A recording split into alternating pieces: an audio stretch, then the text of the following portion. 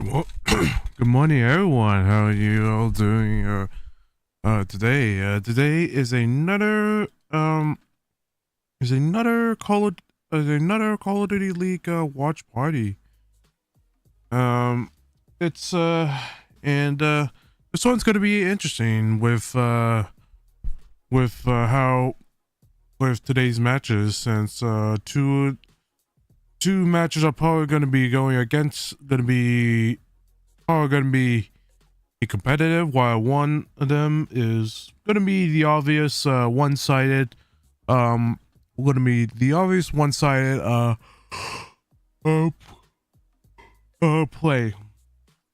and it's going to be very and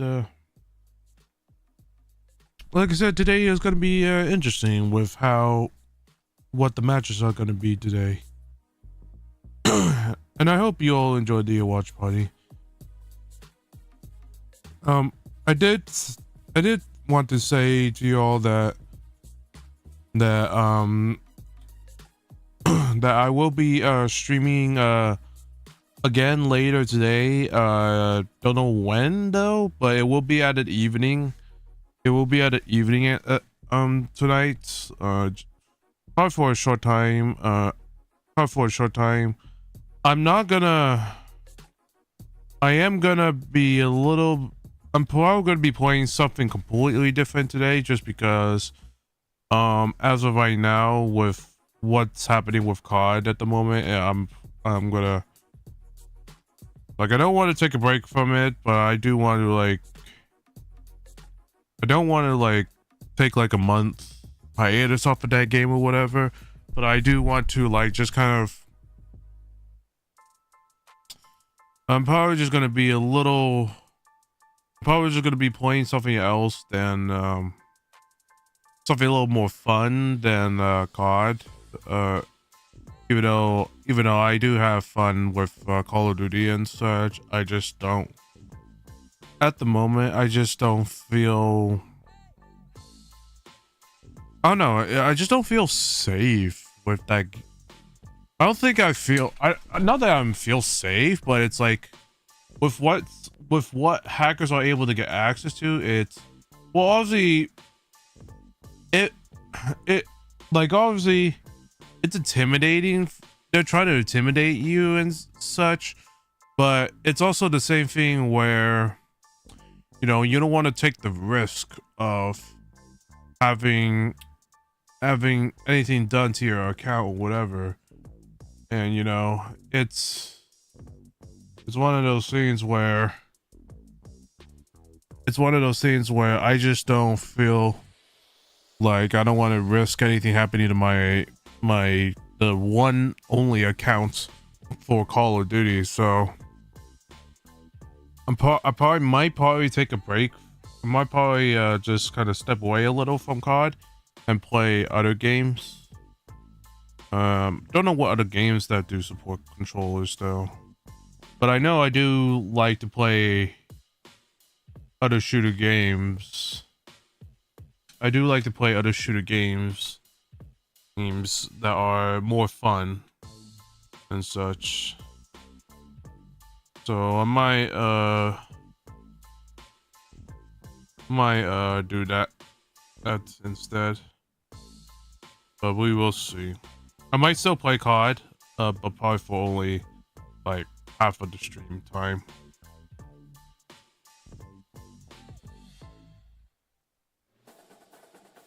But yeah, chat, how y'all doing so far?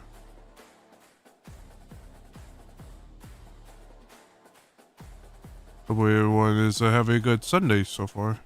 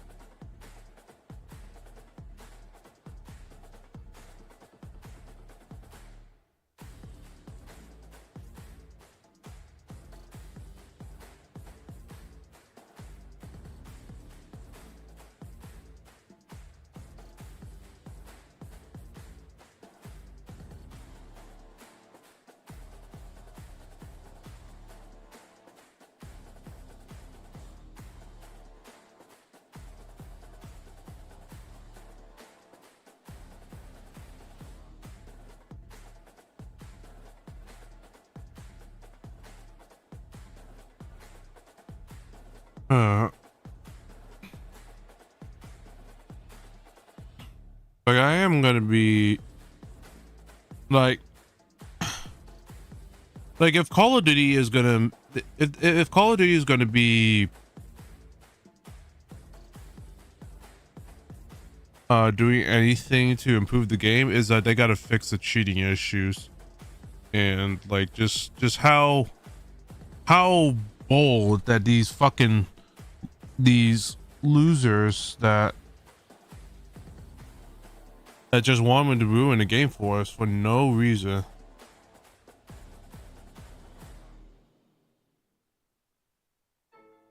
It doesn't. I just don't get it.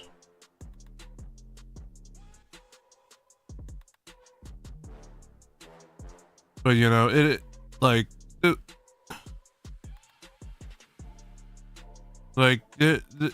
there's just so much that, like, they have so many chances. Like, COD has so many chances is to improve themselves, but it's like it's not getting, they're not doing it real quick, and like that's like, yeah, it takes time for them to fix their shit up, but it's like bro, we gave them so many chances, and this is like, and like this is how you just like repay us, and like not just even giving a fuck about our community and such. Like, how does all this make any sense?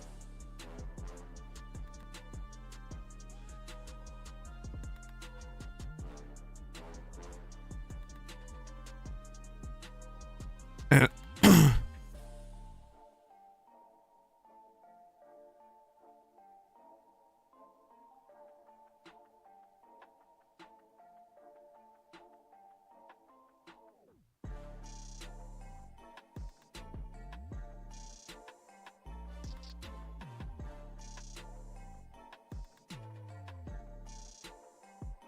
oh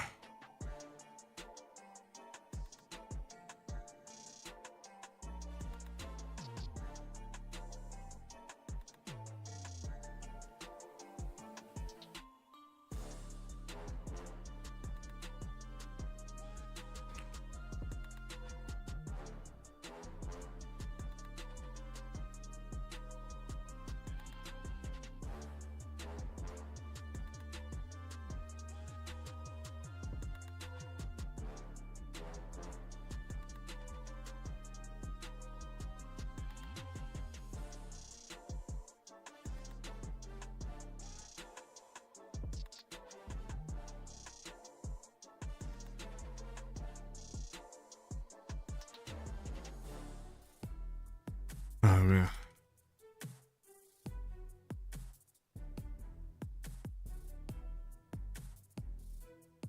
Like, I don't want to rant about COD all the time, but it's like, you know, it's my childhood. It like I just want to, you know, just have a good time in COD, and like have to not worry about all this bullshit that's happening. I mean, I didn't have to worry about it in ranked because like it didn't happen a lot when I was probably ranked last year, but with people just doing it just because they're just getting bold with how people think that like they need to cheat, like they just need to cheat for some reason, and I don't know why they have to cheat, why people have to cheat when it's not that hard of a game to master. Like, if you truly think that you fucking suck ass, that, or you have to join that side because you're being cheated on, then what the fuck's the point of, what the fuck is the point of you having to, you know, still be on COD, just ruining everyone else's day by I mean, I haven't ran into, I've ran into very suspicious players for sure, so I just report them no matter what. Like, if they're very suspicious, then I will report them, because like the way that COD is going, the way the way COD is becoming, it's absurd, and like I just want to have a good time at least, and just eat my bread with peanut butter.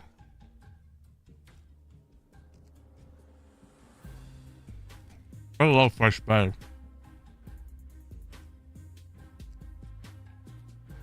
with peanut butter.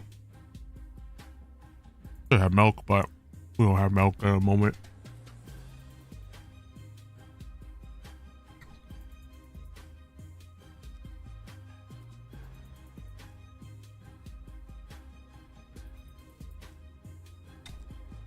I will say, I'm gonna change the topic here. There's something about peanut butter that, even though it's not good for you, it's just, there's something about like peanut butter that He makes a lot of things really good.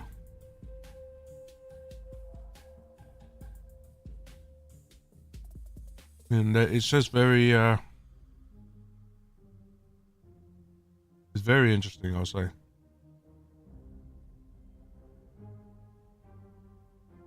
It's very...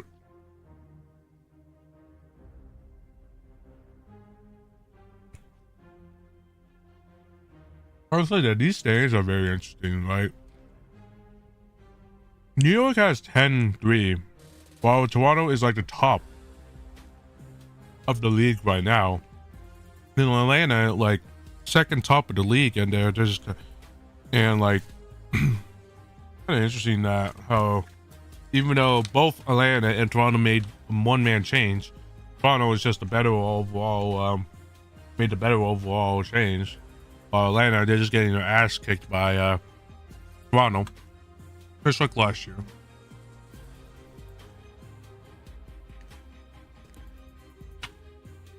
Which I like because, well, obviously I don't like Atlanta FaZe, but I respect the players though. Somewhat.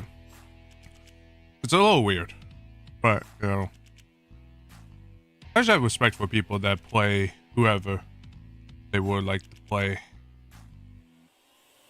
on a team. So, you know, it is whatever.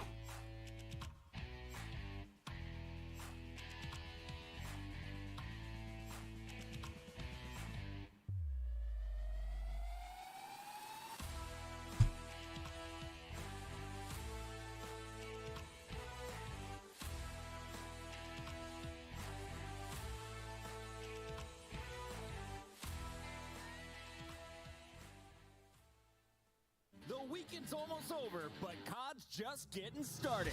Welcome to Sunday in the CDL. 3 more big matches to close out your weekend. First up, stand clear. It's the New York Subliners facing off against the Heretics. Can the Spanish squad finally secure a win before we head down to Miami for their home major? Then, it's the Major 1 Finals matchup we've all been waiting for.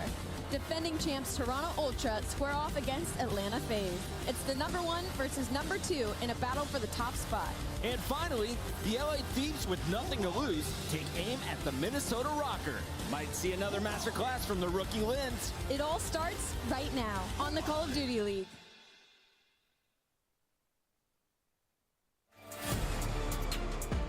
Seven in a row for him.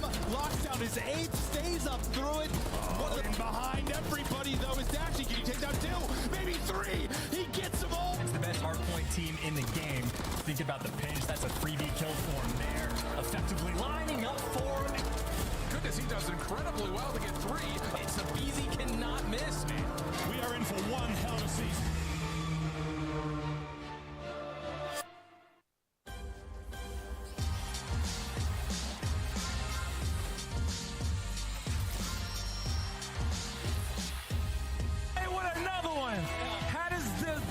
To feel to be back on top of the CDL setting the pace.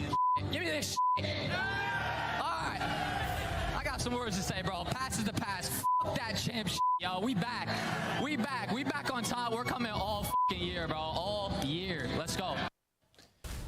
We're here to do it all year. Scrap and crew living up to the words they said after Boston Major 1. They are still the top dogs in the league with an unblemished, perfect 4-0 record in our Major 2 standings. Welcome, everybody. It's Chris Bucket alongside Alley, Cat, and Nameless. And I want to start with you, Nameless. We're going into Sunday, and we're going to see Scrap versus Atlanta again. Yeah, it's going to be an absolute banger. Rematch of the finals, and I can't wait to see how these teams stack up against each other. They've both been working on things in terms of their map pool. Yeah. We'll see if Atlanta can finally take them down. Alley, we've had 5 matches. 4 of those were 3-0s. Do we finally get a game 5 today? Absolutely. Atlanta versus Toronto, easy. All right, we're getting to that in a little bit. For now, though, we got to recap you on what happened yesterday. 2 3-0 series, and it all started with Boston versus Vegas. Everybody, the fans, Nameless, Alley, all hating on the potential of Vegas Legion, but Purge made them eat their words as Vegas gets it done, Alley. Yeah, best player in the game according to my desk mates. I think for the Vegas Legion right now, they're on a complete and incline going up this hill right now because Vegas Legion, this is a team that has struggled for the past like 2-3 years. This franchise has struggled, and it's been in the same sort of woes when it comes to Respawn and Control. Now they bring in Geo, they switch roles for Purge, and suddenly they're finding so much success. Nero is finding so much consistency, and Purge is doing really well in the SMG. We forget about the fact that he had to change roles, which he reminded us in his interview yesterday. Yes, and shout out to Mama Nero. She gets a birthday 3-0 slamming of Boston from her son. Kenny did it for his mom. Nero doing it for his mom. Wonder who's next? Yeah, Mother's Day is coming up, so get those dubs for the mamas out there. But for Vegas, they've looked absolutely incredible. I mean, in terms of their hardpoint metrics, like they've turned it around. Search and Destroy, impressive and in control. They have a deep bag now with Invasion and High Rise. They probably feel comfortable against majority of the teams in the league right now. Nameless, you continued to grow your prediction lead by somehow choosing when Surge was going to get their first win with this lineup. Yep. Did you see the 3-0 coming over an LAG squad? I knew that sometimes you just need to see the ball go through the hoop, and that's exactly what happened on that map number 1. They end up clutching up in that hard point, and honestly, like I said it before the series, they just need to play a little bit more free on the map, and we saw that. Like, Who Got Loose made a huge play at the end. Abuza had himself a series. Everybody was positive in the KD department. We haven't seen that in forever for the Seattle Surge, and they ride that momentum into a 3-0 victory. And I knew there's some opportunity, just given that LAG have been regressing. They haven't looked that great. Very bad Surge team. If Surge were to steal that hard point, they run away with the series. That's exactly what we saw. It's what they needed. Can Hoop keep it up? Does Surge break into the top 8 before we get to Miami for the second major? I'm going to say absolutely not. And maybe that casts a curse them to be able to force their way in. For Seattle Surge, it would take a lot, but they did already get their first up versus the LA Gorillas, so that confidence is running high.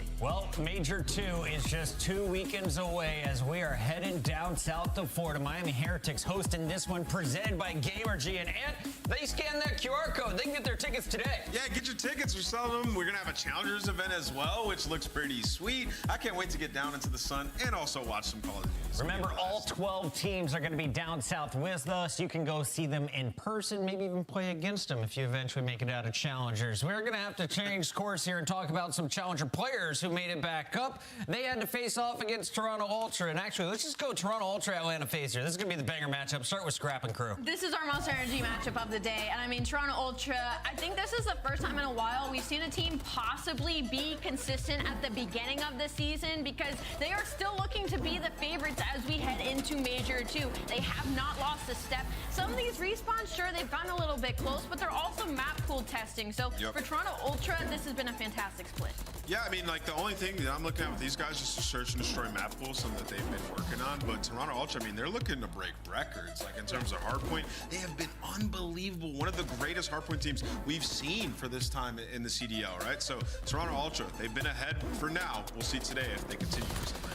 All right, that is Toronto. They are the top dogs. Atlanta, always considered a top 2 or 3 team. They made it to that championship match. And Allie, we always hear, oh, it's a 4-1 dominant showing. But you reminded me how close these hard points were. Yeah, I mean, they were within about 10 to 15 points. And the only biggest disparity was in those search and destroys. And what have Atlanta FaZe been working on during the split? It's been their search and destroys. We saw what Abizi did yesterday. He went on an 11 spree. Setting he was records. absolutely taking over and setting records. And not only that, Atlanta FaZe has also been working on their hardpoint map pool. So this is a possibility that Atlanta FaZe could get their revenge today. Yeah, I mean, Rio being added helps this team a lot. You know, they went from, you know, being 8th in terms of holding now to 5th, which is an impressive, you know, upswing, something that was hurting them at hardpoint. That's why they had such close differential, because they had such tight hardpoints, and that hasn't exactly been the case throughout Major 2.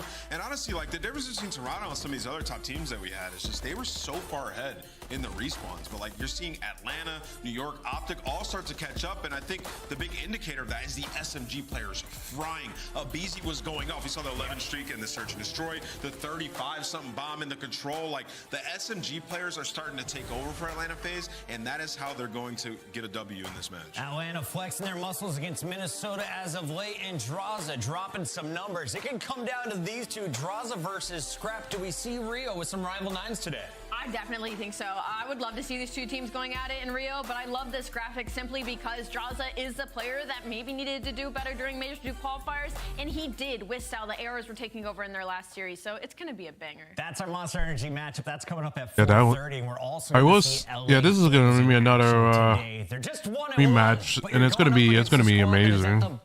Of the Major 2 leaderboard. So it's gonna be Minnesota interesting. 0-4 after 3 Game 5s. But let's start here with the Thieves because they clutched up in a Game 5 of their own, a series that I didn't think should have gone the distance. They were able to close out over Miami. Yeah, and we go to a wild round 11. Honestly, that terminal is some of the best S&D that we've seen throughout this split. Some huge adjustments on both sides, and it's Ghosty, the leader of this team, in game and out of game. We saw him getting hype in the comms, and he makes the play, the 2-piece at the back of the plane, exactly what they needed. They get that W, and you know, from talking to some other people around the league, they say LA teams are pretty good at scrims, right? They just have to apply that into their actual games, and this team has only had 2 matches this split. They lost to Texas 3-0, and then they beat Miami 3-2 in a nail-biter, so still a lot to be desired, but I'm excited to see Thieves in their development. Miami looking to find form, but they're going up against Crimp and Nasty. How is the new duo faring here for LA Thieves after coming up from Challengers? It's been looking a lot stronger, right? I mean, we forget that they changed half their roster and expect them to do incredibly well when their first match of the split was against Optic Texas, one of our best teams, and even then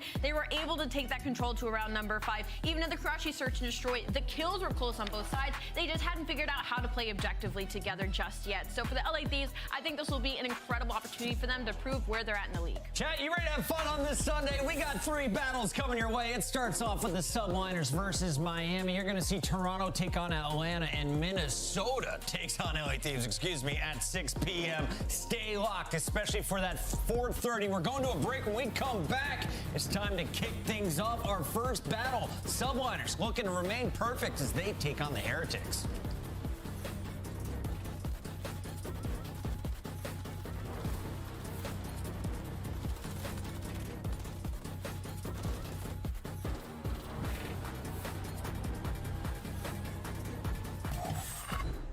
Spice up your competition with the Executive Chef Operator, now available in-game in the Call of Duty store. Check out all of the awesome in-game rewards you can earn for free just by watching the Call of Duty League. What's on tap this weekend? An all-new lineup including a weapon blueprint, emblem, calling card stickers, and XP tokens. Just link your YouTube account now to start earning.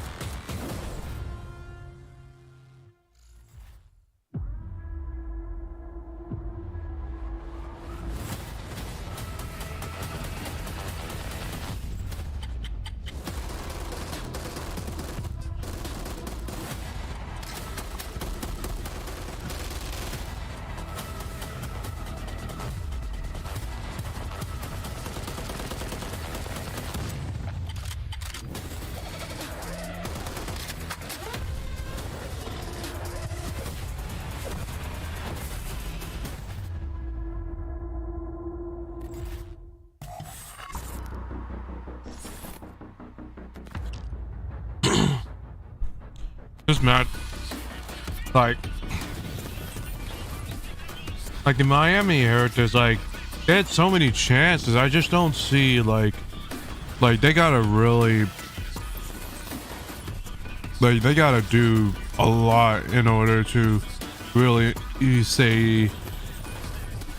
show that they can prove that they are contenders. Just since like Miami are just like, I don't know, they are just like at the bottom of the barrel of like how they perform, and so it's like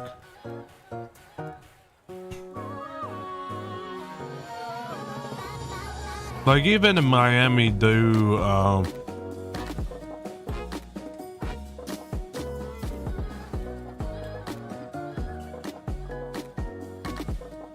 do a lot of like just studying the other teams and such. It should be easy for them, but I don't know. It like they have to like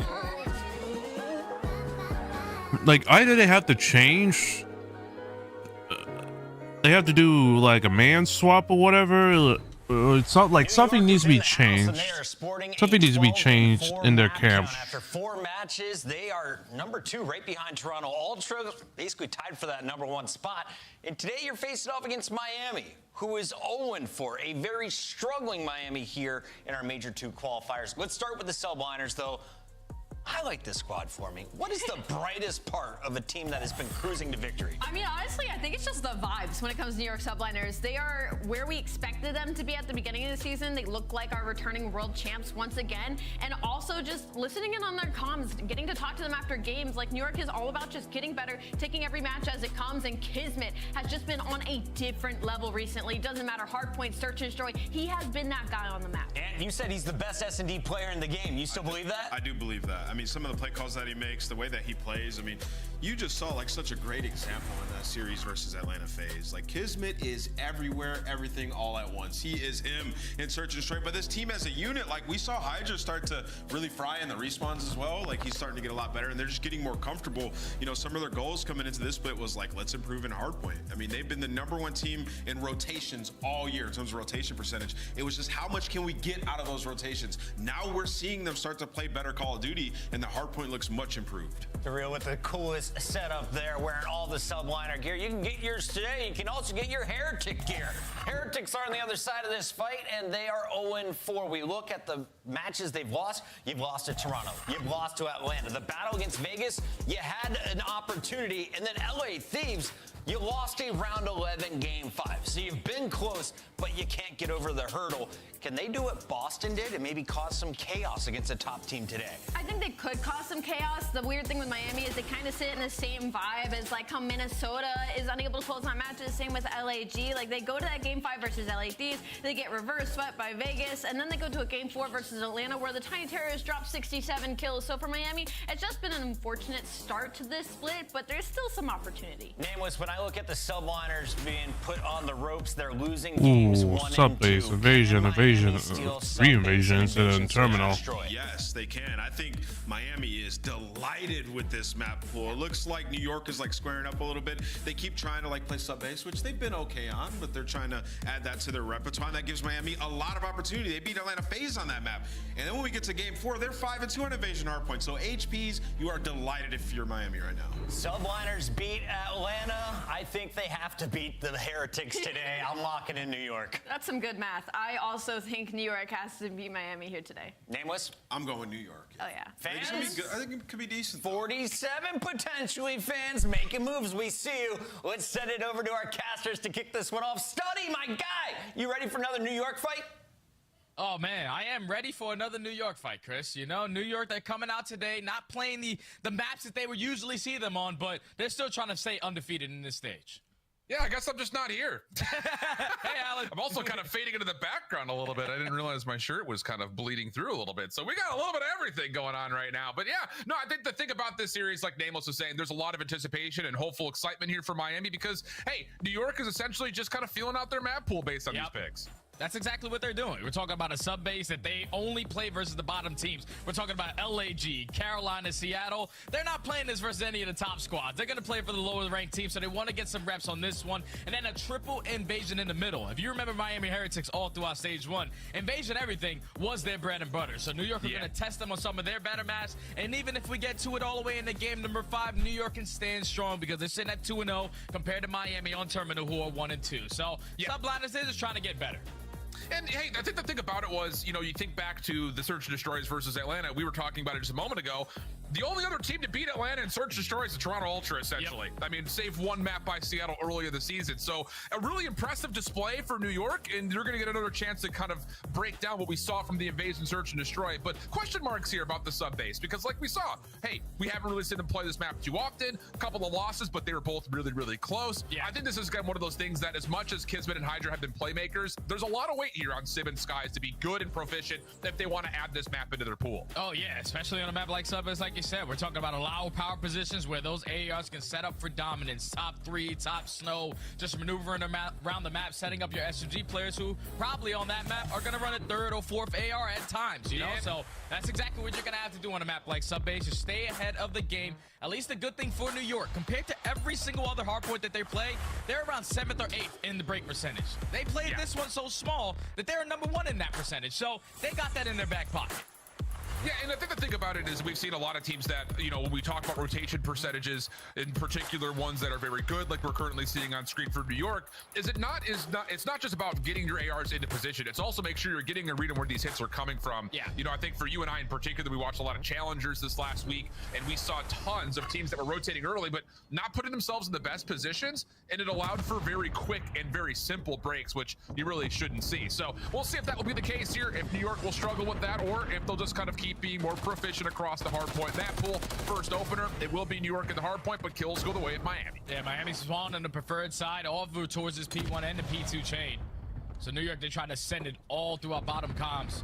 And unfortunately, Miami make them pay for it. So it's already 10 seconds that they're walking away with at P1. Hydra wins a big one-on-one on Vehicle, but you can already see on your mini-map, Kismet the Bulldog trying to be the playmaker to flip those spawns.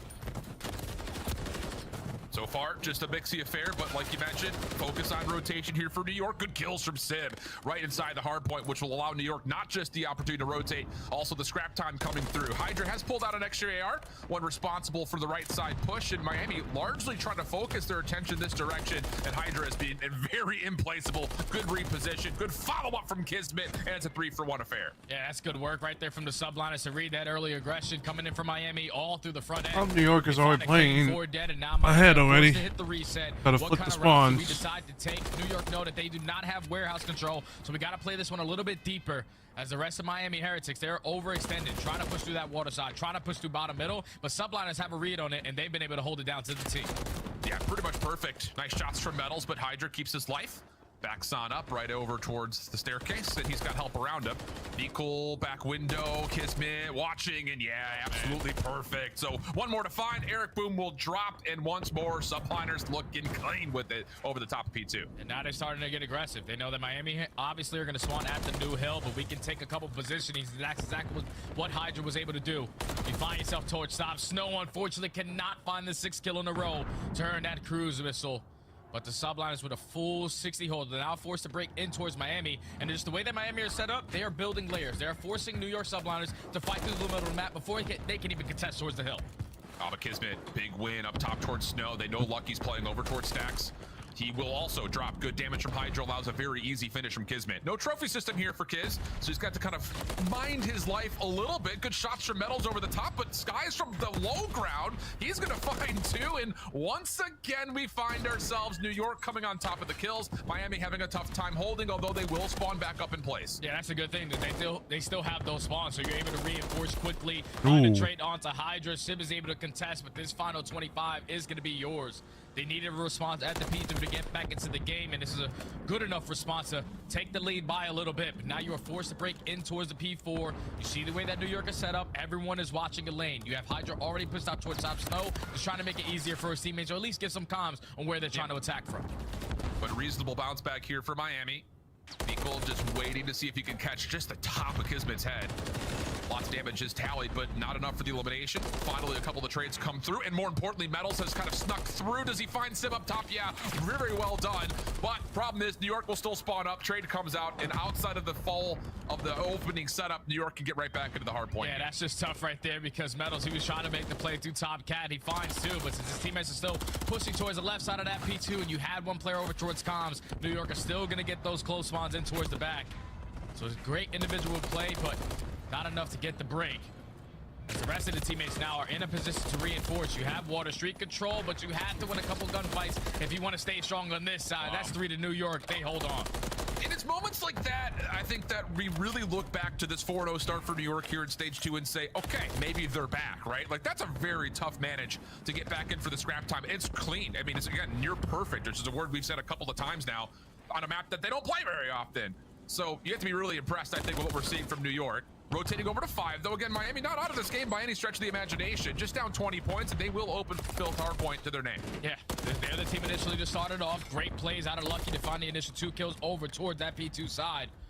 They are still holding on, but you sniff out Lucky. Now you know there's 1 player on the point. Last player off spawn. That's 3 dead. New York find the break, and now Miami have to find a way back in. But Eric Boom with that 2 might be just enough to do it. Kismet still holding the front door, waiting to see if there's going to be a challenge through, and Lucky sees him as he jumps over the tractor inside 5. So that'll be enough for the kill to come out, and Eric still on a double. Tries to get into the hard point, but doesn't predict the New York hit.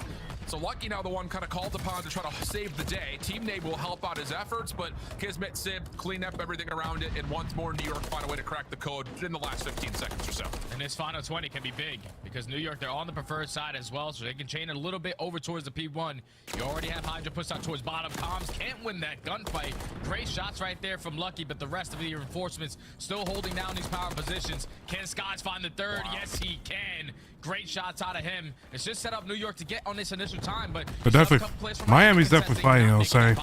They're definitely fighting their ass off. They're definitely fighting back. Push forward to make sure no other Heretic members can find their way towards the hill, but not going to work out. Kismet also dealt with on rotation here, so hold the phone. Miami cooking with a little bit of gas all of a sudden in the time, looking to rotate over to 2. Problem is they can't quite find Skies in time, so everything goes back towards neutral, but the hard point spawns have moved around, favoring Miami, setting up towards the left side of the map. Yeah, this is perfect if you are Miami. Great job from Lucky to come out on top in that final engagement. He wins that gunfight. He allows his team to spawn on the preferred side of the map, so the subliners are now forced to break in towards P1 and try to rotate through the front end of P2. Great team shots, great crossfire set up by Skies to start off with that one. Final 10 is going to be theirs, but it's all about this fight through the front. Can Miami hold him off? And you need someone else besides Lucky to start having themselves a bit of a game. Everyone else near double negative or pretty darn close to it. Eric Boom from the side door. Easy one on towards Skies. Transfers down to Kismet. Perfect double from him. Sib up top really can't challenge this, but look at the spawns. New York, they have let Hydra exist. They will flip things out. Now Eric is one of the last ones standing as Miami try to put together the hold. New York not quite able to crack the code yet, but the kills are coming, and they're coming quickly. 40 seconds still to fight for. Yeah, and that just can't happen if you are Miami. You do everything right, but not locate the final player. He stays alive so long, he spawns your teammates out, and then it's an easy break for the subliner. Sib did not move from top warehouse the entire time. He knew that his teammates had those back spawns. They were going to trust him to hold down that top position, and it's worked out to perfection. Final 25 is going to be theirs. You still have Sib on a 4, about to potentially be 5 in a row. Actually, it's going to be Hydra on 5 in a row, so if you allow them there in the cruise missile, they're going to be able to break this one with ease. Yep, they definitely have the setup for it. Last 10 seconds will go their way. Now it's just about finding a chance to break, and we'll tune in with the subliners comms to see if they can manage it. Doc's in your vehicle. Hey, walk in bunker. I'm waiting for you guys. I'll see him, Doc. Bunker on the middle. Docs, back, Docs, vehicle. I kill Italy. I'm in the back. I'll kill the guy now. No, back play. He's in the water, in the water. Water, I'll see him. This one P2 here. Back right. Stay down here. Still back white. Still back white. Hang out. P2. 20 P2. Back white. I'm dead. Nice, good job. Good time. There's 20 P2 guys. Blue white. I did it my way. One shot top white. Top tower on you. One shot, Caesar. Absolutely. I'm much right with you. Why on me? He's on you. Got me here. Watch out. He's at the door. He's at the door. We still have you. Yeah. I'll show right. In the back. P3. He's one shot dead. Nice shot. Maybe white. I'm gonna get right. I'll get you a little white. You'll look at I have low white. I got bunker. I already have low white, I'm pretty sure. I'm looking at bunker. The bunker's good. I got bunker. Alright, bottom white. Just maybe one shot, guys. I'm watching my one. KT. Dead. Nice shot 3. Looking for one. I'm pushing out comms. I have all right, guys. I got comms. They can only go river. Okay. I'm you can go top tower. Comms dead. Alright, time for tribute time. Maybe top tower. You're right. I mean, P5 Lucky. I have barrels. No one here, Lucky. Look at me. Have to go rivers. One shot. Yeah, I'm watching my water shit. P5. Hey, triple. He went triple. Alright. I'm looking P2. Why? I have over you. You look to the right. What's up? I got right then. I'm giving up the comms now. Weapons, guys. I need weapons. One's behind us too. Metals, mid. Barrels. He's weak. Mm.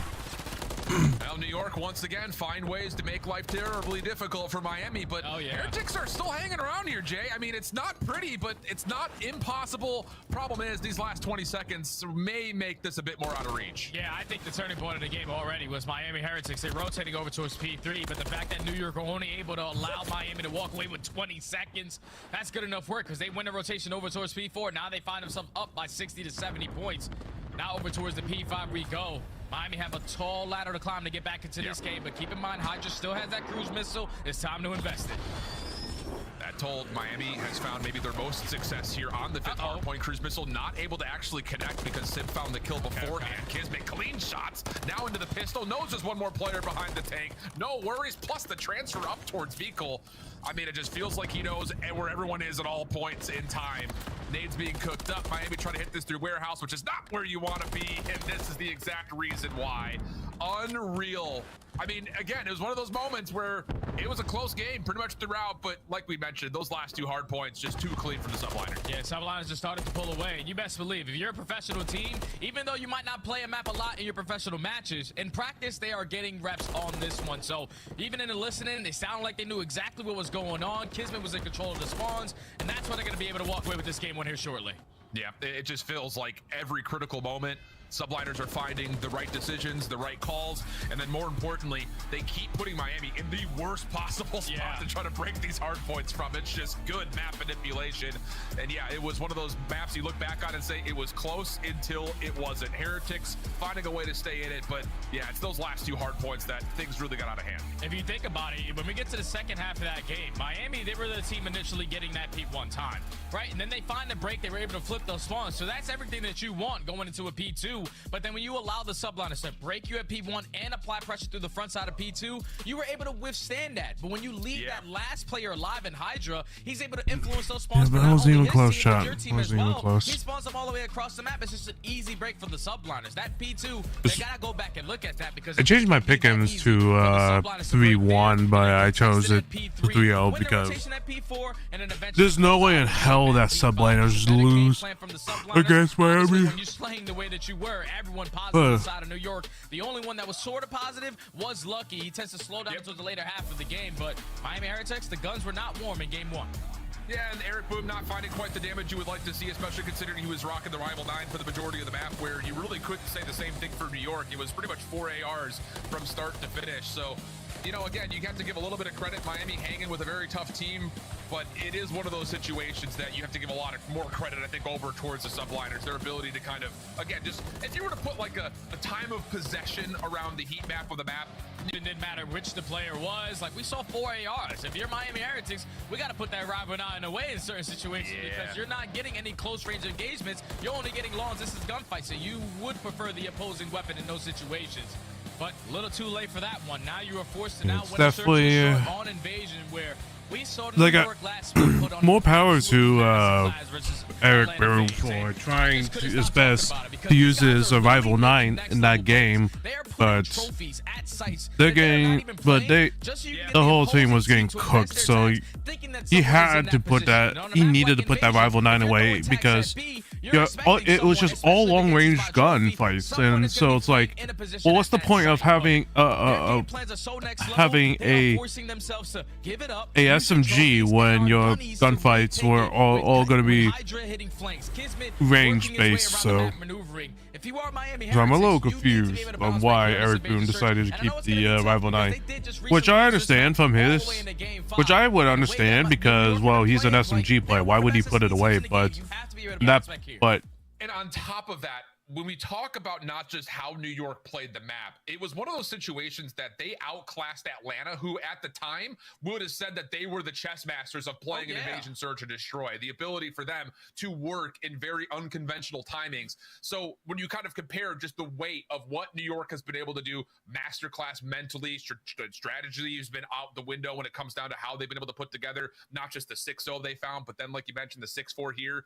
It does feel like just how both these two teams approach search and destroy, there is a pretty major difference. And for Miami, that's not great news, especially considering that you've won one map in your last 7 in search and destroy. Granted, a couple losses have been close, but still, you got to find a way to win these maps. You have to find a way to win this one specifically because you're going into your own major. most likely starting off in loser's bracket just because of the way that their schedule was. You start off the stage by playing Toronto. Then right after that, you play Atlanta. Then the following series, you go up 2-0 versus Vegas Legion and you get reverse swept. That's tough. Then the last series that you just played, you went you went down 2-0 versus LAT. You almost complete the reverse sweep and you're losing all the way in the round 11. So we could be talking completely different about this Miami Heretics team if they walk away with at least their final 2 matches. They're sitting at 12, 12. Holy shit. Up the streak, 6 loss. You have to show some fight. Yeah, in some well, they got to do you something. can come across the street. They got to. 6 loss streak overall in series hasn't been particularly great. I mean, obviously their schedule is like totally fucked. So it's like. And I think the bigger thing about the graphics that are popping up is, hey, yeah, they so may like, rank 12th in a couple of they just gotta in particular opening do something. duels. They're 12th. But the thing is, when they find opening duels, they are converting them 3rd best in the league. It just comes down to don't get blooded. Find a way to either manipulate the map in a way that you don't get blooded into the first 30, or just delay the inevitable first engagement to where you can start to play it around the objective. Because objectively speaking, when it comes to getting the bomb down or not allowing the bomb to get down, they're one of the best in the league. So just find ways to stay alive longer in these rounds. Yeah, especially on the defensive end, because that's where they're struggling the most. We're talking about 12th and overall at finding the first blood. On a map like Invasion, if you're not getting that first blood, on a map where the defense is really hard to get through, you can only basically attack one site every single time, and that's the majority of the time over towards A, unless you got the tax, so no trophy system is going to work over toward that B site. You got to get that first blood, and I know you said that they are great when it comes to not allowing that bomb plant to go down, but specifically on Invasion, they're overall 11th, so they give the bomb plant up a lot. They're just great on their retakes, which is 4th overall, so got to stay strong in that category. Ooh, already. Let's really get to the edge of our seats here. What do you really break need? This one down, but this round already, Miami not living up to what needs to be done, not staying alive in the first, not just 30 seconds, the first 3 seconds. Opening frag nades will land, smoke out, and Hydra is getting aggressive. You've got one player defensively in metals trying to play up towards Cafe, but this bomb is going to get planted. Do they get the kill off the exit? No, not even that. We got a 3v2. Yeah, Miami, they read the play perfectly. They were aggressive up through the B street. Vico makes it a 3v3, but I would have liked to see metals rotate back and contest that bomb site. Once he falls, it's now 30 seconds left. Up to Lucky and Vico to try to clutch on up. Vico's positioning now. No, and now it's time for Kismet to find his final. Subliners off the back of the first blood in the first 3 seconds. They shut down Eric Boom. They know that he's their most aggressive player. He's probably the guy that's going to be playing around Cafe. Let's just take care of that bomb site, put it down, win the round. New York 1-0. And I think that what we've seen from New York in particular, we saw it a lot on High Rise. When they do get first blood, they're not going to let you reset up your defense. They're going to say, this is where it was. Let's hit that. Let's get aggressive. Let's really take advantage of the map. And right there, it's not just doing that. It's also followed up by a very quick bomb plan. So great stuff to start for New York. And that's the good stuff about the good teams in Search and Destroy. Whenever you get an ounce of information, you're instantly going to be able to capitalize on it. And the subliners show it there in round number 1, but into the round number 2, Miami doing a nice little split setup, but you see the subliners, everyone's in towards the Cafe. Oh, good kill from Eric, and the follow-up from Lucky's decent, considering that Hydra only got credit for the trade off of his frag. So we're going to go into a 2v3 situation. Metals has already worked through the B street. Thing is, he would have to kind of come back and re-clear mid, because you still have Sib watching the mid cut through Dark. And if this 1v1 goes the way of New York, this could be a very tricky spot for the Heretics to try to recover from. Yeah, because Sib has no idea that Metals is going to be behind him. Actually, Metals is going to go for the full wrap and catch Hydra off guard. So now it's Sib left in a 1v3. Has to check his back, has to check his front. Where are they coming from? They're actually right next to him, already at the B side. He is going to get sniffed out, and Miami stays strong on their attacking rounds. This time you open up with the first blood. Even though it does get traded, you respond with another. So you put yourself in the man advantage. You allow Metals to find the timing to get past Sib. Then get that kill onto Hydra. And then in the 3v1, it's just too much stuff for him to look at. Miami tied the game up by 1. Yep. And that will obviously play a little bit of effect towards how New York wants to set up their next defense. The 3-man stack in towards mid and Cafe. Don't anticipate seeing that too often. Just trying to catch Miami a bit off guard early. But as that's pushed aside, surely we'll see something more default next time through. But before we do that, New York back onto the offense. This time, just don't die to frags if you're Miami. So far, so good. Cheeky little wallbang position from Hydra does confirm some information on Eric playing forward in New York. Look that they want to try to isolate this. Yeah, that was a nice little spot right there in the Hydra. I'm definitely using that going forward into rank, but unfortunately, Eric Boom makes it across, and he ends up finding the first blood. So already Miami making up for their terrible first blood percentage on defense. Now you're in the man advantage. You're forcing New York to try to make a play. Eric's trying to throw a couple shoulders, able to get some info, just going to play his life. Skies, meanwhile, has also been seen in this cross through mid. Shots coming out of metals kind of give us that signification that that's been the case. Late utility coming out. Stun will land. Semtex won't for Eric. And so now he's got to kind of play a 1-for-1 corner, which is hoping that metals can help him out at least somewhat on this crossing angle through dark. Yeah, this is a beautiful crossfire setup. At least you're going to be able to give the comms to your teammate to let them know exactly where the pressure's coming from. Eric Boom finds his second. Meadow eventually strikes, finds the third. That was Hydra left in the 1v4. He does take down Eric, but with only 25 seconds left, you just need some premium shoulder work, a little salsa through the middle alley, and just stay alive. Okay, 1v2. Maybe a chance, but no, really well done by Miami. And it's not just the fact that you're transmitting information to Eric. Hey, here's two coming your direction. He gets one and gets away long enough for a second to come through behind it. So when you talk about just trying to envelop the hit, Miami execute that perfectly on their behold. Yeah, because once they get that first blood, you see all of the rest of New York. They're still putting pressure over towards the B Street. With only 40 seconds left, they're not going to decide to rat back towards Cafe with no information gained. They're going to play for the guy that they know exactly where he is. But unfortunately, the setup right there from Miami was just too strong. As they take 2 rounds in a row, but back to the attacking side they go. This time the subliners, are they going to try to get aggressive in towards the Cafe again? Nope, a little bit different this time around. Yeah. This is more close to what we saw kind of as their quote-unquote default when they were playing up against Atlanta. Kismet helping at range over the middle of the map. Hydra playing a little bit closer. Nade out, will not tag nor receive any information on towards where that defender is, and that's the setup that we saw versus Atlanta. Eric trying to get frisky over towards A. He gets caught, and now all of a sudden Miami are a bit stuck with not a lot of options. Yeah, so Miami now in the 3v4. A minute left on the game clock, and decides to just full-on send it in towards the mid-tank. Don't know if they have the Hydra is right around the corner, but the gunny is strong for Vikal. He's able to make it in 3v3. 45 seconds left. Kismet, though, he's able to find a trade. And he gets away. And wouldn't you know it, he's predicted his exit to a really perfect position. Vikal also stunned over towards Dark, and Kismet, whoa, a little turn on towards Lucky. Ooh. Spot though at all. Beautiful transfer, gets him 2. So now 3 in a row for Vikal, working on what would technically be a 1v3. Skies is trying to rotate over, but he's not fully committing to this, just kind of watching both things at once. And Vikal, who's unsure if Skies has made the full cross, is going to see him at mid-map. Shots are in, but no contact, fully committed for the elimination. Vikal should be able to get this plant off. He should be able to, but he's just going to play for the timing on the kill. Wow. He's going to check wrong, and now he has to commit to the bomb plant, but Skies plays this perfectly in the one-on-one with the full rotation back to the street. Just catches Vikal off guard. He plays for the kill through mid-core. He's not there. I have to stick the bomb plant. But the route right there to Skies. The patience to make sure he uses his tax to slow him down. Waste every single second on that game clock. Was just enough for him to stop the bomb plant. And New York secured the defense. And you want to talk about possible micro moments that influence that decision from Vikal? If he doesn't get tagged by Skies going in towards that car, he's maybe thinking Skies isn't going to try to push for me because I'm a one-shot right now, and maybe he commits for that plant a bit sooner, but yeah, not to happen. So those little extra hit marker tags from Skies could have played a massive decision-making difference, as now New York in a 2-2 split.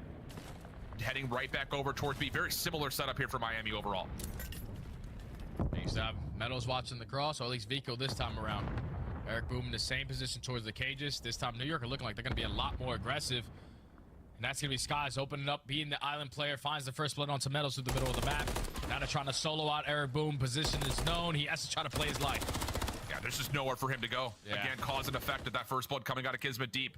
Trade from Vikal decent. Kismet playing very aggressively up towards the ice cream door. But he's going to kind of have to watch 2 things at once here. He's watching to see if anyone's going to come through dark. And meanwhile, Lucky's right around the corner. So we get a 2v2. Both of these gunfights could be isolated into individual 1v1s. Vikal's going to get seen, but Skies isn't there initially. But Hydra provides the kill. Skies right behind. Lucky tagged up. Nowhere to go. And the post-plant hold is good. Yeah, that's just too easy for the subliners. You find the first blood. You isolate Eric Boom. Then even though it does turn into a 2v2, you saw the positioning of Skies. He was just simply giving the comm to Hydra. If anyone was going on the flank, he was ready for that first gunfight. Then he gets aggressive up on the tank to set up the team shots onto Lucky. It's good stuff right there from the subliners to slowly work their way up. But like I said, whenever they get an ounce of information, they capitalize on it. And now they're up 3-2. Yeah. And again, how important the first bloods have been from Kismet. Nade in the first round. Long-range shots on the first defensive round. This one, again, just at range. I mean, it's just so hard to predict them. if he's going to be using an SMG or an AR. Both are options. And now New York looking to get aggressive again on the defensive side. They've got Kismet up and early in towards Broken with a little bit of help here from Sib. Very heavily focused over towards the B side of the map. And now this is going to be way more difficult for Miami to even work up towards this B street. How much time do they want to waste trying to isolate Kismet in towards bottom Broken? They pay man just be not to contest it. We're going to go right through the cafes. The rest of the teammates are starting to work through that side of the map. You have Eric Boom throwing shoulders, but keep in mind that bomb is still in towards top blue, so that's 40 seconds to wipe off the game clock.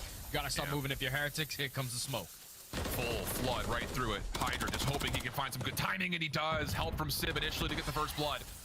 Hydra now smoking himself back, and he's got Eric low. Tries to chase him down, but draws the line in the sand. Doesn't want to overextend. Number situation is decent. Kismet still hunting. Little shaky to start, but not to finish. Oh, okay, the Bulldog with the final two, and New York growing some daylight. Just comes down to Kismet taking that position against towards Broken. Miami did not want to contest them. They say, screw it. We're going to work right off the middle of the map, but the trades were there. The setup was there. I could have almost had that. Right spot. But, you know, just stronger game plan on New York side. Hey Astro, you cutie bean. How you doing? Welcome. Miami on their defense, because if New York keep on isolating one player, they're gonna keep on taking that positioning, especially when you gifted them a first blood through the middle of the map. Yeah, absolutely. So 2-round gap. Hydra, couple of shots, as I think he may have seen Lucky go extended over through the bridge side of the map. And if that's the case, expect to see New York try to overwhelm the B side of the map, especially with how far forward Sib has already gotten. This should be a green light special to be. Just got to realize where everyone else from Miami is going to be set up. Lucky keeps Hydra at bay over towards the water street. You set up Metals for the first blood. So now the subliners in a 3v4 have to take their time. Sib's already pushed up in towards Broken. Now Sky's going to join his teammate. And they're just going to send it out towards B, try to isolate this time Vico.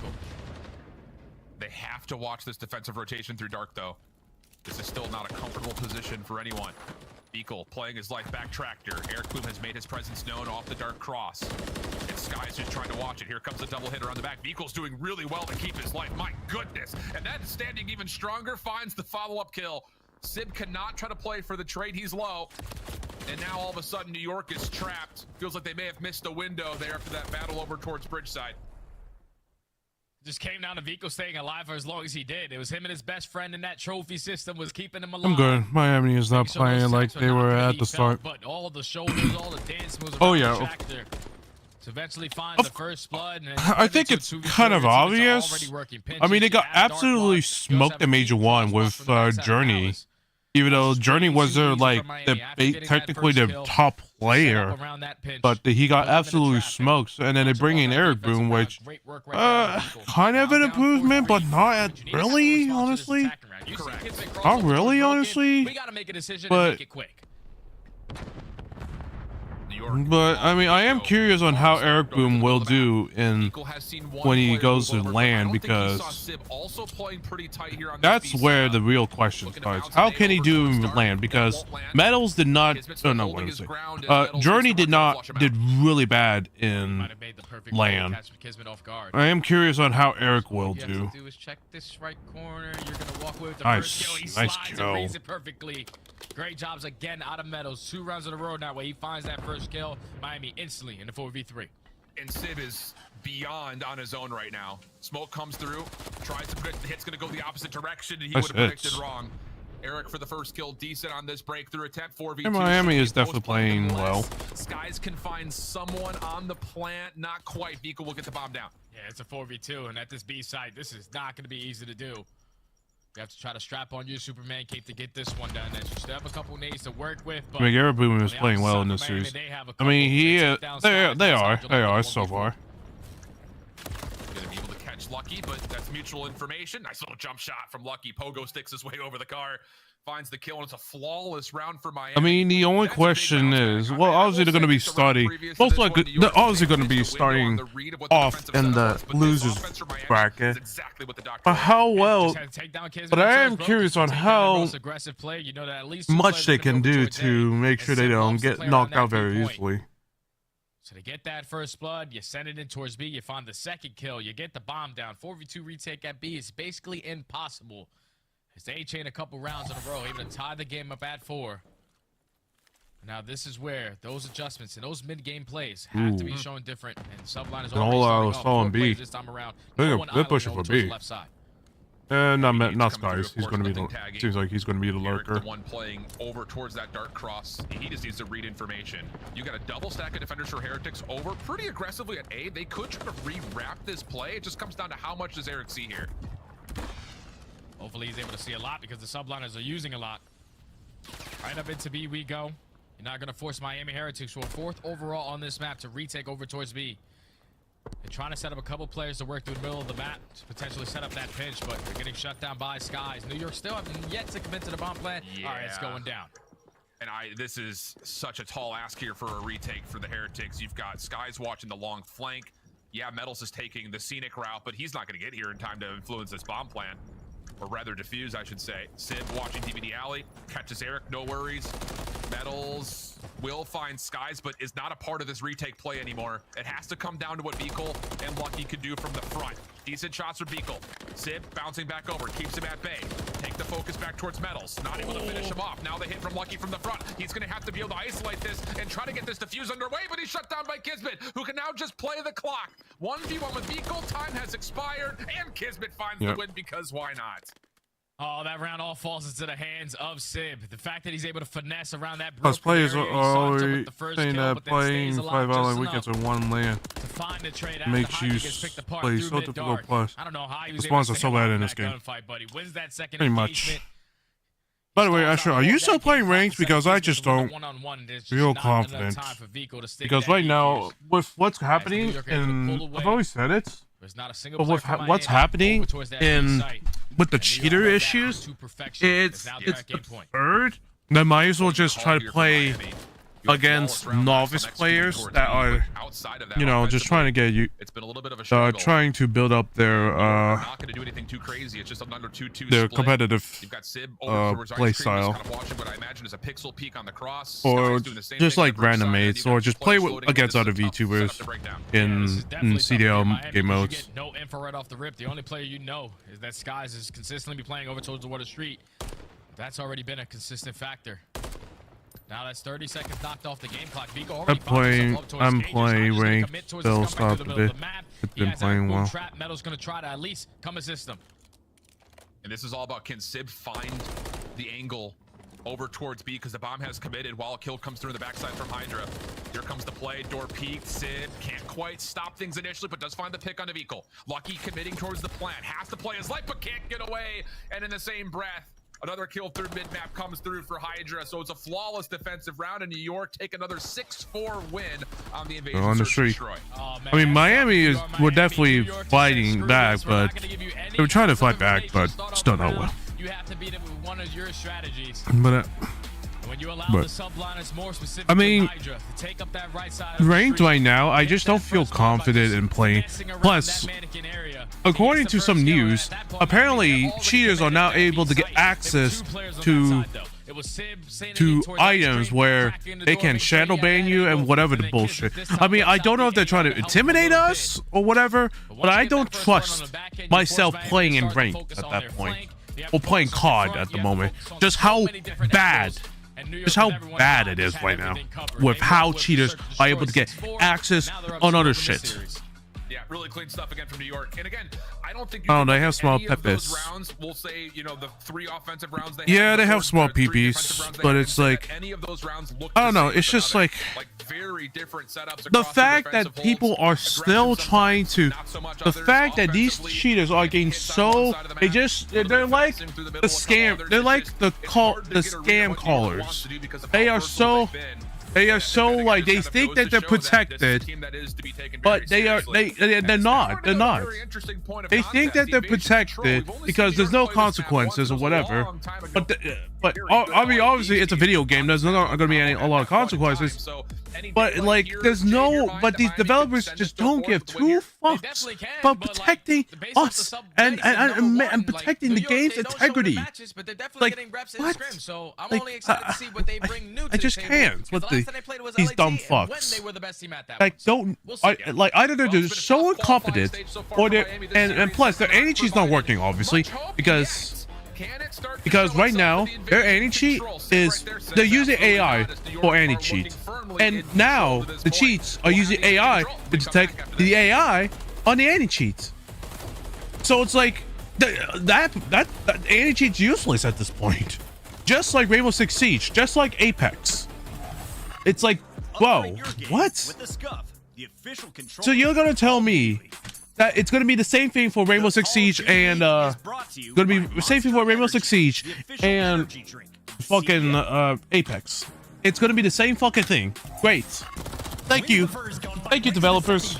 You useless fucks. Right now, attach Eric Boom. The cheaters are nowhere near bronze to gold. Hi, Junior KDP. Hey, Jacob. How you doing? Welcome, welcome. I've been doing this my whole life. Quinn behind everybody though is Dashy. Can you take down 2? Maybe 3. He gets Like, all as they line the up cheaters, for Dashy. I just don't understand why the cheaters think that they're good, why they think they have to cheat for any reason. It just doesn't, And that's enough to lock things up. Be the turning point of the game, and Atlanta face started to chain a couple. like, I don't know, it's just like, the that play is so, that play is so snooze. Clean around here for Vegas Legion. Here's everybody. Is this round nearly done? Nero is all. If I got diamond SMGs in background. Good for you, Jacob. Glad you got camo that really is not relevant to the current game at the moment. I'm not sure. Oh yeah, this play's absurd. It's a 3v3. Gotta go. You gotta go if you're Rocky. You're locking it down. If you're Optic, Texas, make it 1 kill from Chelsea. Liz, can he find the clean up here? It's Dashy to find 1 more. Can they lock it in time? It's a 3 versus 12 in the end from Optic.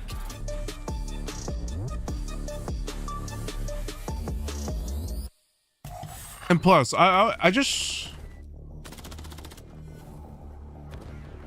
I'm gonna be helping on rank 2. Also, this was so awesome. The 310 clutch. Oh yeah, that was awesome as well. Yeah, I do want to play ranked, but I did, but because of my classes that I'm gonna be trying to finish, since this is gonna be my last year, my last semester, so for me to graduate, I'm gonna make sure that I do get my general ed class, and then I'll be able to graduate.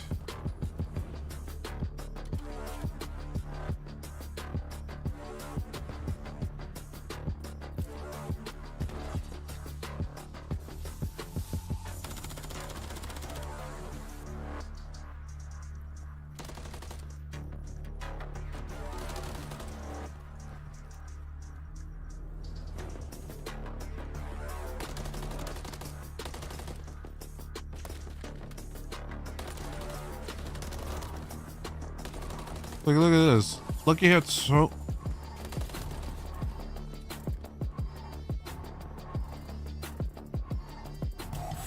Nice. I think he might be on Pelly, bro. I don't know. Come here. Where's he? Two of them. On B. Yeah, send him on B. Oh my god, Poppy. Right, top of me somewhere. I'm going right. I'll tell you what, Skies is vibing. It starts with what the opening comm is. You're a bad boy. Then he's gassing Hydra, who's on 6 in a row. They are ripping and roaring. Guys, we got an incredible listen in that map number 3. Do you mind telling us who on your team is Poppy? I think I heard correctly. Paquito. Paquito's my papito. I don't know. We usually thrive whenever we're like in a goofy mood like that, so I just try to like just say some funny stuff like that. It just gets them in their flow. Well, New York looking just as polished and maybe not with as much fun as they were having during those listen-ins from before, but it looks like it's pretty calm and collected through and through. Shift and study as we jump into an invasion control. Jay, this is one of those situations where you're kind of talking about it. Miami 0-4 right now. They had a real tough go of it, and we don't really necessarily look at invasion control saying that it's a guaranteed win by any stretch of the imagination. Yeah, it's not. It's not. The last 2 times they played it, they lost them both to Las Vegas Legion. And the last time that they did play it was the narrow masterclass. They could not shut him down with that driver now when he was pushed up in towards Mannequin. And you best believe when you're playing against the subliners, they got players that same caliber. Hydra and I'm still willing to team up with you whenever you like.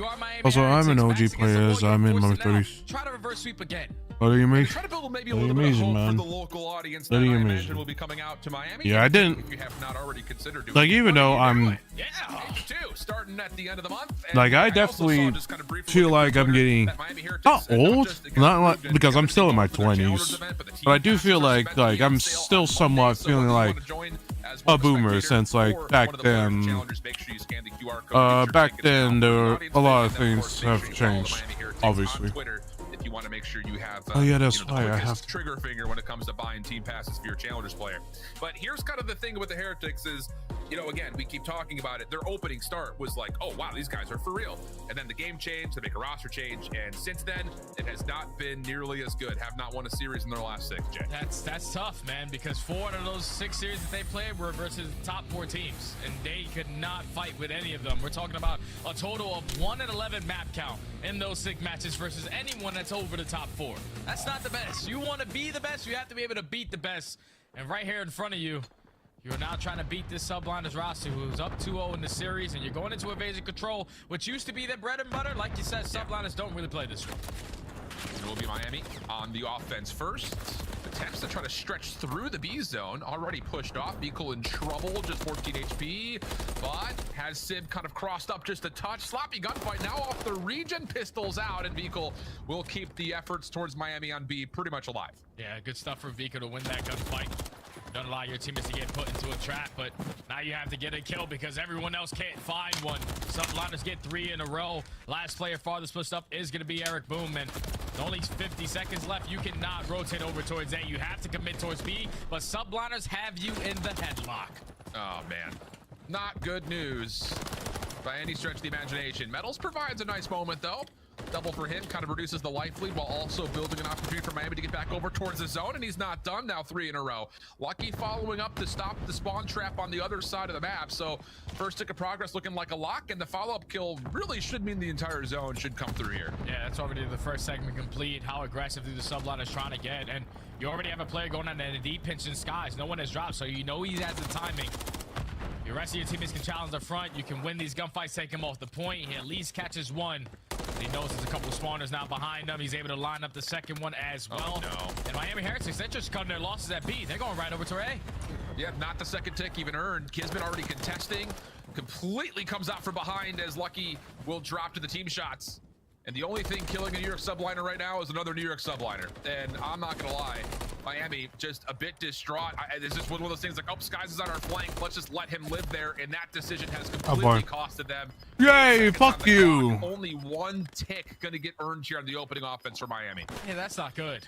That is not good. You were set up to deflection to capture B, but everyone tries to get aggressive because you were finding a couple kills around the map, but no one was watching that deep pinch. As Skies at least finds the one to take him off of it, also finds the second under the player on spawn, and then holds down this right side position, keeping Miami in the headlock trap. Because like you said, they only walk away with 1 segment. So if you are the subliners, we can guarantee defense just in case it gets to round number 5 right here. Let's just go B. Man, at a certain point, you look towards this Miami team and say, can they just kind of keep themselves composed here? Because it's not looked particularly great through this series. There's been moments, like we said, again, the hard point was close until the last 2 hills. The search and destroy, we were sitting at a 4-3 tally at one point in time. So they've been competitive at moments in this series, but when it matters most, New York has come through, and now Kismet's in your back line. You've already got Sib stopping the clock with progress happening at B. Eric considering maybe even trying to hit some timing here over towards Dark. That gets shut down. An individual play completely quelled, and now New York are off to the races. Yeah, they already have the first segment done. And now you have Kismet behind enemy lines. He's trying to find the timing. Miami is just all over the place. Eric Boom coming all spawn, but now you're setting up Sib. There's no trades. If I were right now with Miami, is that they're all over the place. They don't know. They don't have. Subliners doing the same exact thing Miami did, and it comes back to bite them. At least you still have 1 player on the point. And with that, Kismet will find the first. Third tick being worked on, and if Miami were going to try to contest it, it would have to be from this player at TBD Alley, which Metals does find one pretty cleanly. Hydra pushing him back. Follow-up support coming on the flank now for Miami's defensive regain.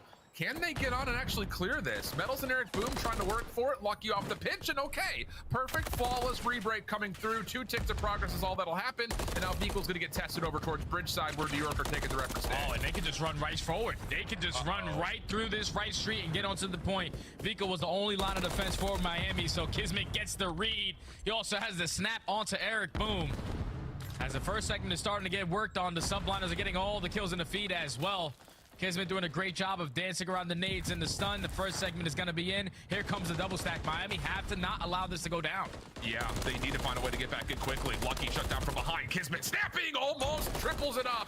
Civ, last one left. He will find the player at 1 HP, and the second tick of progress is going to come through, plus the trophy system in.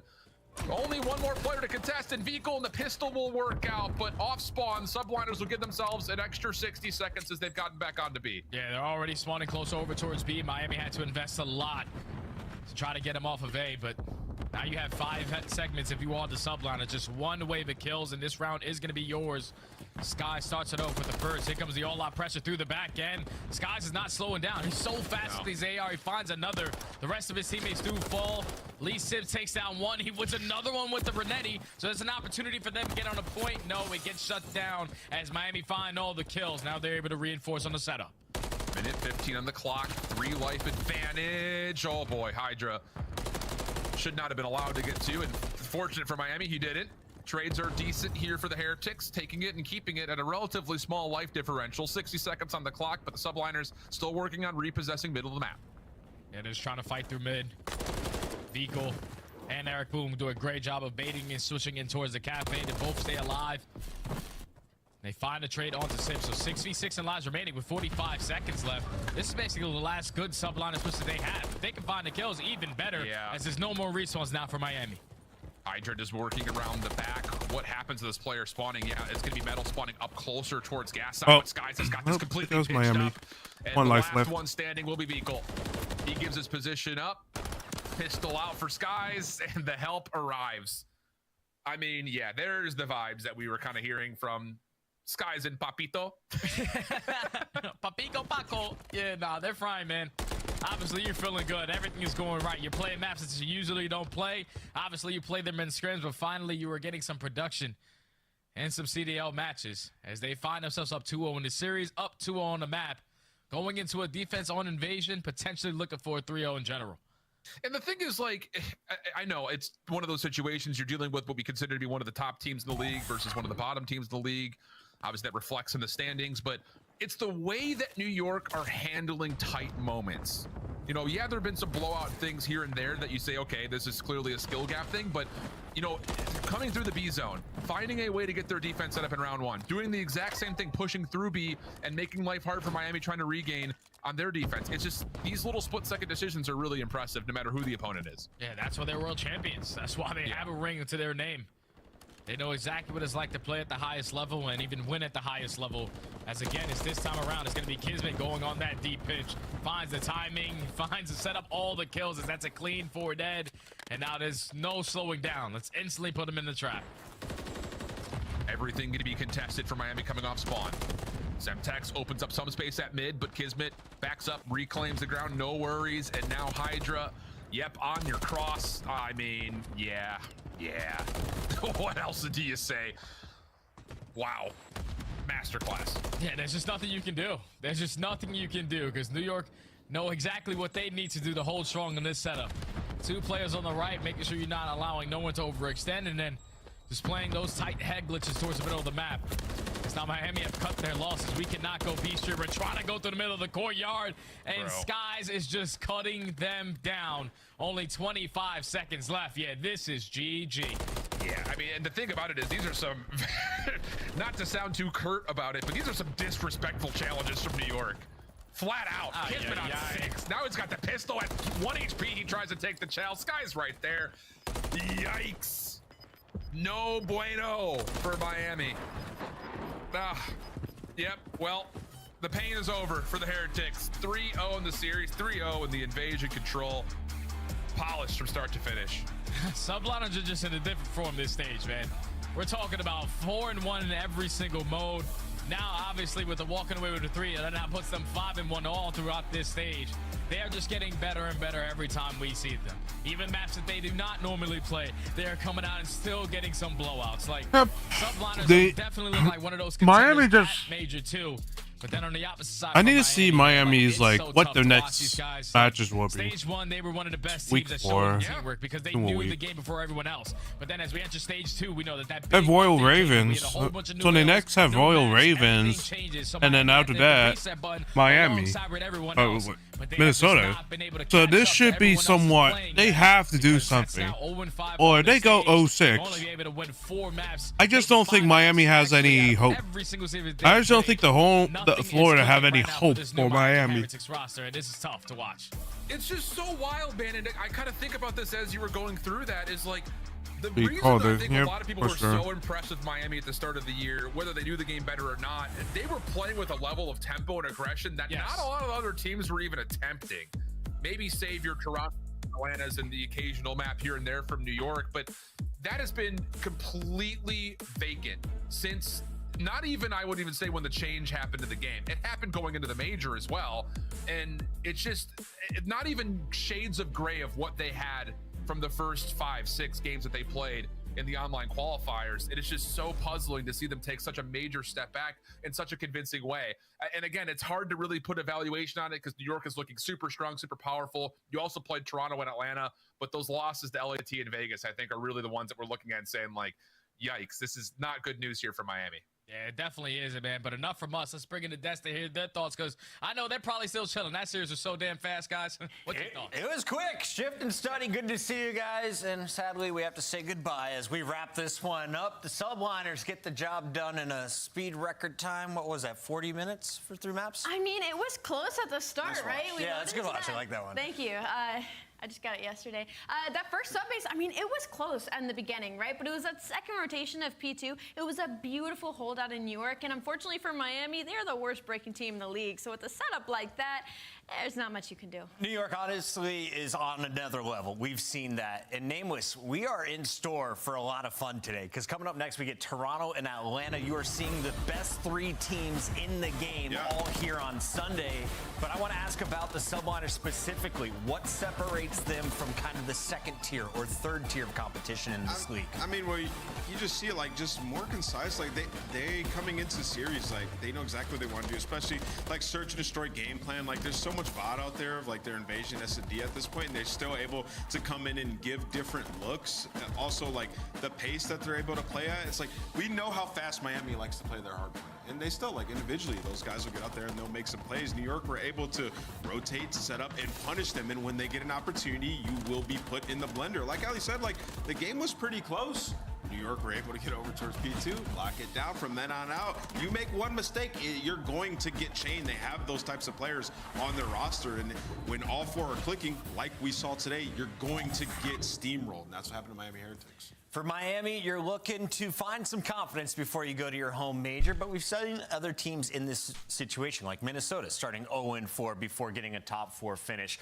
Is there potential on this Heretics lineup to clean things up? And I saw someone from Spain over here, Castle, says Journey was on this lineup for years. The fact that he had 1 bad tournament and got put on the bench, maybe that was a mistake. Agree, disagree? Maybe it was a mistake. Miami kind of makes the narrative where Eric was supposed to always be in the main starting lineup. So for Journey to get benched like that feels like it was something that was predestined before the season even started. But he did have a very underwhelming performance on land. So maybe Eric shows us something come Major 2 time. All right, Miami has at least a few days. Maybe this is going to be as hard as they ever proved ever match, like sending Optic to a game 5. Yes, they lost, but it's really good to see them pushing a top 2 team. How do you feel after I mean, another fun 3? am I wrong? And I'm wrong, Asher. I feel really good. I think the biggest thing that we looked at today was to try to improve our S&D from where it's already been. And we were here this morning at like 10:30 going over new nade spots, new spots and stuff. And I think it showed today. We were trying to elevate our game in case they watch VOD, and it just feels good to, you know, see the progress, I guess. Our project manager came into the green room and she said, do you see what's going on with New York? These guys are dancing before their match. Who is setting up the rituals over there, and what's happening before you guys actually sit down to play the game? I mean, we don't have like a go-to person. We just have fun. If someone's feeling something weird, we do it and we just have fun with it. We play ping pong, darts, watch VOD. We don't have like a go-to ritual. We just do us, have good vibes, have fun. It's working. Because, man, I think one of the most impressive things from New York Subliners and how you guys set yourselves apart from the rest of the league is your player counting in game. I feel like many times I look at the minimap and I can see you guys always slowly making these pushes together and calling out where players are. Is there a specific person that makes sure you guys are on top of that, or are you all just really that high IQ? Nah, I mean, we have like, it just depends on who's in the situations to like make those play calls of like in-game leader. But outside of that, we're just 4 talented Call of Duty players. If you want to be a good team, you have to all be able to take that role, and I think that's what we do really well. So. Kismet, we've seen a lot of great Call of Duty teams in the history, you know, of this game. But you got a lot of those teams, they fail to transfer from game to game. And obviously you're aware of that. For you guys, what do you think sets you apart from some of those other great teams? And how are you going to rise back to the top? I mean, I think the biggest thing for us was actually like a thing that happened to us last year after Major 1. We got super complacent, and it sucks that happened, but I think it takes a lot for someone to actually realize that and point it out and make progress from that.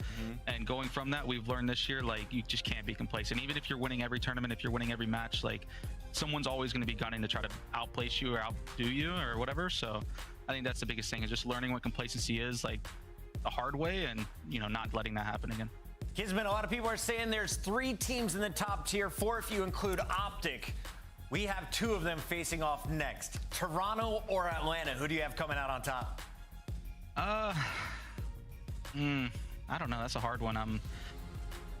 I'll go phase 3-1. Okay. 3-1. All right. I like the calls. They've been looking good. Kismet, thank you for joining us live. And of course, this man scrims against these folks. He knows a thing or two. We'll catch you next week. Yep. Appreciate it, guys.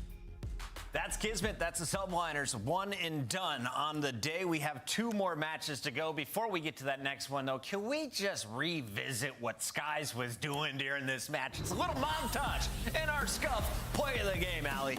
Oh, yeah. I mean, you could have given it to anybody on New York, but of course it's Skies. I feel like this is definitely the vibe man for this squad. I mean, just an insane map 3 overall from everybody. Remember those clean, like, double jump-up shots over the tank? Right here is just absolutely beautiful. Like, when you're checking things like that, they're just running at you in the wide open. One, you know they lost absolute full. They're lagging out, and you're just feeling like you're not going to miss. Skies provides such good vibes. When he's beaming on top of it, it's just a recipe for dominance. And keep in mind, all these players are streaming over the weekend, especially Skies' stream. Quite fun to tune into. Before we go to break, reminder, if you want to know when your team is playing next, all you got to do is scan that QR code and sync your schedule today. And you get a squad up calling card as well. So if you haven't done it yet, make sure you scan the QR code or go to callofdutyleague.com/schedule. All right, get out of your rank game, because when we come back, it's Toronto versus FaZe. 2 top dogs fighting for supremacy here going into Major 2.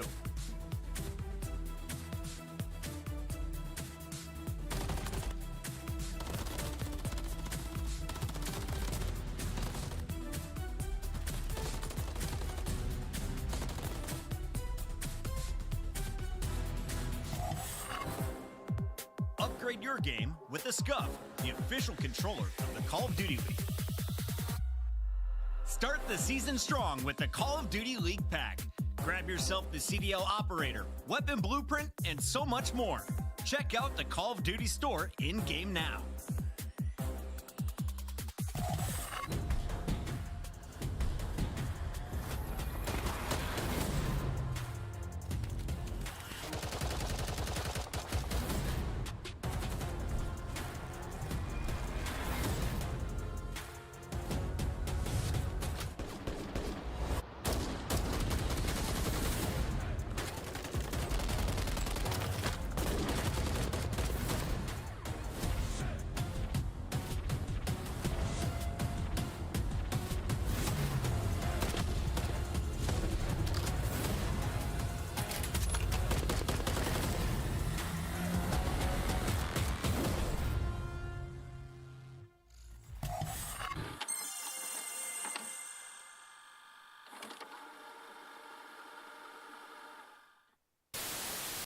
One clean break, 1 set of kills there. Afro sneaks in and steals the victory. Standy will get free info here onto Assault. Quickly finds the kill. Oh! Whoa! He's got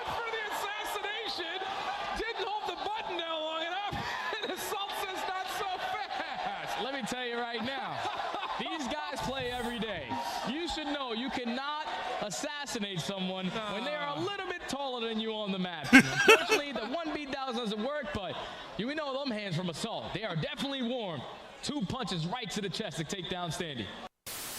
Down to 3 for either side. This is going to be Yeah, that was a little.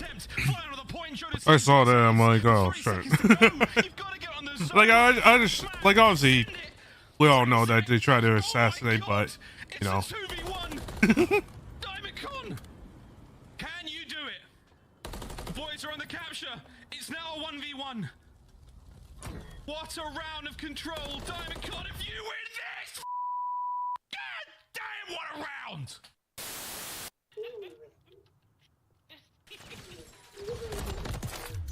On my bookstore. Oh, okay.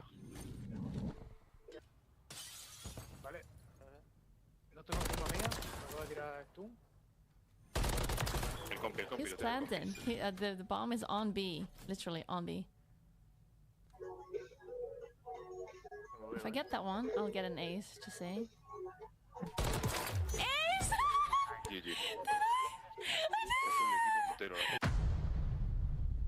Nice. I haven't. I actually like.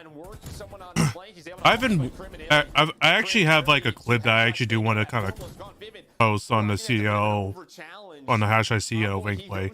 It's only one thing, but you know it is whatever. Nice shots. Are criminally now going to find all 4 kills. This is formal for the ace. Third. 4. Illy wraps back and it's formal with the ace.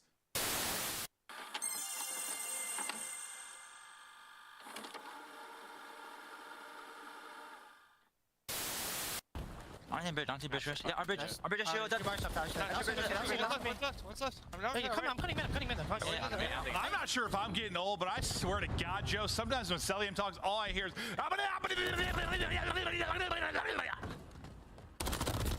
Yeah.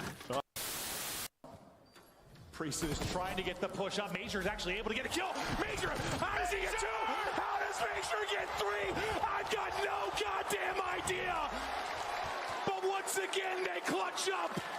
What in the hell did Major just do? That man's got ice in his veins. Atlanta FaZe. Atlanta are slaying to bits. Abizi cannot miss, man. Toronto Ultra. Toronto Ultra have just put the entire league on watch. It's time for your monster matchup. The defending Major 1 champions look untouchable on top of the leaderboard. But today, a veteran squad that's sick of second place take their shot at the Kings of the North. Our team is so talented that we can take over in any mode. The stage is set. The players are locked in. We're coming all f***ing year, bro. All year. Let's go. Toronto Ultra versus Atlanta FaZe. Your CDL monster matchup starts right now.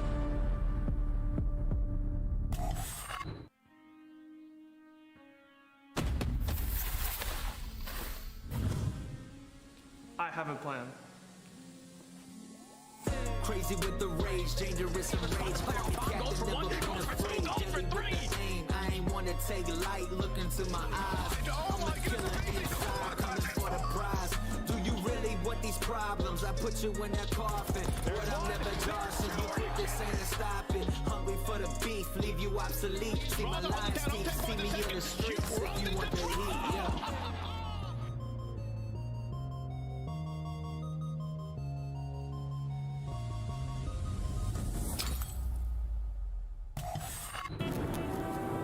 Was this a 1-2? On what, Astro? I don't know if you saw my tweets in the channel. They don't. I just see whatever tweets are like on my homepage. Like I said, I don't look at my Twitter all the time, but whatever I do, I will interact a lot.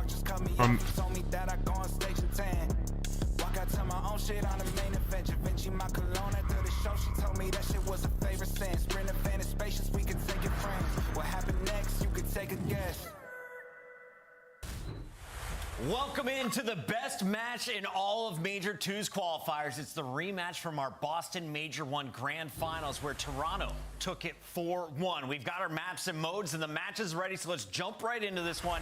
Ali, last time the 2 hard points, less than 30 points separated them. Ooh, Karachi, Rio, highways. I don't know if Rio, there's necessarily an edge, but Atlanta are certainly happy about this lineup simply because they love Rio and Karachi. On the flip side, Toronto's happy to square up on any of the maps, so at least for Atlanta, they got 2 of their faves. Yeah, I think for Atlanta, they feel really good, especially about the search and destroys. Rio being added definitely makes me feel like Atlanta has the advantage in this series going into it, just looking at their records on these maps and just the improvement that we've seen from Atlanta. This match is so hype. I'm so pumped to get into it. Tell your friends to log in right now as I lock in my first scuff pick 'em. I'm going Atlanta FaZe, and I changed that after the Kismet interview. I trust the Bulldog. Wait, really? You changed that? I swear to God, I was purple before it. That's crazy. I went with Atlanta FaZe today. I think they've gotten so much better during this qualifier, and they'll take their revenge. She's riding with FaZe. Yeah, you know, I have some data that says I think like Atlanta's going to win, but I picked Toronto this morning, so I'm going with Toronto. Sticking Toronto, going with this gut. The FaZe Yeah, I think right there with I have you. my pick 'em as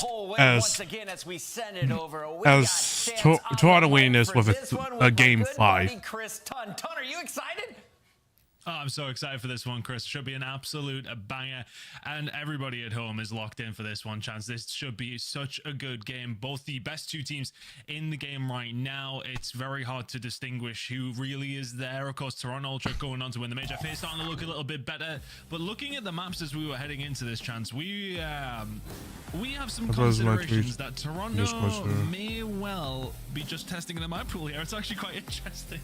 Yes, against Atlanta FaZe, they're playing all of the brand new square up maps. You get both the Rios in the mix. Like, Toronto has a 20-2 record in hardpoint.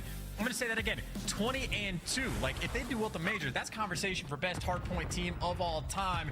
Rio's one of the only maps they lost. They'll play it against Atlanta FaZe. They do not care. High rise for the map 5. If we get there, Toronto are 0-1. They're squaring up, and I feel like Toronto were just saying to Atlanta FaZe, like, if you beat us on these maps, then we just know what to ban against you in the future. But that's a long-term discussion. Right now, in the short term, opening salvo, Atlanta FaZe get that initial time, but it is the square-ups of all square-ups for the moment. A nice little battle towards the middle of the map, but Atlanta FaZe, for the moment, kills are flowing their direction. Oh, we dropping salvo in the first hill of the game. I like to see it. Here we go, though. Yeah, it's a good start for FaZe. Looking over towards this rotation, over towards P2. Keep an eye on Scrappy. We'll be looking to try and get some sort of pinch going on from the mid-map. Has to be alive for that. Wins a gunfight up against Celium. So P2 coming in very, very shortly. Toronto Ultra give up 2 well, we need cat litter, points. so. And maybe a couple more by the time FaZe will get on over towards P1. The rotation should be locked in for Toronto. Can they hold tight? Well, for the moment, they're looking good, right? They're even leaving the back spawns open. They have 2 players pushed out towards red, and they're waiting for those dumpster jump ups to come through. So, insight in the players on Toronto, if they get these kills, FaZe are going to be in a bad spot. Abizi looking to pounce, though. Found the route to make it towards the time, but tagged up along the way. But Insight forced in a cubby. Atlanta FaZe never got the bad spawns, and inside the hill. Now the kills still going their direction. The Tears eventually clean house. They get the clean break in Atlanta FaZe. Get to run the score up just a little bit. 30 seconds left on this old time. And I mean, Ultra, they might try to strip it away from Abizi if he gives it to him. But for the moment, that rotation, Atlanta FaZe are way ahead of the game. Yeah, Toronto Ultra need to make sure they get a few points here if they possibly can do. 15 seconds up for grab. Salim going to try his best to lock this down as long as he can. It's going to be a 13 or 14 for Toronto Ultra, so not necessarily the hottest of starts for our Major 1 champions. Atlanta FaZe are locked in over towards the junk side. Push going to start coming very, very quickly, though. Scrap of the boys already here. BC's able to find one. Simp and Celium volume up as well. Good teamwork coming through from Toronto Ultra so far. A minute now popped. Ready to go. On hill number 3 as things start to rotate around. Big kills coming in from Abizi. Going to pull Scrap away alongside with Envoy. Push now going to have to come through from the market side. Good start from FaZe here. I know Octane's happy too, because Atlanta FaZe have the L setup going on. They pushed out the jump side, so Sam playing it passive over on Coop, but still gets found out. But already that is 25 perfect seconds for Atlanta FaZe. Now it is the backline AR players inside the point that need to get the kills. They've done exactly that, and Atlanta FaZe have held that junk pressure perfectly. You funnel them in through Coop, you might get traded out, but inside the hill, Celium doing what he does best. Might get dropped, but either way, that is a very strong hold there for Atlanta FaZe, who of course might be in a good position on the rotation as well. Envoy and Scrap trying to piece them up, but a 40-point lead for Atlanta. This is what they like to see on Karachi. 100%. Toronto Ultra, though, I suppose, you know, a couple of bad moments here and there, you still have a very, very close game. Won't be too perplexed by this incredible gunfight won by Draza, though. Envoy will fall. Now, Toronto Ultra just going to try and keep FaZe off the point as long as they possibly can. 50 seconds still to go here. Don't expect a whole load of time, but if, well, these kills keep flowing the side of Atlanta FaZe, that makes it 3 dead now. Then this time can be soaked. Envoy's the only one left momentarily. Spawns towards the backside for Toronto Ultra. You can get pinned in here if you're not careful. Atlanta FaZe, that's 4 kills in a row without answer from the side of Toronto, who really do need to start stepping things up. Kleenex setting in 2 and 10. You would think on Karachi, it's his map. It's the kind of map that he would thrive in, but right now, FaZe are running them. Atlanta FaZe, this is a hill they play perfectly as well. You had guys like a BZ off spawn with the MCW because he knows he's going to be on the rotation over towards Junk, but they just handle the pressure on this hill perfectly. They had the timing exactly correct on when you want to pinch middle, and admittedly you might lose the final 8 seconds, but it means you get that rotation over towards the Junk hill. That is a wild spawn for Kleenex to be able to get, though, but 3 and 12 for the moment. His opportunity maybe to turn things around. He was given a gift. He's looking to take advantage of it, but for Kleenex, he's got a long way to go. His teammates just got obliterated off the map. Draza just reads it perfectly as well. 12 and 5 from him. Was talking a little bit of smack this morning. So, well, I don't know if he was talking a little bit of smack, but some inspirational tweets coming out from Draza, which we love to see. Now for the setup for Atlanta FaZe, looking very, very solid over towards P4. This is a dominant start. 30 seconds to go on this hill. Toronto Ultra setting up from the right side. Can they find a push through? You're going to get through Sim first. Well, you managed to do that. Scrap will find him. Draza going to have to back on down. He may well be 12 and 5, making now 30. And is the 14th going to be found there as well over towards Kleenex? Not quite. Holding it down. Not quite getting as many points as they would like. Forced up for a second. But for Toronto Ultra here, we're going to be heading into a second rotation. They're going to find themselves 70 plus points behind here, gents. Not necessarily what we expected heading into map number 1. And honestly, it's like a snowball effect as well, right? Toronto had that early rotation in P2. It gets broken down, and since then, Atlanta FaZe have just been handling the map perfectly. So much so that even going into this new set of rotations, Atlanta FaZe currently have the left side spawns for that future P2 rotation. Of course, got to get the kills first. A long way to go before we get there. And Ultra, for the first time in a long time, it will start soaking up the hill. Kleenex inside the objective, and it has all the players on the wings. And of course, well, Toronto finally had a bit of an advantage. It's a cruise missile to break it down. Draza gets Toronto out of time. Yeah, BC coming around from the flank for the P3 side as well. Scrap should be dead to rights anyway. Second gunfight going to come through inside. Trying to stay alive as long as he can. A couple of players from FaZe just staring at him. Coming in off the respawn, nice and tight setup from FaZe to stumble Toronto Ultra, maybe trying to find some control over towards P1. Some good time for FaZe. You have P2 rotation for the most part here. You keep an eye on where BZ is. He's going to be heading over now with 10 seconds to go over towards P1. These kills starting to come through at the right time for Ultra. Those are the numbers that are going to be here. You need to probably see a decent break from Toronto Ultra over towards P2 side. BZ can hold it down though. He can find one. Draza won't be able to find anything. Big gunfights coming on through. Insight is there to find one more. Can't quite get it. BZ nearly dead to rights. Gonna go for the Chala. BZ's gonna be forced out, as are the rest of Atlanta FaZe. If BZ falls, it's a good break on the initials coming in from Toronto Ultra. And this is the opportunity to make amends from that first P2 mistake, right? They would have lost the rotation battle, but a good spawn and good gunny coming through. So you get this initial time. Don't want Sim to be alive for too long, but Scrap ain't gonna be the guy to stop him. Envoy there for the trades, and him an insight there for the next 2. FaZe players being back down, gonna have to hit through the front, and if you feel the tides might be turning, Jamie Craven insight cannot get the cruise miss. What the fuck? Big kills happening on the minimap as well. You got rotations. You got scrap time being fought for. This is teams trying to keep up with everything, and for the moment, it's Atlanta coming out on top. Incredible stuff from Atlanta FaZe so far. Rotation looking very, very solid as well. Insight was taken down on an early rotation as he tried to find his way over, but nobody from Toronto Ultra carrying the boat right now. Atlanta FaZe are going to be feeling so good about this rotation, so good about map number 1 and their chances in this series. Let's go for a listening with Atlanta FaZe. Try to get out. Jamie's gonna be third, maybe. Yeah, he's third. He's third. Stay down. I heard Jamie. I did. They're probably spawning coop side too. Yeah, so listen, just holding 10. Yeah, they're spawning coop side, okay? Yeah, stay on time. I'm trying. Middle, Toby. Spawn coop. Dead. Nice. I'm needing time. Time, go. In the back. Let's go in the back. Grab. He's challenging. He's just late. He doesn't even know you're there. Nice. Spawning coop. I'll coop. Yo, head out. He just left hitting out. I don't see him coop. I'm trying. Hold this. Focus on this. No, bottom shop, Kleenex. Yo, watch on. He's twice stairs, holding stairs. I'm needed. I'll see him, okay. He for stairs holding stairs. Stand up top there. Stand up top there. Go play through Coop. You should play through Coop. Nice, good chance. One still third top on us. Yeah, one more top. Third, right side. You should play Coop to play that guy. You should play Coop. Yeah, that guy's top scaff, one scaff. He just sitting there. You want chop, yeah. Sometimes play. Chop super weak. Chop super weak. Chop that. Chop that. Nice. Take me back to the back. One on you behind me. Grab the back dead. Nice job. Yeah. Play that guy. I Third mid side. I you back. I'm team. Just keep playing. Guarantee that shit. I'm trying, bro. I'm looking at the push. There's still something behind you. White trap. Back left, Dylan. Dylan's one shot back left. No, man. He's BK W. One time. I'm not a big fan of the comms, but I am a massive fan of the gameplay. Atlanta FaZe, when they get that iron grip, there is almost no escaping it. Ultra fighting just from so far behind. They're getting teed off on the hard point, so much so that they just can't really collect any of these timed gunfights. It is so difficult for them to work for. Maybe good news from Ultra, though. They have a rotation. One of the only times they've been able to try to keep things stable and get ahead of the game. Bad news, Tom, they are down by 100 points. Yeah, it has really felt like they've always been that step behind in terms of these rotations, and well, we haven't been able to say very often that they are the first ones here, and they will find some good time, but this is a very good opportunity. Insight once again going a little spree.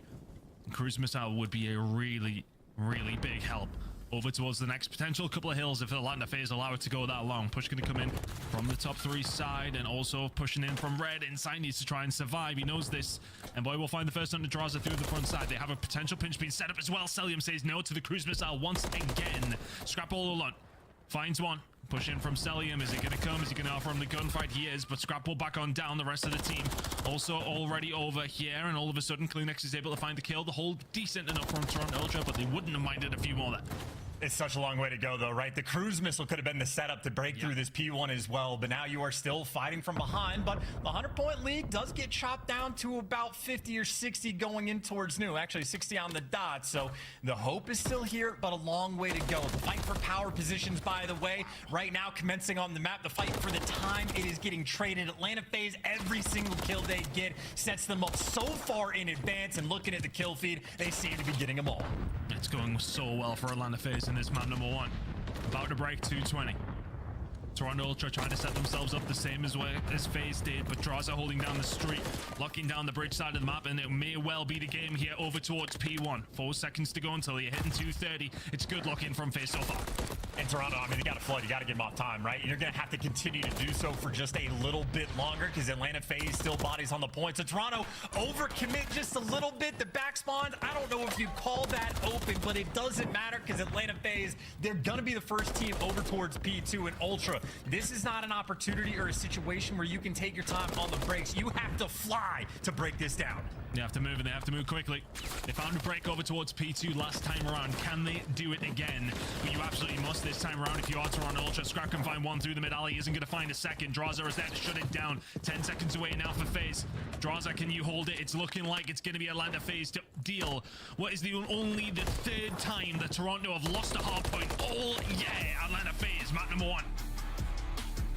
All about their business. Not even a big celebration, just locked in, ready for map 2. But as you pointed out, that is only loss number 3 on the year in Hardpoint, and that is the perfect record Ultra had on Karachi. No longer. Atlanta FaZe coming to play, and I gotta say, just looking at it on paper, you have to imagine Ultra had the edge. They played them twice at the major, had their number both times. Atlanta FaZe, maybe those improvements starting to show off just a little bit. I know specifically on P4 on this map, Atlanta FaZe have looked like the best team on that hill specifically, and that is certainly a place to get ahead of the game. But that was start to finish a lights out performance from Atlanta. Again, all about their business here on Sunday. Yeah, fantastic start to the series for Atlanta FaZe. Really big game coming in. I hope Ultra wins this. I do hope so as well. I do not like them, obviously. Going up against the best teams in the game, you need him to bring that kind of level, and my word, he brought it. 5,000 damage to tip it off. I think Toronto, they put up a good fight. I think they were just caught off guard. I'll say, just with how Atlanta was playing, they just got outplayed. I think they just simply got outplayed, or they, you know. So easy. There's so many transitional kills coming through in there with as well. They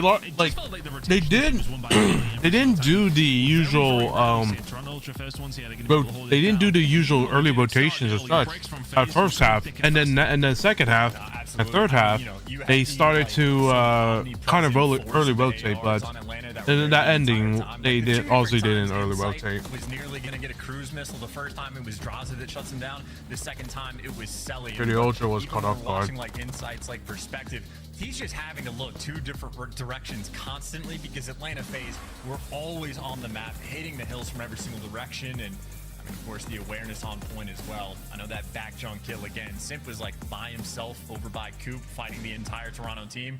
He gets one kill, he doesn't overchow, he just backs down, and literally because he just stays alive, helps buy his team maybe an extra 20 seconds. So slaying there from the ARs, big brain plays coming out of the SMGs, and again, just a well-orchestrated map from start to finish. Atlanta FaZe had the edge. They quite literally never looked back. All the way through, as you can see from the game flow, not a single misstep from Atlanta FaZe. And that's one way, I mean, I don't even think Toronto Ultra, you could see in the player cams that we just got a shot of there.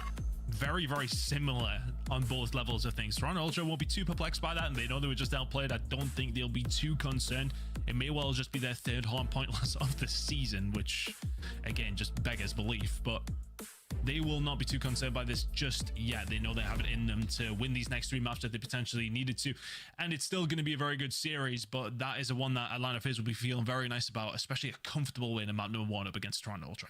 And Rio S&D is going to be a fun map to go into as well for both of these squads. On the Toronto side, they have had FaZe's number in Search and Destroy. It's kind of a wild thing to say for Atlanta that they're not like the clear-cut best S&D team in the game. Oh yeah, this was they're also a straight-up step behind right now. New York is teed off on Atlanta in Search and Destroy. Toronto, it's been the exact same thing. Oh yeah, this is Atlanta, probably back better there. than everybody Broken else in for the the game most mode, series win not in a row to for sort of Ultra. get that top spot For back. sure, for Rio's sure. an interesting map. New addition. You got the Terrors on it. Do you think it's going to be fun for them? And maybe more good news for Atlanta.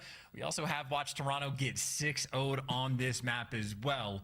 That's sort of a good news, bad news thing, because of course for Toronto, if you get 6-0'd on a map and you're playing against Atlanta, I they've think gone they back to the drawing was boards. They're going to come in with a new game plan. They have a bit more experience now. Like, I actually don't think I've said it to Dave, since technically there wasn't. Against Toronto at the major, they gotta show off the goods here.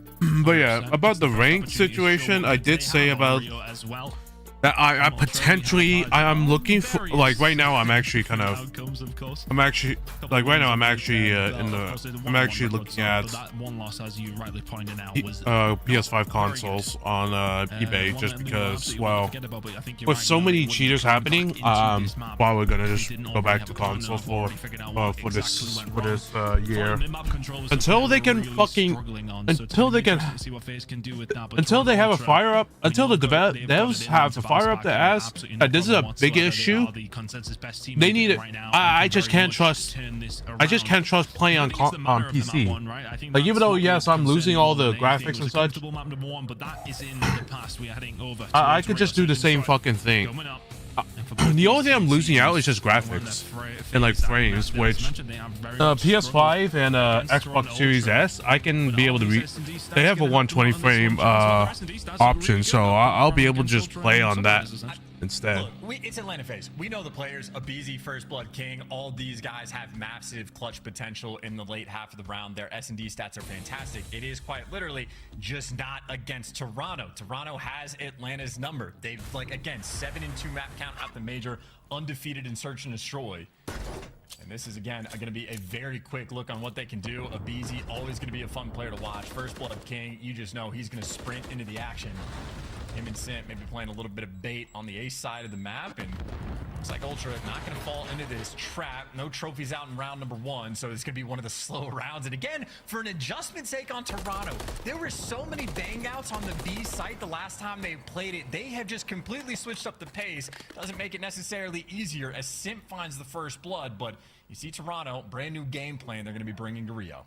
Little angle coming in from Celia. Couple of shots over the top, and then Simp was there to finish things off.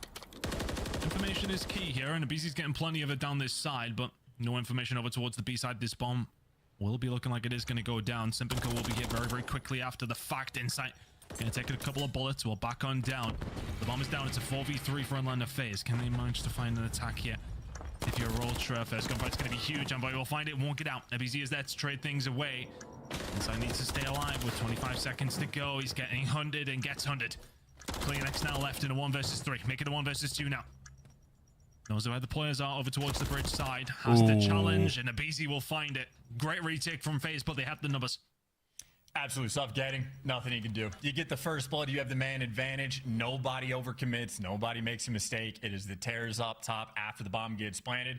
Great news is they get the intel on Insight out by the steps. The better news is they at least trade out that kill on Envoy. So the team worked completely on point. That is exactly how Atlanta FaZe want to get things done. And as far as round 1 goes, again, no trophies coming through at the start. Got to be careful about the stuns and nades. Atlanta play around it perfectly and get that early advantage in the game. I think for Toronto Ultra that we've seen the passive setup starting to come through in that attack, and what they were trying to offer up with that, I think, you know, an element of that was a lack of trophies, of course, but curious to see if that continues on the attacking side. It's certainly not going to be the case here for Atlanta FaZe. Head first over towards the A side. Envoy and Co actually enjoyed a couple of moments here and there over towards the garage. Scrap will find first blood over onto Draza. That's a Hail Mary from the other side of the map by the looks of things, but relevant of that, Atlanta FaZe still, well, we're filming a plan over towards A side. Not going to come around this time. We're going to try and switch it up. Doing the dance though in the middle of the map. It looks like Toronto Ultra are ready to answer this. And Scrap never overcommitted, right? He doesn't try to take that map space. He just lets the action come to him. So he's got intel on it too, if not the entire team of Atlanta. And you see his teammates already nearby the elevators. CleanX trying to strike. He's got Envoy here from the help, and Atlanta FaZe have to back down again. But now if they go this direction, it's going to be Insight looking over top. So the AR's constantly calling out to their subs, what direction do you have to run? They're ahead of the game. They get all the kills. And why not collect some scouts along the way? Headshots rolling through, trade instantaneous. And the smooth moves that Atlanta FaZe wanted to go for on the rotation. Toronto, again, mistake-free. Both the ARs posted. Both the SMGs knew exactly where they needed to run. And that is efficiency on those rotations as well. You can see they're bringing their very best today against Atlanta. Flowing like water on both sides of things there, right? The defense answering where they needed to. Not even necessarily too many kills going down, but just making sure you have those bodies there. Those guns up, the information gained. Good job from Toronto Ultra to keep track of exactly where FaZe were going. They lock it down pretty convincing round on either side of things. Nades over towards this A side. Only one player holding it down. Insight now will be trying to track a play over towards the side who's playing a little bit more aggressive than we see Scrap do on the previous round, but the push over towards B starting to come through now. Envoy's cleared out the site, may not have found the kill, and you've got to try to not overcommit there as well. Simple fall. BC was there to find the first blood. It's a 3 versus 3. Yeah, they had a player trapped, and it was Abizi that was trapped. He might live, but at least he get the nade kill in the meantime. So they're playing off the information well. Number 5 on the back line right now. Draza's watching these players slide out towards the steps. And here's the smoke to get aggressive. You lose a man in the meantime, but Envoy trying to jump out and make the play. Keep in mind, he has the bomb, so his life incredibly valuable. And then in the meantime, it's like the grouping scenario right now. The wolf pack of Atlanta FaZe talk about a way to play with trades. They're just riding each other's coattails for the moment. And again, you got the man advantage. It is just about trading the kills. Envoy will be able to get the plant down, but can he live for long? I would like to think probably not. If you're a FaZe fan, yeah, Abizi shotguns him. And all of a sudden, Insight is left now in a 1 versus 3. Not going to happen. The wolf pack of FaZe working out wonderfully. Diffuse going to come on through. Defensive rounds remaining king here so far between these two teams. FaZe 2-1 to the good. And yeah, for Ultra, they're just no info, right? Really good movement coming in from FaZe, clearing out different sides of the map, and all of a sudden they know exactly where Ultra are. The defuse comes through, Atlanta FaZe regain the lead. And going out of their way, again, to play mistake-free Call of Duty. Both teams getting after it. And this is effectively, in a sense, just like preparation for both of these squads for if and when they have to face off against a major, or at a major, rather. Either way, Atlanta FaZe so far, so good. Making moves on the map. First blood's been on point. Might want to dodge a nade this go around, but got a BZ 5-1 doing what he does best. As it looks like Atlanta FaZe might be ready to square up towards the middle of the map, or just get the coordination flowing. Scrap might have had an initial nade kill when he was on defense, but he got met with one in kind. Ultra gonna have to fight with a man down. And FaZe find a way through still, though. A hit over towards B seems like the more likely when you do have that number advantage. Kleenex is going to be there to maybe potentially shut this one down. Inside going to try and watch the flank. Now going to take a little bit more control. Over towards the street, looking over towards Bridge. We'll be getting that information. FaZe don't know it. Ultra know where they are. Push going to start coming on through. You'd imagine Envoy is going to start hitting a potential flank, or is he just going to go through boxes? Either way, this bomb is down. Next gunfight wall is going to be huge, but Kleenex will get taken out. 4 versus 2 now for FaZe, and Rio maybe potentially starts to become a bit of a problem here for Toronto Ultra. Still surviving over towards this side, though, is inside, but he is the only remaining survivor of Toronto Ultra. No eyes on there from Taraza, but this is just such a difficult position for Inside to do anything from. It is utterly hopeless. If you get a kill, that's great. Not even going to have that opportunity. I mean, both these teams playing very mistake-free. This seems to be one where if you get that initial first blood, that might be the thing that just decides the round based on the way they're playing it. I mean, Atlanta quite literally get the frag nade coordination down the mid lane, pick up Scrap, and then you saw what they did with Celium. Leave him on one side of the map, but he's just playing an absurd off angle where he's not going to die. Everybody else grouped up together for the trades on the other side, and again, it is just off angles on point. Everybody playing their life like clockwork right now. So the first blood fight might be the most important thing right now on this map. Looking over towards Toronto Ultra's stats, 71% conversion when they do get a hold of it, so not too hot either. But well, I mean, you're gonna get 2 there, so that's gonna help. Kleenex gets 2 free kills on the Simp and Abizi, who are trying to make the play. It certainly wasn't it, and all of a sudden this attack for Ultra is looking very, very solid. Celium and Draza gonna have to try and find something here. The push gonna come through. 3 for Kleenex in the round. Draza left all on his own. I will say good counter attack, I'll say. It is a hopeless situation. Good shots coming through. Big round for Ultra to answer back there. Get the first blood, win the round might be the name of the game. And I will say, I didn't miss it on the mini map. I don't know if Atlanta FaZe had bad intel, if they were calling out the cross, but someone took a deep route. But either way, you had the Terrors trying to make an aggressive play. They just get fed into the blender that was Kleenex, waiting for the kills to line up. So either bad comms in the moment or just an interesting attempt that doesn't pan out. Either way, Kleenex happy to collect those kills. That is a nice little freebie round going through. Again, thus far, 100% rate. Whatever team gets the first blood has been able to execute. Which way is it going to lie this time? Seems to be important. Simp not quite coming across the crosshairs of Kleenex, who's found himself in an interesting spot. And he's got company. No shots coming through on the other side of things, and all of a sudden they could be pinned in. Get out. Managed to get out of dodge, and all of a sudden Envoy is here to help. Backing it up. The odds are on Ultra, and without taking any casualties, find the information, back FaZe down, but it makes FaZe maybe think about what they have to do here. Insight is going to slow them down momentarily. Ultra will be heading over, 50 seconds to go here, still 4 versus 4. And Insight did his job by slowing them down, but now on the flip side, Scrap is playing a completely different angle. Instead of being tucked in the back of his spawn, you see the cheeky spot he's got top catwalk, and that is a trap being set. Atlanta FaZe best not fall into it.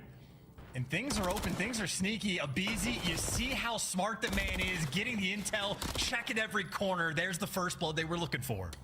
Well, usually a first blood is preceded by a round. Can they find it though? Next kill's going to be massive. Insight's going to try and hold it down here. He will get some information. Will he find a kill though? Playing the tight angle over towards the boxes. Abizi once again just clearing absolutely everything. No spot is free, but Kleenex has found himself in a good spot. He's able to find 2. Envoy makes it a 1 versus 1. And there's only 3 seconds on the clock. This is Operation Stay. No! Trying to hide, can't do it. Envoy. He probably and Draza too quick on the jump. The only way he could have won that if he, but yeah, he checked the corner. So much time Fuck. He could have tried. He could have just smoked and ran, but you know, whatever. Not good enough. And Draza, you already know he's chatting about it. Like trying to run away from that is more risky. On just the spots that are being checked. I mean, think about that. Scrap's got a cheeky hiding spot. Abizi sniffs it out. Insight tries to play an off angle. Everybody on Atlanta seeming with heads up, ready for that one. And even the nice little corner in the smoke. Atlanta FaZe can't hide from them. Can't run from your fate. 4-2 lead in the moment, but Insight. There's the first blood Toronto. We're looking for Kleenex. How did Kleenex not? Oh, nice trade. Nice trade. Are going to come through, so you still keep the man advantage. 2v3 right now for FaZe to work with. Oh, I swear to God that it even felt like Simp was going to win that one as well. Scrap eventually able to pick that one up. It's a 3 versus 2 in favor of Ultra. Draws and Salium gonna have to find something here. It's gonna be a double hit coming in over from the top of the escalators. Yeah, back it up. No need to chill that. Scrap and Go just trying to stay alive here. You gotta hunt them down if you're phased. 25 seconds still to do so. Shot's gonna come in from Salium. Makes it to 2 versus 2. Awkward gunfight inside. Oh, wow. Just about gonna find the last one. That got scary for a second. Ooh. They just about get it. Insight with the That would have been kill. very sketchy. That's very sketchy. Kill cam coming in. It's a good snap, to be honest with you. Does well. And you can just see how on point you have to be with the trades right now, because that is a moment where both teams are just straight up in the mix in this moment. So Scrap a little bit lucky just to be able to slide past, drag the attention. But I mean, again, for Salium, so close maybe to getting that trade. Everybody going to be in the mix. But Ultra, again, you get the first blood, you win the round. That is reign true. This is some of the best search and destroy we have seen on the year thus far between these two teams. No nade kills coming through, though, so Atlanta FaZe, maybe this is just going to be their game plan. Look for some intel and just run back and forth, or maybe try to sniff out if that B site gets left open. Ultra, no pressure on the map for the moment. Got to be careful if you rotate over towards A. Envoy has an option of some weird angles, but they've seen nothing, so yeah, plant the bomb. Why not? Well, you're on your way over, though, if you're Ultra. That bomb will go down. Utility, not a lot for Kleenex. So you're going to be the tip of the spear that can potentially puncture this defense of this bomb. Draws is going to find insight. And that just makes this job a lot more difficult. Flank's going to come on through. Abizi gets snapped onto. Scrap will find one. Envoy gets out. Information is there that one player's chasing him down, and the backup is on its way. Simple find one, though, after turning it around 2 versus 2. Envoy makes it a 2 versus 1. Can you find Salium? 15 seconds remaining. Playing a sneaky little spot. The shot's under the bomb, and here comes the child coming in. Big retake from Ultra. Nice a man down as well. 4 apiece. And that might just get some wind in their sails. I mean, as far as this game is played out, that is the difference maker round. That is the we do not get the first blood, but we still execute. And that is credit to the new pickup of Toronto Ultra in Dylan Envoy on the flank. I've never seen someone play the spot that Abizi just played. Envoy, it seems like he was just expecting it, because he also had a player that he could have shot in the back top Eskies, but if he went for that one, he would have died, and Atlanta FaZe win the round. So Envoy completely heads up play in that moment. He just bails his team out. Talk about the battle we have, right? I mean, battle for championships these squads are going to be getting after, but also the battle for who made the better roster change. Draws a map 1 fried. Envoy right here making a big play. It is toe-to-toe with these juggernaut teams. It's brilliant to watch. Just writing notes for playing Rio Search and Destroy. Although I don't know if my ranked teammates will shoot quite as straight as everybody else on these rosters, but well, neither will I. Gold lobbies? No. Whoa, come on. Kleenex now. Trying to back it on down. Honestly, he has kind of been forced into this situation. Maybe needs a little bit of help to get out. Salium was in an aggressive position. Is he going to give it away, though? Shot's going to start to fly in, and Simba's going to have to be there to cover. Salium has been back down, but if he's the... Oh, yeah! That insight is there to shut it down. It was looking so promising. And now we have the 4v3 for your Ultra. We're actually going to back on down. That was a huge moment. I think Atlanta FaZe, you want to make a play off this, right? I mean, if you're the man down, you try to jump into it. That is exactly what they do. What a play from Kleenex. So again, Atlanta FaZe, they do the right thing in the right moment. Ultra just ahead of the game. Kleenex going to shut you down. And I'm telling you, that previous round was a difference maker. The momentum shift. Ultra, they have it now. 1 round away, and they tie this series up. That is a hell of a round. I like that from Abizi's perspective. That looked to him like he was licking his chops. That's the freest flank of all time. Is it too good to be true? Yes, it is. But here's looking Kleenex playing that off angle, watching the flank for his team, seals the deal on the round. But the instincts from Abizi, when that was too good to be true, he was like, wait a minute, someone's gonna be watching this. And as he had that thought, Insight's already got the barrel in his face, killing him. So fun Call of Duty for the moment. Kleenex, by the way, making up for maybe the game 1 performance as well. 10 kills already. And Ultra panned out once, maybe happy to give up his B-bomb plant. Of course, now, flank's not going to be open. Envoy not an open route. Salium's going to be watching that pressure. So we do have a different situation right now for the bomb plant. So Ultra players, it looks like they're going to 4-man group up together and work straight through mid, but that is not a good start. No. Kleenex caught with his pants down.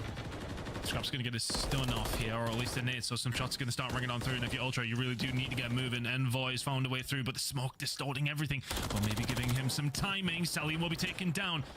Trying to clear out every single base he possibly can, but Draws has found 2 in the middle of the map with the Renetti. He's going to find the 3rd as well. Draws are lighting up the kill feed. And letting the phase, tying things up, sending us to around 11. Big plays from Draws. Yeah, I think that might have been an ace. That might be a top 5 play of the week if we managed to catch it from his point of view. He just went electric there with the Renetti. And again, the battle of the new guys on the roster just setting ourselves up for the round 11. Difference maker potentially in this series. Ultra, they have had their number in search and destroy the entire year. Granted, it's the start of the year, but nonetheless, here we go. Atlanta FaZe looking to get that revenge. Here's on the attacking side. The ace comes through from Draza, confirmed by production. Fantastic work from him. He's having a slow game, but that fall spree in the top right corner kind of proves that things have turned around. Sim now putting some aggression down over towards this A side. Look at this from Atlanta FaZe. They are stacking. They are feeling confident. Ultra are backing on down. These next couple of gunfights are huge, but they get slaughtered in Garage, and all of a sudden it's down to Kleenex. He needed a man of his talent. Surely not. Draza does get gunned, but Kleenex now still with 3 bodies to get rid of. He's got to go so fast, dude. You got to look for the kills instantly. It's 2 players nearby. You got a rival 9. This is hopeless. Death is inevitable. Draza out here calling game. He was saying he's going to introduce you to God. I think we met him in the round 10. And Atlanta FaZe get that S&D win. Happy to see that Rio S&D. And 2-0 up in this series. They have achieved that. They should have read that, but They could smell blood in that round 11. nothing they can do. All 4 of them together pushing down ramp, and as soon as that player backed up at the Like I'm not gonna say I'm surprised that they didn't read that, but like that is the round. if I knew that FaZe was gonna do this, I would have been like, let's just hold this. Let's just hold this. Performance from FaZe, who now have themselves a 2-0 lead. Let's just hold it. Let's hold it. So. Is this now the time for them to turn their fortunes around against the Canadian side? A high-rose control will decide if we go any further. But man, I mean, look, Toronto Ultra were bringing that back to a certain stage there, but FaZe call game. I mean, 2 massive rounds to bring it back. I mean, keep in mind, the round before Draza's ace, that was Ultra actually with Envoy on the flank. The first round we had where the First Blood team did not actually win the round. Thinking that might be the momentum shift, Draza just steals it right back. And honestly, not just like that top 5 play, maybe the number 1 play we have seen of the week, but also a few rounds before where Atlanta FaZe checking all the corners, Scrap playing off angles, gets found out, insight the same, Atlanta FaZe on point. Fantastic work from Atlanta FaZe so far. 2 to the good up against Toronto Ultra. Map number 3 is going to be coming up next. Don't go anywhere. It's going to be a banger.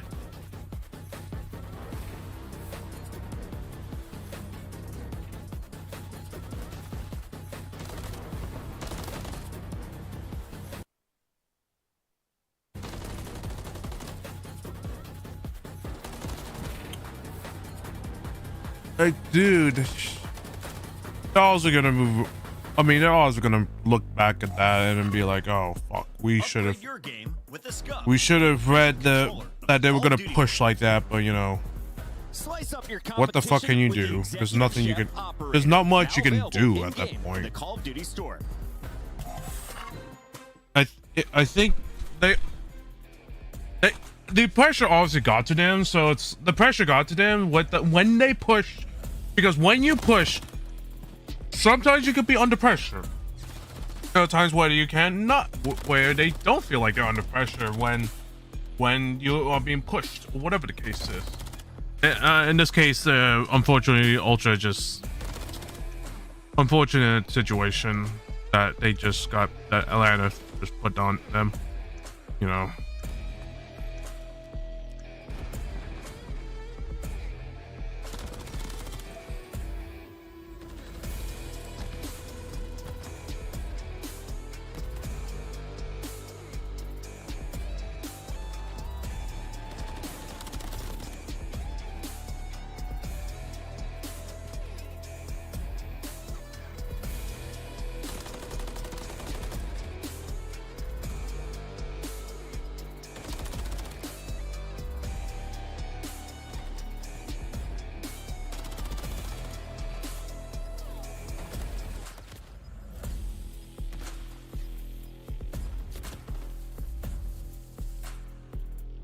that situation with Envoy, he could have just ran away. When he smoked, he could have just ran away, but you know.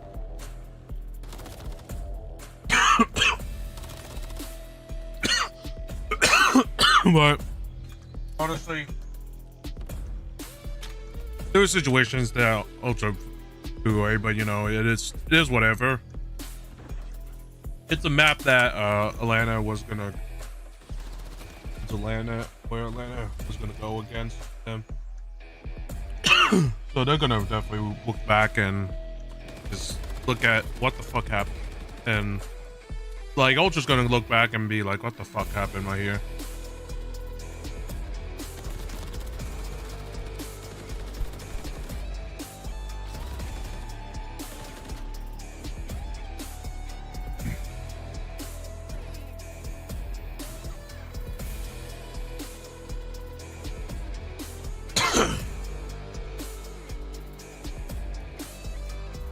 Ow.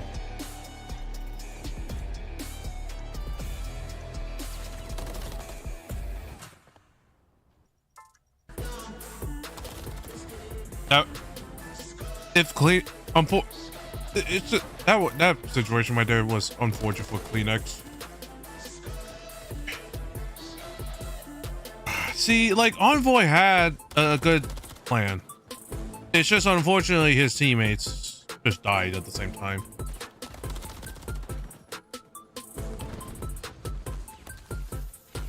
See, look at this. Oh man.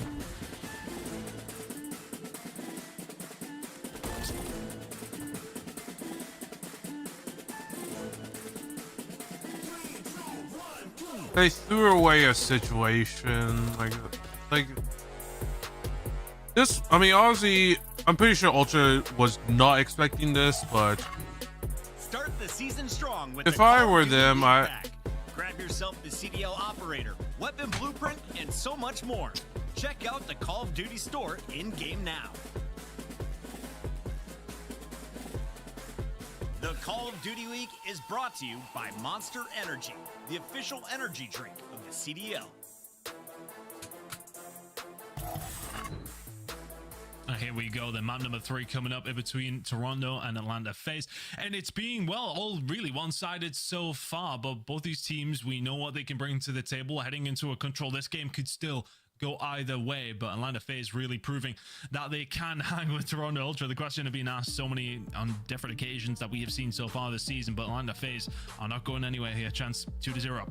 Not at all. I mean, this, again, looking at the pick and bans, as we can talk about the record runs that these guys have had.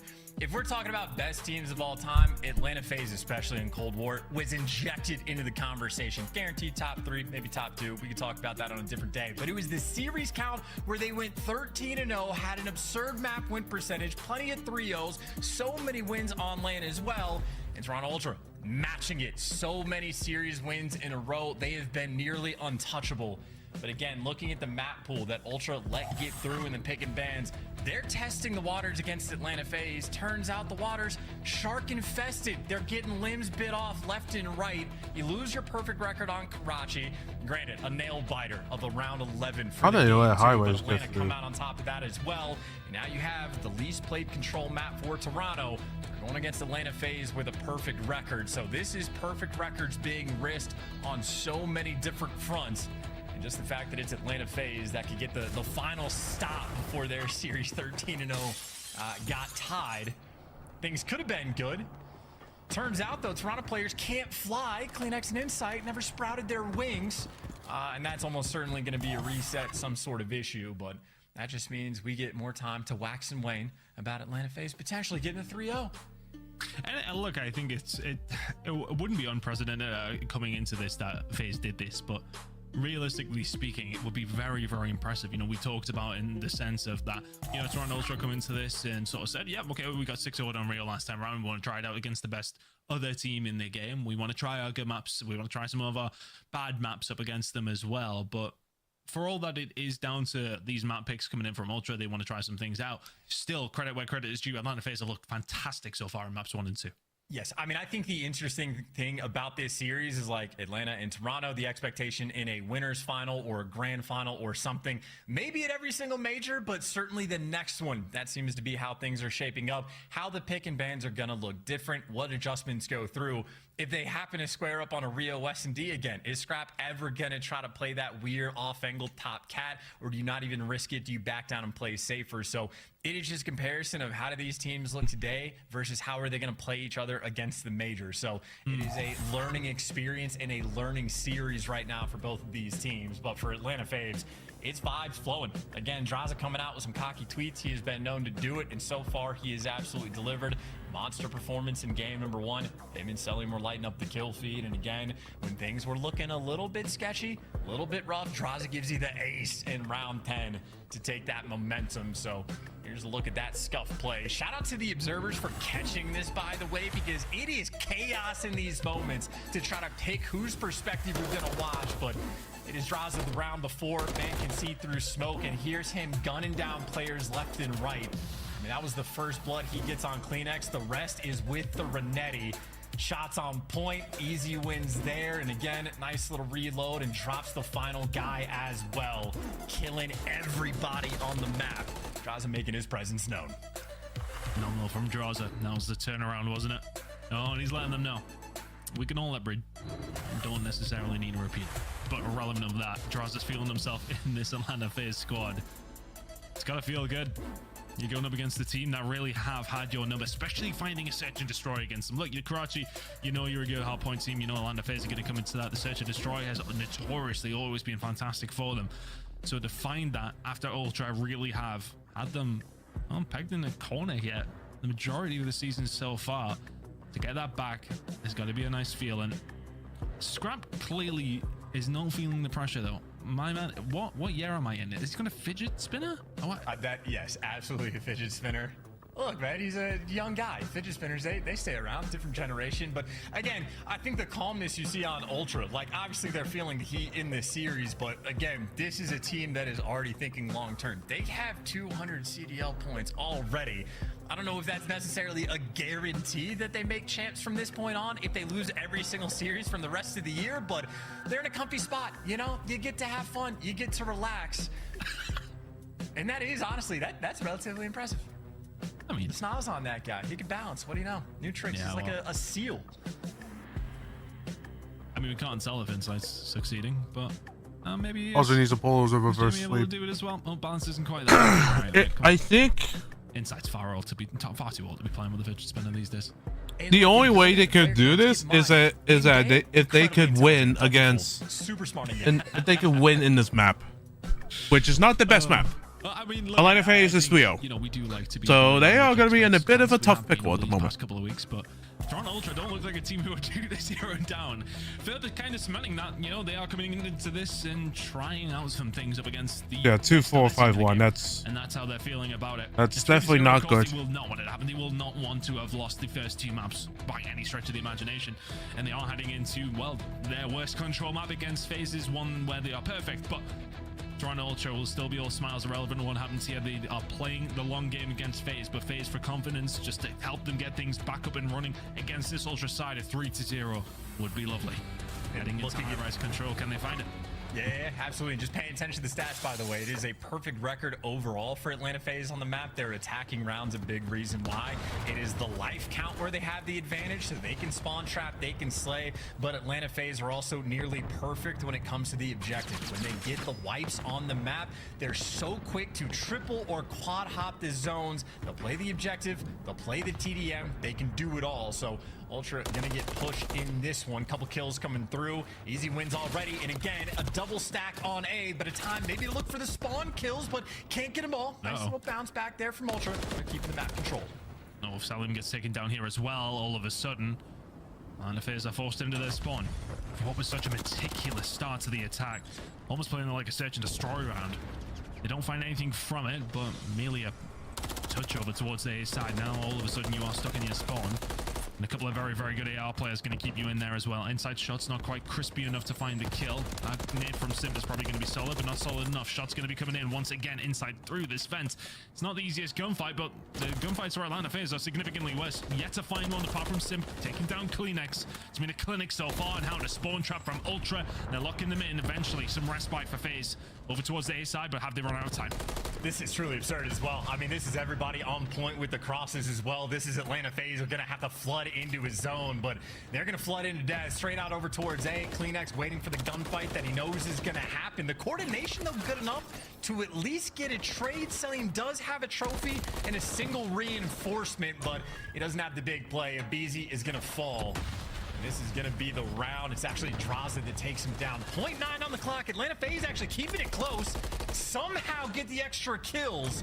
And so desperate to stay alive. If they pull this off, this would be insane. But I think they might actually be able to get it. It's looking like they have an opportunity. Ooh. Gunfight's coming on through. Scrap can find one. Inside's there to answer, though. They eventually do get them off. A minor scare for Ultra. Atlanta FaZe just about survive.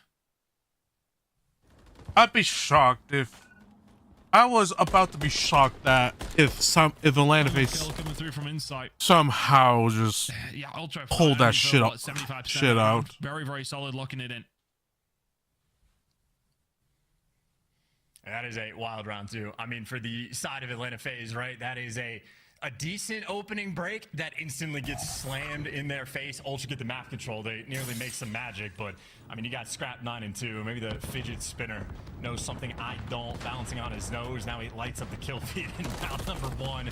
Trying to follow things up. Abizi there for the first blood. Quick trades coming through, but Toronto, it's only a single man on the zone, and the teamwork always hyper efficient right there. Atlanta FaZe swarming the map, getting all the kills, got every lane covered everywhere Toronto tries to go. FaZe is going to be throwing bullets down range in your face. Spread the map just a little bit, but right now it is sort of the situation. If you ever end up in the situation where you're coming out of your spawn, it is going to take a serious degree of effort to try to get out. It's always tough, as we've seen it from the side of FaZe last time around. Good old not get locked in there. They really can't slow things down. Big gunfight coming through for a BC though over towards Kleenex, but a lot of good work from Toronto Ultra coming in over towards this B side. You want to hope you have your trophies down because there is nades plenty floating into it alongside of Atlanta FaZe players. Draza just absolutely loving every single gunfight with the Renetti and all of a sudden 4 down. You got Selim in position to further cement this as well. And Void will find a kill pretty much immediately though, and that may well be the route out here for Toronto Ultra. It's more than a route out. They find 3 kills here, chance. And this is just on point again, just swarming right now. They are happy to see High Rise right now.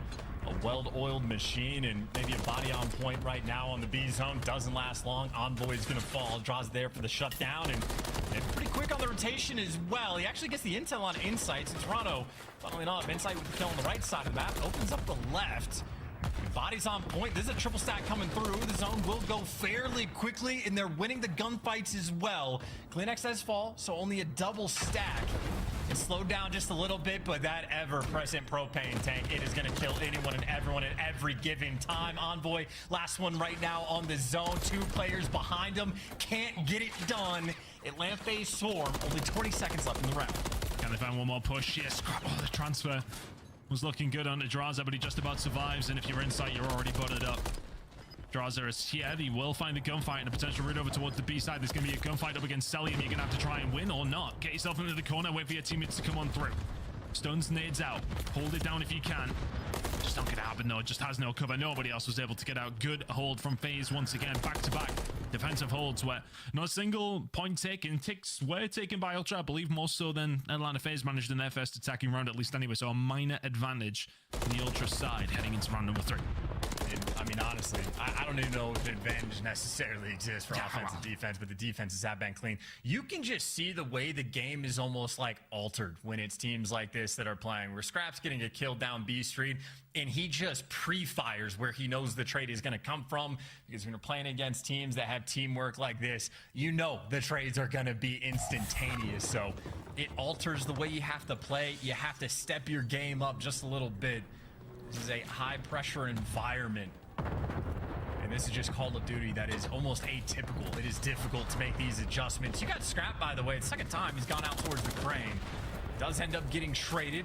Salvo commences. Atlanta FaZe by themselves a little bit of pressure on the B zone. Again, happy to play the objective, happy to stack when they get the opportunities, but for the moment, only 2 bodies on the corner. Toronto Ultra on the way over. Insight, not able to find an angle. Scrubs naders though. Selling will be able to find one and Envoy, and all of a sudden these kills could fall the wrong way if you're a Toronto Ultra fan.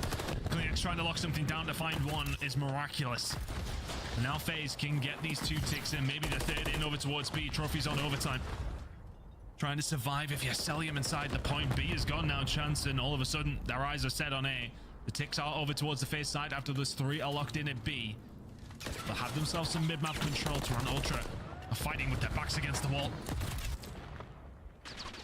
Good teamwork there from Celium, working with Simp in that moment, or working with Draza rather, but they're getting the trades. You can see they just slow the pace down as soon as they get one zone, go back to playing TDM, get those players in their spawn and kill them. Draza on a 5, can't get the 6, but the trades are always there. You still get the pressure on the zone. Maybe unfortunate that there isn't a trophy, but right now Atlanta FaZe on offense. They do it on the objective, they do it on the kills front. The objective might be stopped for a moment, but still up on 4 lives. Toronto need to do something. They just need to hold down this point. As long as FaZe never get wiped and then try to get 4 out, points next round. They might be fine for this round, but the Ultra have stabilized, bought themselves a bit of map control, and with that comes the kills, 2 in their favor. Atlanta FaZe, this is the delicate moment. Scrap getting the extra kills. You are consistently now working out of your spawn. This could be the problem. The FaZe though, I mean, you can see them trying to take their time with it just a little bit. Trophies now out, working their way through this meticulously once again. Celium going to go for the challenge, finds it on Insight as well. His toes sticking out and Klinex will find them. Gunfights across the map are going to be important over this next 5-10 seconds or so, because that's going to set up how things start to roll. Envoy will trade this one out. Simp can't find the transfer. Insight is there to find another. Still map control, not there for the defensive team, and Atlanta FaZe in a good spot. 3 lives up, onto the zone we go. Yeah, no trophies though. That might be the big issue, right? Every trophy they've thrown down has just gotten shot instantly by Toronto, but now the pressure around the objective. Celium gets to fly, Celium gets to deliver, and do a little bit of extra damage. That is 4 men down. You stack the point, you win the round. Atlanta FaZe, how quick that cookie crumbles. Celium goes huge, finds 2, just finds a small gap in the defense. And it's 2 easy kills from Cel to open up the round. Fantastic work from him. Simp is there to seal the deal. And then FaZe 1 round away from 3-0ing Toronto Ultra. Going over towards the defensive side here as well, Chance. They got to be feeling confident. Ultra did bring some heat in their attacking round. It's going to need to be just that little bit warmer though. I like the play from Celium at the end, right? Talk about feeling the heat. It is a small window of opportunity. Does he play slow around the point? There was a split second where he could be aggressive. He pounces instantly. So he's dialed in. He is bouncing. But once again, it is Draza right now, MVP of the series with 20 kills, leading the lobby. Ultra don't want that one to get away from him. He's able to get the first kill. You get Klinex behind enemy lines for the trades B Street, and efficient for the moment. Simp causing problems. Trade still there, but only 1 body on point. But Envoy right now, the omnipresent threat, able to get 3 kills, but it is still basically all up to Envoy. Can't get help around the zone. But he's done his job so far. 1 second progress already through. Envoy continues to collect kills. They cannot kill this man. Envoy somehow still alive and still begging for help. 1 kill off the cruise as well. Can he continue to lock this down? B looking like it was maybe going to go Ultra's way, but eventually FaZe will get some control. But pressure now coming in over towards the A side. But if you can find those kills, if you're FaZe, things should surely be looking good. We'll get forced away, but we'll have another opportunity. Ultra with a really good start to the round, and will that pave the way for round number 5? Draza and Simp find a couple of kills, though. We'll slow Ultra down here after an electric start from the Toronto side. And maybe a weird note, I think Draza has been the guy to get the kills with the exploding propane tank every single round, but another team kill coming through, unfortunately. Doesn't matter, not even a little bit. Atlanta FaZe, another 3 down. Klinex last man standing, trying to stay alive just to keep the map pressure available, but he's having to turn around. His teammates are stuck. He's trying to get out. He can't make it. He gets caught as well. Right back to square one, staring down the barrel of a hot 3-0. Toronto Ultra This is the final push, the last-ditch effort, and you just look at the kill feed. It is Atlanta FaZe everywhere. You make a move to the objective, you're getting shot by every player on every single section of the map. Atlanta FaZe have strangled them. Have to absolutely call everything in if you're Toronto Ultra now. 8 seconds, got to get towards a point, but you don't want to throw it over towards the B side. The BZ is there. Can you get rid of him? Nothing found with the cruise missile. Draza will find another over towards B, and Selly will call his in. The big guns are cold. The game might be with it as well. Atlanta FaZe, can they lock it in over towards the B side? The answer is absolutely yes, they can. 3-0 over Toronto Ultra. Statement win from FaZe. Draza letting them know Ultra back to the drawing board. Oh, what the fuck ever, you fucking brain. Ultra, they played with fire and they get burned. Long term, though, who knows how this is gonna play out. But Draza gonna have a little bit of fun along the way. Make no mistake, MVP in that series. I'm still surprised on how they got. I should just again against. Like, I didn't actually realize they had highways. Like, how do you let highways through? Spectacular through and through, making the big plays as well. Atlanta FaZe go crazy. I'm telling you, that round 10 ace, I think, had a pretty big impact, and that might be the last time Toronto ever play games in the pick and bans against Atlanta. That's just stellar work through and through. Yeah, even Simp there in the damage category, that's efficient. That's a 3-1 on the high-rise control and a 3-0 overall. I think the Karachi might have even been the most impressive performance, man. Yeah. To take down Toronto for the 6-0 record that they had for a 250-172. I mean, they were on cruise control against the best hardpoint team in the game, and certainly had a battle there in the S&D, but maybe the only question Atlanta FaZe wanted to get answered against Toronto, they answered and passed with flying colors. So that is a beautiful look at two teams again. We are expecting to battle again into Major. 100%. I think you look at maps 2 and 3 and you see if it goes FaZe's way. Not to be unexpected, but that map number 1 question marks will be asked. Desk, we said FaZe, well, I think the favorites were FaZe over your side of things, but I'm not too sure we thought a 3-0 was going to be on the cards there. Did not. It was a bit split, but no one saw this finishing less than 4 maps, right? I think we expected at least to see 2 hard points in this series.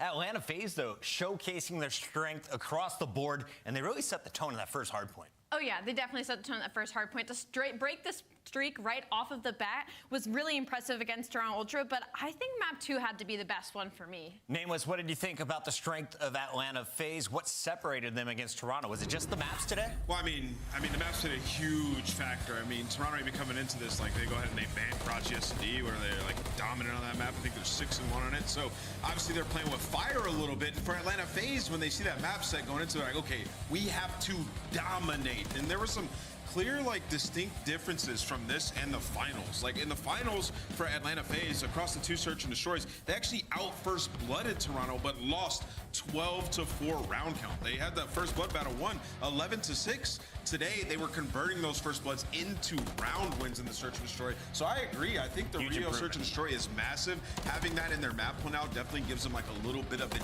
edge. And then the pace of play that we saw on this control, beautiful, like strangling them. Like every time Toronto thought they would get out or Kleenex would get lost, he was finding kills. Still, the other players are in a spawn trap. It did not matter.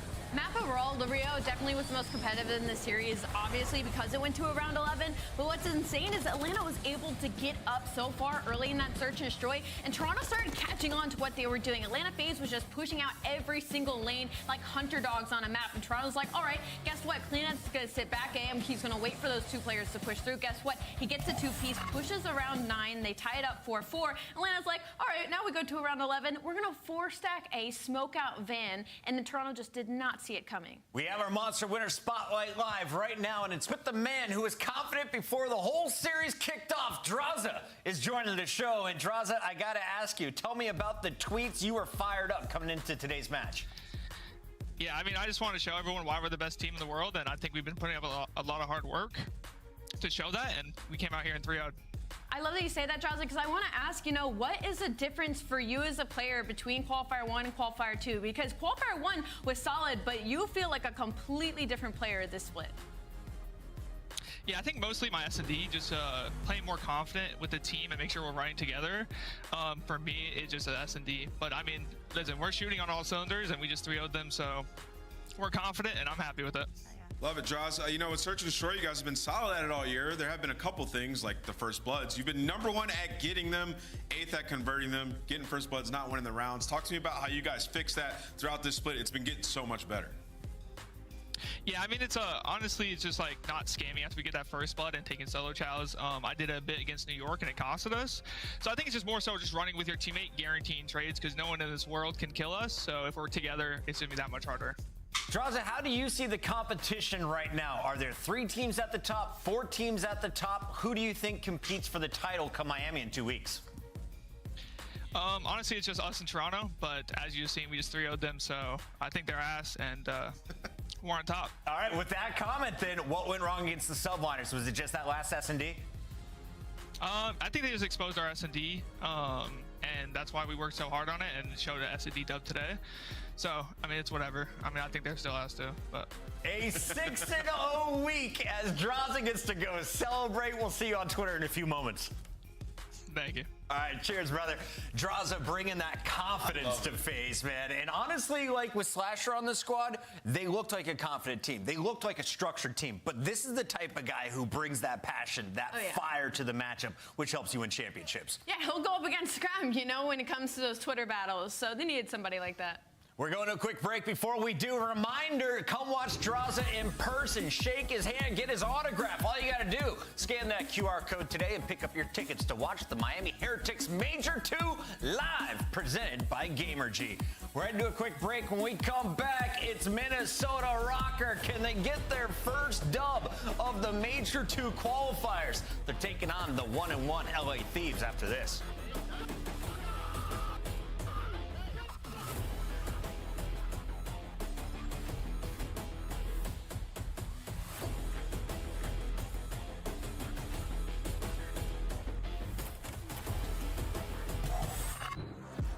Upgrade your game with the Scuff, the official controller of the Call of Duty League. Start the season strong with the Call of Duty League Pack. Grab yourself the CDL Operator, Weapon Blueprint, and so much more. Check out the Call of Duty store in-game now.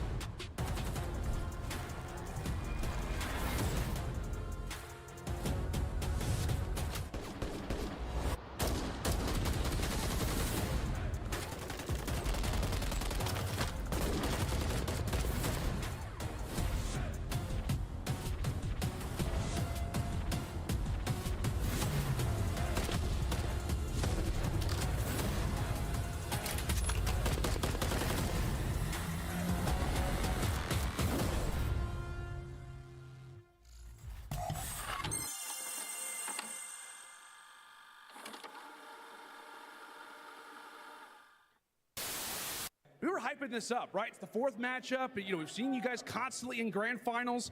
You guys came out and made that look easy.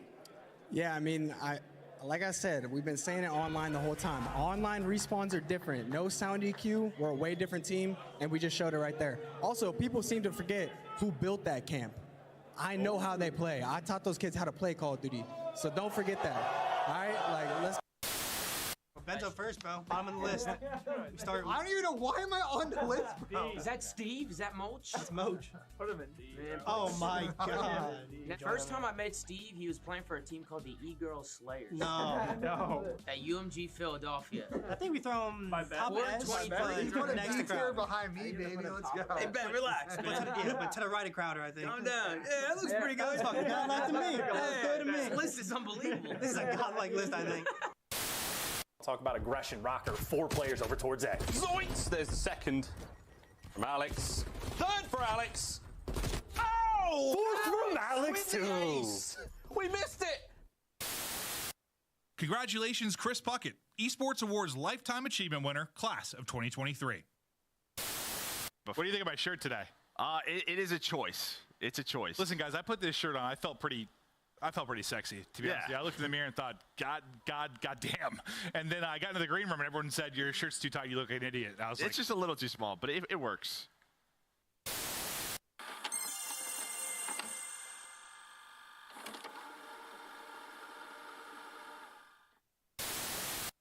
Congratulations, Hydra, Esports Awards 2023 Controller Player of the Year. Here come the Thieves. They cannot allow this to slip now. And there is snaking going on. Octane and Envoy have broken through. Can find one. Finds the second 1v1. And it's placed up. Looking for the last. And they do it. The Thieves are moving. They are moving into the kill feed. And Legion has just made the greatest comeback in Hardpoint you will ever see. Hydra straight back on it. He's got time to get it done. No one there to watch him. Will it go through? Formal! Oh, he kills him! Oh my god! No! Subliner's got the win. He got the defuse. The kill did not come in time. You have the streaks. You have the bomb planted. You have every advantage in the world. But the defuse came through. I'm back, chat. By any means necessary. Everything I'm doing is legendary. Step in my office cause I'm a boss, not a secretary. Second to none, I am primary, not secondary. Give me the throne, I'm trying to yeah, this is a rude awakening. Still got it on lock, you ain't getting the combination. About to shock the whole world. Did my internet just fucking work in the meantime? Holy! I'm just getting started. Time to turn it up. Going off in 5, 4, 3, 2, 1. Pinch, the pinch, mid-edge. All three of them gone. Rocker, he's able to find another gunfight. Does he get the second? Yes, he does. I'm coming with it, you feel it, I make it boom, boom.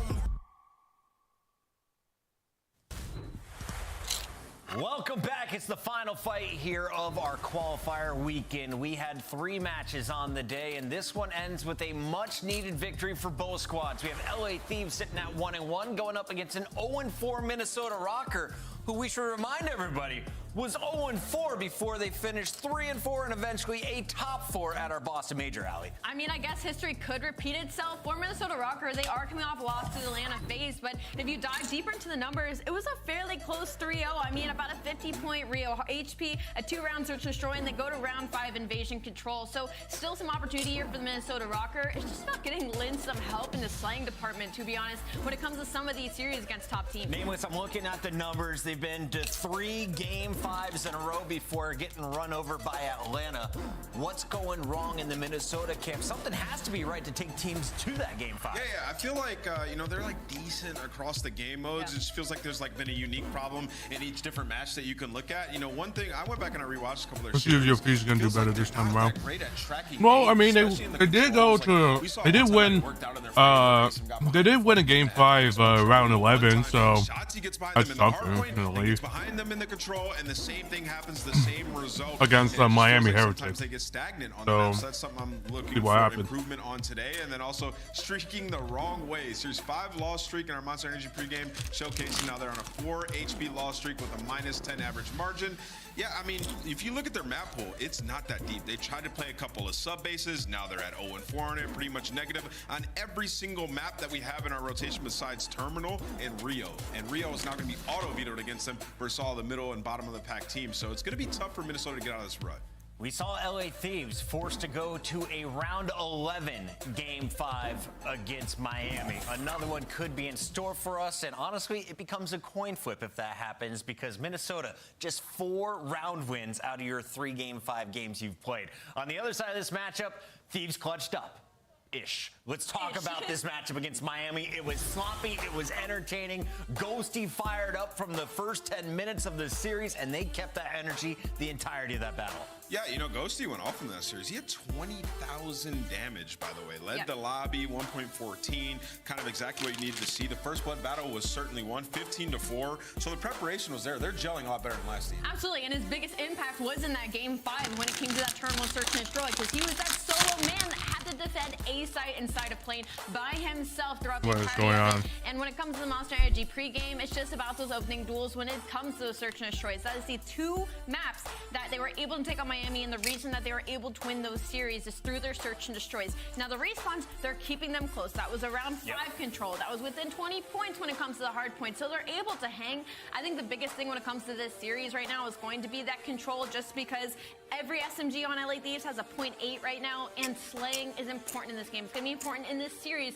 and two teams that are struggling in that category. Nameless, we've only seen 2 matches from LA Thieves. Yeah. Only 2 matches with this new roster. What do you want to see from the squad today? I want to see them, show something in hardpoint, right? Like Miami Heretics haven't looked that great, so we can't take too much from that W. This is a true test versus a team that has proven to be good. Like they can contend with the best of them. So for LA Thieves, they need to come out, show some strength in hardpoint. That's why they made this roster change. They also have their best control. I mean, we're talking invasion. They've never lost a defense on that map, so the maps are good for them. It's a great opportunity to get a dub. Ali, who gets more kills today? Nastier Afro from the UK. Ooh, that's a hard one. I might have to go with Nasty just because he's been consistent. All right, let's see if the maps and modes are going to support that answer. Will the AR be able to pop off while he gets invasion 3 times to start things off? A skid row for our second hard point, and we could close it out with a terminal. 3 evasion, skid row, and terminal. That's I just think almost same. Revelation here from Minnesota is they're now Technically, getting rid of the last map about the same. Using it over and over, cost them series. So now we're going to see how they fare on term. I mean, they're 2-1 on the season. So if it goes game 5, though, it's going to get interesting. Time to lock in our scuff pick'ems, and I'm going to kick things off. They started 0-4 before rattling 3 wins off. Minnesota starts that trend again going into Miami. Ooh, this was a tough one. This is probably the one I had to think about the most going into today. I'm gonna go with LA. I don't know. I feel like they're finally gonna gel. And you love Dan Ghosty. He's the man. He is my bestie. He's one of my friends. He's one of the best to watch. All right, let's keep going. I'm going Minnesota Rocker. I think they take this one. Minnesota Rocker fans, I'm feeling some thieves. No, they're siding with Minnesota. Everyone thinks that Minnesota is getting their first W. We'll find out if the casters agree. We got I Hold Shift, the fantastic golfer, with his friend Studdy, who doesn't go outside. Wow, okay, shots fired by Chris Puckett. I will say I've seen Chris Puckett on the golf course. Watch out, golfing friends. That guy is a menace, and not in the ways that you'd expect. This is an interesting one, though. I like the Deskin already said, there's opportunities for both sides. I think largely because of the map pool that we have here, Jay. Oh, yeah, there's opportunities definitely for both sides. Obviously, for LAT, they're happy as hell that they got a bunch of invasions, more specifically that invasion control sitting at that map number 3. But I just think if you're Minnesota, you got an opportunity to potentially right all your wrongs. I know you're sitting at 0-4 in the stage, but you had to play 3 of the top 3 teams that we have in the game. You went to game 5 with 2 of them. Obviously, you got ran by Atlanta FaZe, but this common factor for all those matches have been they ain't got no ice in game 5. And now you're going up against LAT, who are 2-14 in HP. Obviously, they're led by this young man in Dan Ghosty, who's number 4 overall hardpoint KD throughout this stage. 1.14. He's taken over, but even for the rest of his SMGs, like Ali said on the desk, they haven't really been performing the best. Kremp is sitting at the lowest hardpoint KD all throughout the stage at a 0.7 run. So I want to see that guy turn it around, and this map number 1 is a good case of it. Yeah, absolutely the case, as we will get Minnesota spawning on the left-handed side. They will get to the hard point first. Thieves just trying to feel things out. It's Lynn's nice little route being hit as, again, one of the big Rookie of the Year candidates starts things off nice and saucy. 2 for him. Vivid following up, and there's already that SMG gap starting to come through a bit. Yeah, that's good stuff right there from Minnesota. You get the initial 3 kills. You're on the initial time. You're already at 50 seconds to your belt. You're already going to start thinking about that rotation over towards B2. As LAT are putting a lot of pressure through the middle of the map. You have Cafe. They have find a break at least for a little bit of time, but it's still Minnesota coming out on top in these trades, maintaining that map control. It's just when you see the SMGs for Rocker start like this, you get a little bit wearisome, I think, if you're anyone on the other side, because we've seen moments where Linz and Vivid collectively can sometimes look like one of the top SMGs do in the league. It just comes down to will they do it on a consistent basis. That's been the bigger issue. As Vivid now flexing back to the MCW, keeps this entire left side street safe.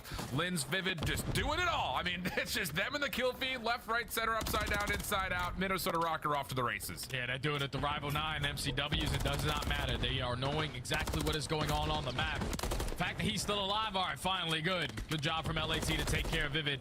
Now you can approach the front side of this hill. You also have a player going on the pinch, but that's easily read by Awakening. Great shots to knock him off of that head glitch, and only 35 seconds left. LAT, they have to make a decision now. Are we going to continue to be aggressive? We need to, because we can't give up all this time, but we don't want to be that aggressive to where we start spawning out towards Palace. That's exactly what's happening as Minnesota already thinking a step ahead. Yeah, this is stifling from the Rocker. Oh, man, goodness. Accuracy, a little spin, keeps the entire DVD alley completely safe. Vivid They're doing the wrong thing. Scrap time, and this looks like a revitalized Rocker team. They are moving quick around the map. Yeah, they're just not playing a top 4 team. This is what they're going to look like. They're playing against a hardpoint roster who only found 2 Ws so far in the season. Gifted a rotation over towards bathroom. Now LAT forced a break on in again. Sending a couple players to the backside. One player playing patient through the front. They should be able to find a timing in towards Mannequin. Nasty gets it done with 2. Nice now break. you have the pressure. That's 3 dead. Make it all 4. The break is there for LA, but it's still close spawns there for Minnesota. One more chance to possibly fight back here. Good read by Nasty. And I will say, talking about debuts on a new roster change, Nasty has looked particularly good considering the hardpoint record for LA Thieves has not been all that stellar. So great stuff here from the Thieves. 25 seconds to the fight for. Opportunity for Rocker to try to finesse some of the scrap time. You've got accuracy and awakening working for it. And wow, clean kills across the board. Thieves will get broken. And now all of a sudden they find themselves spawning a little bit further away than they'd like to be able to contest this new hill. Yeah, that's just too easy right there. If you are Minnesota, at least you get the close spawns over towards gas to reinforce quickly and they make it count. As they walk away with that final 20 to 25, still keep about a 55 to 60 point lead. But now you're going over towards the P4 where everyone in rank play knows you're not going to get a lot of time off of this hill. You're more focused on maintaining that map control, finding the kills around the hill. And that's exactly what Linz is doing. He does get gunned down by Ghosty. So Minnesota are forced now to try to break in. You have a couple players who are spawning over towards Palace, and LAT, believe it or not, they're doing a great job of soaking a lot of time here. Yeah, this is exactly how you claw back into a game that's been a blowout to start the first 3 hard points. Get to your mixiest hill and try to find a way to earn some early time. Now, that said, first 30 seconds was decent, but now you've got that parallel mix over towards this back Palace position. Vivid from the sandbags, clean shots all around as Nasty's trying to fight back. Trophy system keeps his Semtex safe, and wow, this has been really good from Thieves. I mean, they get a lot of the early time, and then as soon as things start to get a little bit more contested, they flip the map around. This is perfect. Yeah, this is perfect, because the fact that no one was going to contest Ghosty as he's laying down behind the motorcycle, I thought you had that angle from top American, but wasn't able to spot him. So LAT walked away with at least 20 to 25 seconds on that P4, and they're gifted the rotation over. Well, there were towards 2 P5. 3Ls. This is a Now third. Minnesota are forced to break right on in. Awakening might have found the timing. Yep. Nope, Kremp is able to take care of him, but the rest of the teammates, they're trying to flip those spawns through back gas. A good stun check, though, coming on Nasty. Alerts him that there is going to be a play over through this Ruggs position. Lynn's giving him a good go of it, but Nasty up and over with the pistol. Finishes off the kill. Now for Minnesota, it has to be hitting from the front. And Awakening pushed aside by Afro means that, again, the alarm bells are ringing. Thieves know exactly where this hit's coming from. You just got to be ready for these fights. You have all the proper cuts being watched, not the overextension though, as accuracy starts it off with the first. Awakening in Lynn's, Awakening with the final as he finds a double on the point. They get the break with about 20 seconds left. They're still in control of this HP. And as we get into the second half of these hard points, LAT, they just got to do a better job putting themselves early at the hill, because that was 3 of the first 4 hills that we had in the game where Minnesota were winning the rotations every single time. A little bit better from Thieves. They'll be able to take this lead and blow it wide open. Okay, 3 in a row for Afro as well, by the way. Getting the job done with the Rival 9. Looks like it's a 3-1 compositional switch up, so we're not really seeing Kreb use the Rival all that often. Headed out for a couple of hills, but mostly it's on Afro, who does not get away, so his streak will end at 4. But for LA, still an opportunity to try to break through. Kremp nearby, looking for the contest. It's only Awakening on the hard point for now. Help nearby as Lenz is trying to play a little bit deeper, and then you've got Vivid right over the top of the tank, and yeah, the setup looks pretty darn good. Nasty trying to break from behind, and he actually kind of sneaks past Vivid, who eventually gets taken out. So good moment here from Thieves again. Yeah, it's a good break coming in from Thieves. Way to play it patient, work your way through DVD cut, work your way through Cafe, take control of those sides of the map. But that's Minnesota instantly breaking right back on in. They're going to potentially walk away with this final 15. Thieves have to execute this break, and they also have to find a break in towards P2. So let's nice kill, see how they Ghosty. set that one up with a list. They have to go new. I'm pretty sure. One's gonna be close on us. I got naded. Wake's like that front green, I think. I'm red. We take our time. Take our time. He control one shot. Wake. He's in broken. Run him. There's a bullet. Wait for you guys. Oh, you cannot fight. You're close. He's gonna regen. I'm gonna need him. Don't play bit of me. I'll come here. Across. Make sure broken. Make sure broken. Didn't clear him top. I didn't need him top. Give me holding low. Give me holding low. Let's go. Ready? 3, 2, 1. Ready? Get low. Dead. Let's go, man. We've been on. How much here? On the tractor. On the tractor. Second time. Tractor reach. One shot. Tractor. Tractor. One shot. Then square. Tractor. One shot. Then square. Tractor. Deep shoot. Time. Lie down. He's landing right to time. I'm needing right to time. Left the tree. Watch out. Watch the tree. Either cross. Green crossing. He's on the tank. What's the time? Watch the square. Left the tree. Left the tree. Mid. Mid.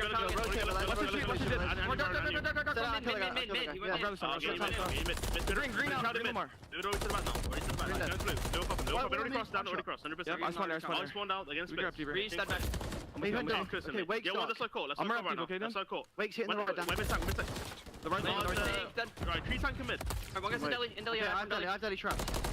I'm dead. Might spawn out, boys. I might One's spawn out. calf, gun one. Trying to get across. We can 60 here. We can 60 here. He's on new. I already crossed. He's not challenging. He's not challenging. Challenge off into one shot from more. One's going cool. One's going cool.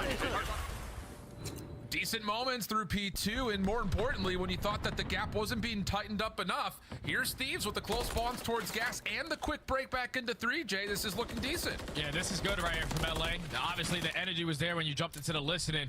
Just too much energy at some time. I thought those guys are twisted, but they win the rotation this time around over towards bathroom. But how long can they hold? You have a player from Rocker working his way through back gas. One player from Thieves actually spawns behind him towards Palace. So potential pinch on the cards for Minnesota. Very difficult gunfights as Minnesota try to work their way across the street, but they're finding every single one of them somehow. Cramp now forced to jump out of the hard point, and it's almost a little bit too easy there for Minnesota. 4 straight kills come through. Scrap time going to be earned, and now we go over the battleground that is this 4th hard point at the park, where again a lot of this is just fighting over the top of it, not necessarily in it. Yeah, and this one's going to be a little bit different this time around, because if you are Minnesota, you are trapping them in towards the backside of Palace. At least if you are nasty, though, you get a spawn out towards the end of gas, so you can potentially set up a pinch as Lynch nice kills. Tries to soak the time, and Crep makes them pay for it. He finds a double. Now the spawns flip for Minnesota. Rocker, LAT doing a great job again at soaking the time in towards B4. Yeah, really good evaluation on when they can get into these hard points versus when they need to be playing for the kills. You saw it from the first time you were here from the unfavored side of the hard point. Now, as you're getting some decent kills around that AS&D and over towards the water street, they're finding ways again to just dig into this deficit in places where you would not expect them to. Awakening trying to find his way back in, but it's Kremp who denies. So once more, hard point goes neutral. We'll have a 20-point game. Yeah, they just have to be able to read this finesse play out of Linz, who's already made his way out through that left street. You have Afro sort of aware, knowing that at least one player has slipped on by, but does he check this spot? He might have got a read on it, and he does exactly that to win the fight. Nice read, Afro. Great job from Afro to gift his team the rotation over towards next. They're going to start off with this initial time, and they can potentially take the lead here if they can hold on for some good time. Crucial moment in this game right here, right now. Ghosty does well over towards the old 3rd hard point. Watching this cross, making sure there's no overextension over towards the gas side. Meanwhile, Thieves, with their focus towards the front, do have a couple of members in place to try to make sure no one steps even further towards this hard point. Watch out for Crep. He kind of spawns out here. Afro needs to keep his life. Finds the first. Awakening from behind. Taken down. And the first 30 seconds go the way of the Thieves. And now they have the perfect reads. You cut down the player who's setting up for the pinch, and now you know all of Minnesota are going to spawn in towards the backside of gas, and Afro's hold down this hill to the T. Eventually does get naded out. Vivid trying to reinforce in towards the point, but the LA is still here. They're still contesting. Goes with some great shots. They find themselves up by 17 points. They have reached that 200-point mark. Can't allow this time to go to Minnesota. It's been a very, very scrappy hard point from start to finish, but this time LAT, they're going to be the team with the better side for P1. Yeah, big gunfight win by Afro means that DVD control goes the way of the Thieves, which means early and easy entrance into the hard point. Now it's a 20-point game the other direction. Thieves starting to run away with a little bit of daylight. Cramp over the top, almost snaps back over to get a second, leaving Nasty by himself. Difficult 1v1 with Linz, and just tries to bail away, not quite able to get back towards Alley, and Minnesota will secure a break with now some good map control as well. Yeah, this is good for Minnesota to find the break early on, not let this score get out of hand. Still a 15-point hard point between both of these teams. You have a couple players from Minnesota trying to think early off that rotation. It's going to be Vivid, as the rest of his team find 3 in a row, but those kills can come back to bite them because you do not want them to spawn over towards gas. The one-on-one gunfight in towards the new rotation of the hill. Wow, they're still getting all that time. Crep manages to win it. Now that's 3 dead. It's only Linz. Wow, and Linz will drop. You do get a couple of the Rocker members that will spawn close. They can try to contest Thieves members, trying to reinforce the hard point, but the angles are not all that great. And you can see Awakening is a bit weary that someone has pushed it even towards Ice Cream, which has not been the case. So Thieves will get a little bit of scrap time. Ghosty coming off the old time also reduces this Rocker setup. Thieves can find a way to win it right here. And this play all comes down to what Liz can get done. He was blessed with a pinch spawn, but he gets nothing for his efforts as they find nice plays. Perfect on the setup. You got all of Minnesota Rockers spawning towards the bad side of Palace. 15 seconds until they're able to take map 1. And the guns are up. Everyone looking right down this back lane if you're Thieves. First kill for Awakening. Easy. Crep can't quite slide away. Hard point goes neutral. This could be a 1v1 for the game. Ghosty trying to work his way into the hill, and he's able to take down Vivid. Can anyone catch Ghosty in time to stop the game from ending here? Yes, they can. It's Linz for a double. Still 20 seconds to fight for. We're not done yet. It's just down to can Minnesota get into the hill? No, not gonna happen. Afro able to take a couple of eliminations. Vivid from behind may bait both of them down, and sure will. hill. We'll get a foot race to the new hill here, Jay. You got to go to the new hill, and you see those two players from LAT. They're going to spawn over towards Palace, so you have the numbers. You just have to get towards the bathroom. They're in. First couple of seconds are tallied. Ghosty to stay alive, and Nasty on the cross, able to find the last kills needed. Whoa, it got tight. Couple of heroic moments. I think it starts with Kremp over towards 2, and then Nasty and Ghosty win the foot race over to 3 just in the nick of time. Nice job, Fees. For these two teams, obviously LAT, they're gonna get excited. They've only been able to find 2 Harpoon wins on the whole season, but add another one to the tally as they clutch up towards the very end of that game. It just started off when they started to take great time over to P4, but every single time at P5, even though Minnesota were hitting routes, trying to get into the time, that was the hill that LAT were able to dominate. When you get back over to basically a tie game at the end of that P1, off the rotation to P2, you called it perfectly. Kremp finding 2 through the backside of Gages with his teammates finding another couple kills. You spawn all of Minnesota Rocco towards the backside of Palace. That's exactly what you need to do. They don't win it there. They're blessed to at least find the 2 players off the rotation over towards next. They stayed out on the hill. They close out the W. I thought Minnesota Rocco, at least the way they started, they were going to come out swinging, but LAT, they shut me up and they take map number 1. And how much of that, and we're going to look at this when it gets to the game flow eventually, the only reason that LA Thieves win this game in my mind is how well they played the 4th hardpoint. Yes. I mean, they had to have found, what, 60 to 70 seconds worth of their total time on the 4th hardpoint. I don't think I've seen any team do that to this point since the change has come through. So again, I love that, because the first time we're there, it's almost a necessity, right? Like the game's getting out of hand and Thieves essentially commit to playing around the 4th hardpoint. And it's right here where they're able to turn essentially what was a 50-point gap into like a 20-point gap. And then they do the same thing on the second rotation as well. It's really kind of a display that we have not seen yet. It's great news for Thieves in that comeback effort. That's insane, because like you said, man, it's unbelievable the fact that they were able to walk away with a majority of that time at one of the most difficult hills to soak anytime. You got players spawning in towards Palace. There's so many different angles you have to check, but they were just not playing for that player on hill. They were playing for the kills around it to lead to the break. That eventually is what get Thieves the W at the very end. Back and forth hardpoint in the game number 1. But if you are LAT, you take a hardpoint, which has been a struggle all season long. You are happy as hell about it. You also knocked down Minnesota Rocco, usually stellar at game 1. So remember there was a point in the season where they were like 6-1? That now puts them at 8-8. So they have just been struggling overall in this stage. And LAT, they take full advantage of it. That's a really, really good point. Yeah, we saw that time and time again throughout the entirety of the Major 1 qualifiers. Even in that skid where they were losing series, they were doing a great job in map number 1. And yeah, take a look at the gap here. So from 4 to 5, 63 to 100 points the first time we were there. And then the second time, another 20 or so points. Or yeah, about 20 another. So yeah, give them 60 seconds worth of time that they were able to earn total off of P4. That is not something we see all that often, and was definitely the reason that Thieves were able to keep this game close enough to eventually take the lead. Yeah, and it catches Minnesota off guard. Now you are down 0-1 in the series. You are going into an invasion search and destroy. We have an invasion fiesta to start off this one as we take a look at the maps and modes. Obviously, map number 1 goes to LAT, invasion search and destroy, followed by invasion control, where if you are LAT and you see these next 2 maps, you are foaming out the mouth, because that invasion control, you are still, even with roster changes, the number 1 team to never lose a defensive round on invasion control. So starting up 1-0, winning a hard point, you're feeling great. And on the other side, this may lead us towards prospecting towards a potential map 5 situation, which you heard the desk and we talked about a little bit. Minnesota Rocker doesn't want to go to map 5. No ice, brother. So, no ice. Negative ice. It's so warm in Minnesota when it comes to map 5. It's unbelievable. But the invasion, search, and destroy, before we start talking the control, because like you said, LA Thieves have been putting on a defensive masterclass there. The search has been a bit peculiar, I would say, largely on the Minnesota side. We talked about it a little bit with their opening dual win percentage being pretty high, but their conversion rate on this map not so good. So it's just, again, finding a way to use your numbers a bit better if you're the Rocker. It just doesn't make sense to me on a map like Invasion, where you put yourself in a majority of these rounds in a 4v3. How are you the worst team at converting it? It doesn't make sense. Second overall on the map when it comes to First Bloods. First on the defensive side when it comes to First Bloods. But everything after that is 12 in conversion rate. Like, if you're Minnesota Rocket, that tells you one thing. Like, if we get the first pick, let's not do anything we don't need to. We have everything in front of us. We can even allow the bomb plant and retake in a 4v3 scenario. That's better chances of us going out and challenge one-on-ones. And on the opposing side for LAT, obviously they have been struggling. They haven't really won a lot of series, but the good thing for them on this map is one thing that they tend to struggle with is their attacking rounds. They're 11th overall. But everything after that, when they get the bomb down, it's 100% win rate. So I think if you're Minnesota, you need to stop that bomb play from LA. And if you're LA, just get the bomb down and probably not get first blooded. Yeah, that's the other caveat. Just don't get first blooded.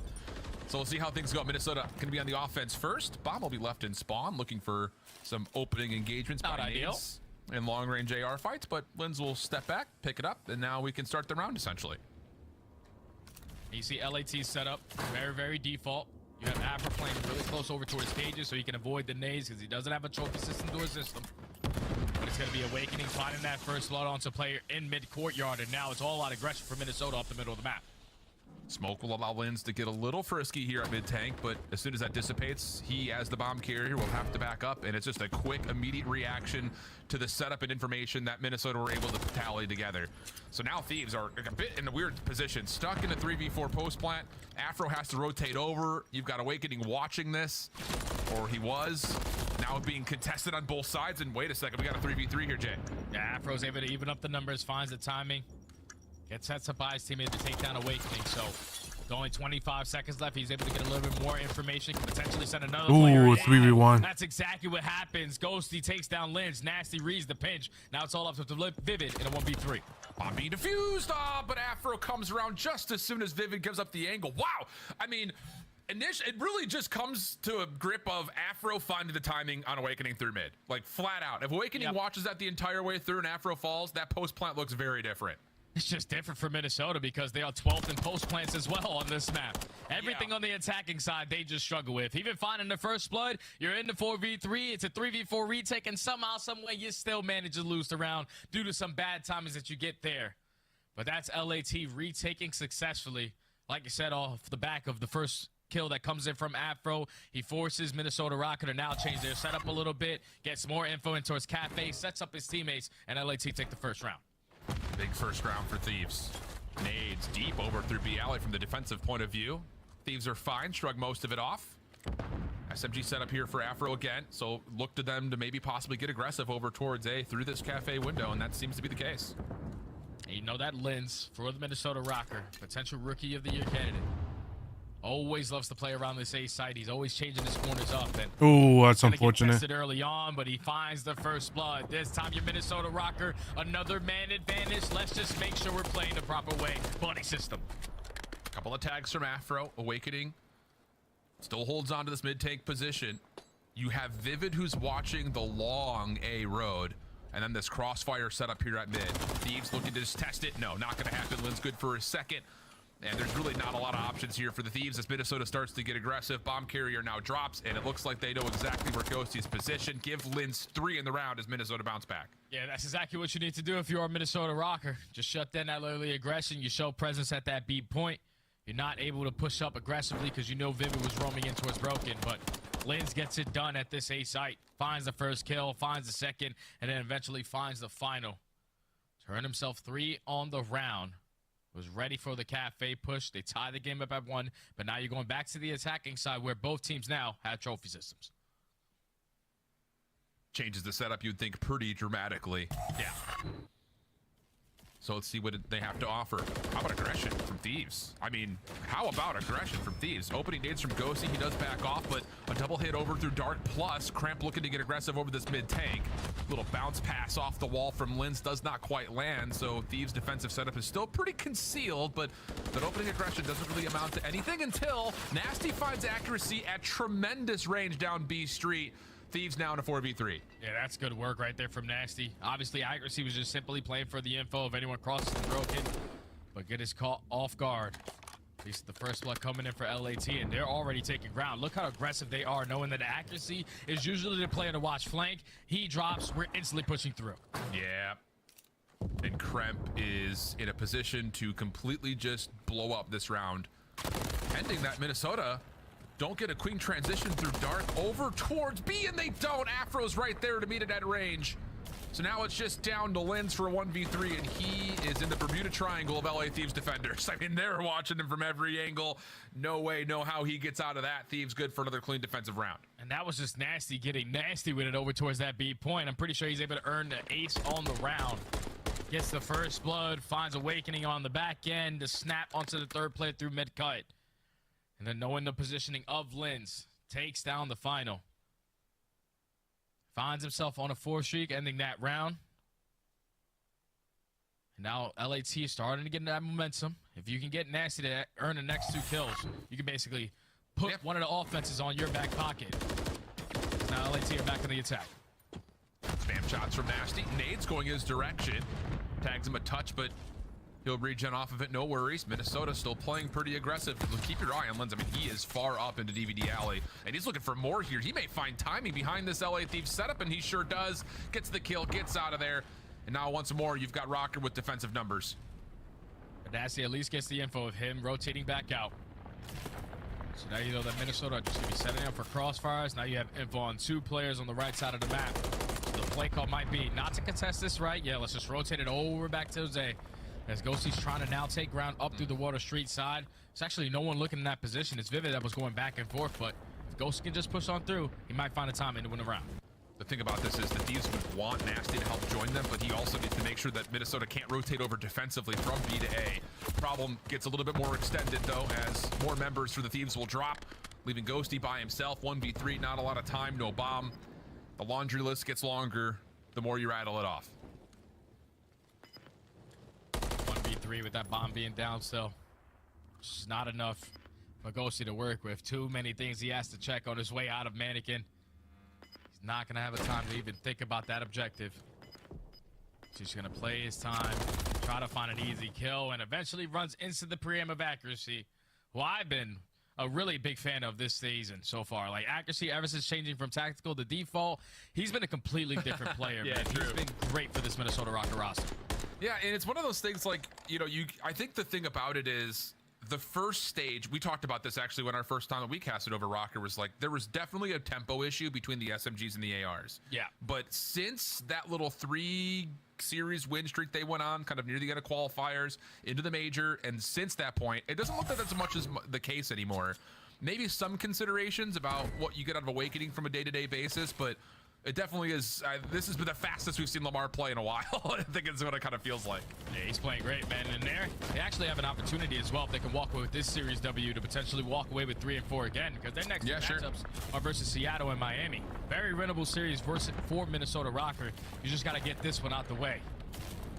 They're back on the attacking side. This time they were able to at least spot no players crossing in towards Broken. Crep finds the first bullet on an Iron player in Vivid. Now this is going to cause some mayhem for Minnesota. They now have to worry about their flank. They will have numbers to possibly approach Nasty, but he is just so covered down by the tractor. Smoke out for Linz, is trying to isolate this gunfight, but like you said, a lot of worry about what's coming along the flank, and it is Kremp along the flank.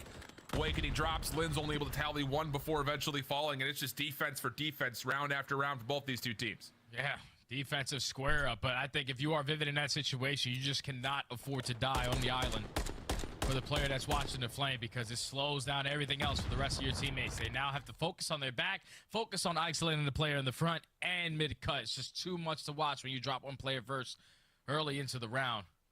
LAT, they capitalize on that perfectly. Nasty pulling a page out of Accuracy's playbook when you talk about playing over towards a tractor at B. Just dancing around that one, stays alive long enough. LAT back on top. Who's going to break up this defensive onslaught? As Rocker, wow. You've got Linz again getting aggressive, but for the first time it's on the A side of the map. All but he's been seen. Nasty catches this. So if you're Thieves, do you read this and say, let's just go play our 4v2 on B here? Because you know you've got players deep, but if that were to have been the consideration, the decision comes in too late. Now Minnesota have returned over and have a lot of defensive focus on B. Yeah, they have Lamar obviously playing towards the backside of this tractor. You also have cover fire from Vivid through the backside of the wall. And it's already been 30, making 40 seconds knocked off of the game clock. LAT do not have any information, so it's going to be a nice and slow rotation back over through Cafe. You got to check every single corner before you decide to commit towards the spot play. The thing about it is Linz has gotten a good read on this. Smoke comes out, but more hit markers will be tallied. So Minnesota will be very aware that, yep, Thieves have tried at least initially rotated over towards A. Oh, tough gunfight. Linz, Awakening, combined to at least take down Ghosty, but the trades overall, because of the team kill, favor that of the Thieves. The problem here is the clock, 22 seconds, and they're still working for enough vacancy to plant. A is open for the time being. Oh, and a big wipe there from Accuracy, who would be the only one to really contest. Vivid tries to get there, but shut down. Good job, LA. Thieves will get our first offensive win. Come on, baby. LAT, even though they waste a lot of time showing face over at B, you invest the smoke right through the mid-cut. You get a team kill coming out of Linz, and then Afro eventually strikes. He was the only player watching over that B street through the mid-cut to put them in the numbers advantage. You already had the info on where Accuracy was playing. That was over at the tractor at B. The only one unaccounted for was Vivid, but since he wasn't pushed up towards Cafe, we stick the bomb plant. You're able to catch both the players as we were trying to rotate to shut it down. But LAT with a perfect post plant setup 100% whenever they get the bomb down, and they show it there. Absolutely. And it's a scary moment for a while, but turns out in favor of Thieves. Now, like you said, a little bit of a cushion here with the 2-round gap, forcing Minnesota to essentially have to win this round here. They want to try to find some way to work their way back into what has been a very defensively sided game. And Rocker, for the moment, putting some pressure down B Street. Nades over towards mid, though, may be something to allow Vivid to make a play, but he jumps over, sees that there's a deep contest, and he will give up that effort. Yeah, this is one of those opportunities where Minnesota already found himself up on the B bomb. There's no one playing even close, so LAT, they decided to play the retake with their attacks, and even the cracks through the door as Nasty finds the first blood, takes down Linz, which has been having himself a great search and destroy so far. The read comes in from Krem. Nice read. 4v2. Nice read, Krem. Rocker can go. You have to fight this from the battleground you find yourself on here. Good shots from Awakening, pushes forward, creates a bit of an exit, Good but Nasty shit. never moved from that back door. No worries at all. Now 3 rounds in a row for the Thieves, and they look like they are grooving. They're starting to get more comfortable. Obviously, with the new rosters, a bunch of hiccups in the beginning if you don't have that honeymoon stage, but when you're playing through a lot of these matches, when you're practicing together every single day, you're bound to get better, and they are showing it here. As they're now at point game in the game 2 search and destroy. You see the communication is flowing. Everyone is on point right now for LA.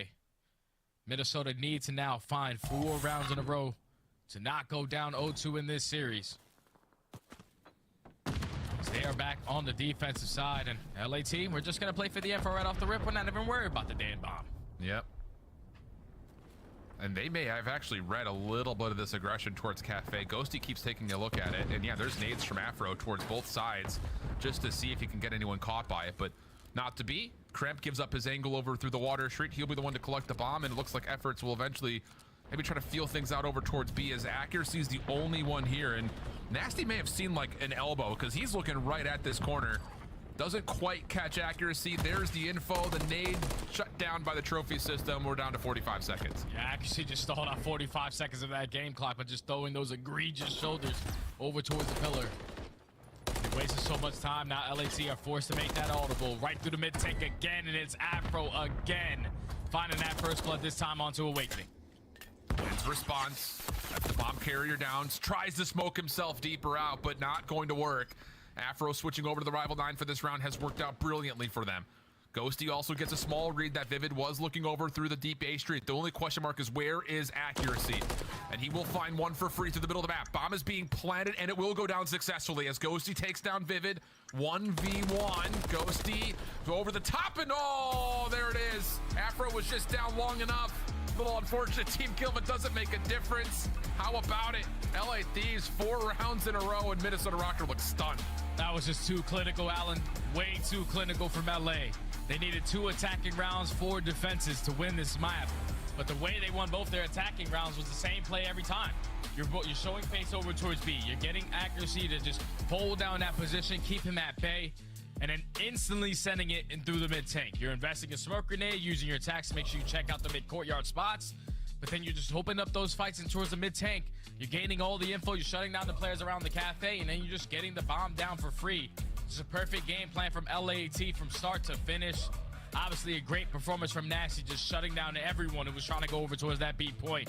That bomb site was his, but now they find themselves up 2-0, and if you're Minnesota Rocker, you are forced to now again try to complete a reverse sweep. What the hell happened to these guys? I don't know, Al. I don't know. Dude, it's one of those things, man. Like, you know, we got done singing the praises of Accuracy. He finishes with what, 1 kill, 2 kills? Yeah. It's just, you know, it's hard to like point at an individual. And you know, to be fair, this is a conversation point that doesn't just extend to Minnesota. We've talked about this with the Thieves too, because you and I have been watching Joe Deceives and Cammy destroy the Challengers Elite season this season.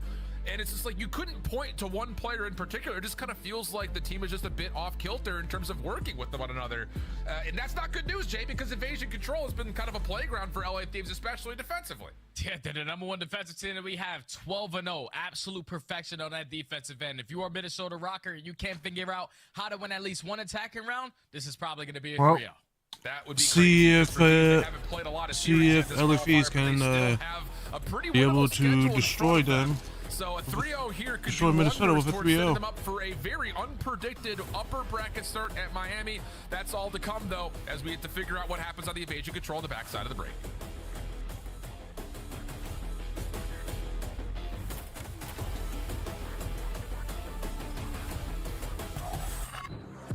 Upgrade your game with the Scuff, the official controller of the Call of Duty League. Slice up your competition with the Executive Chef Operator, now available in-game in the Call of Duty store.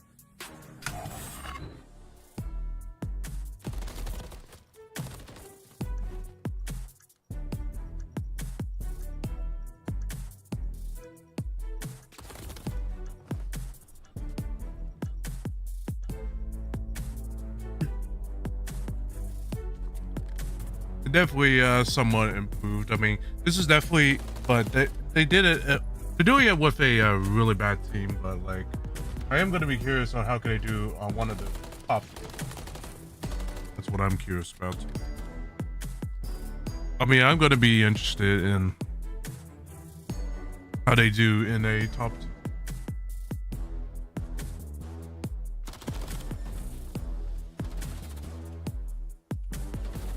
But so far, so good on LA Thieves. They've definitely improved a lot with the changes and also the just being able to break down the enemy's Minnesota's place. It's bloody beautiful, I'll say.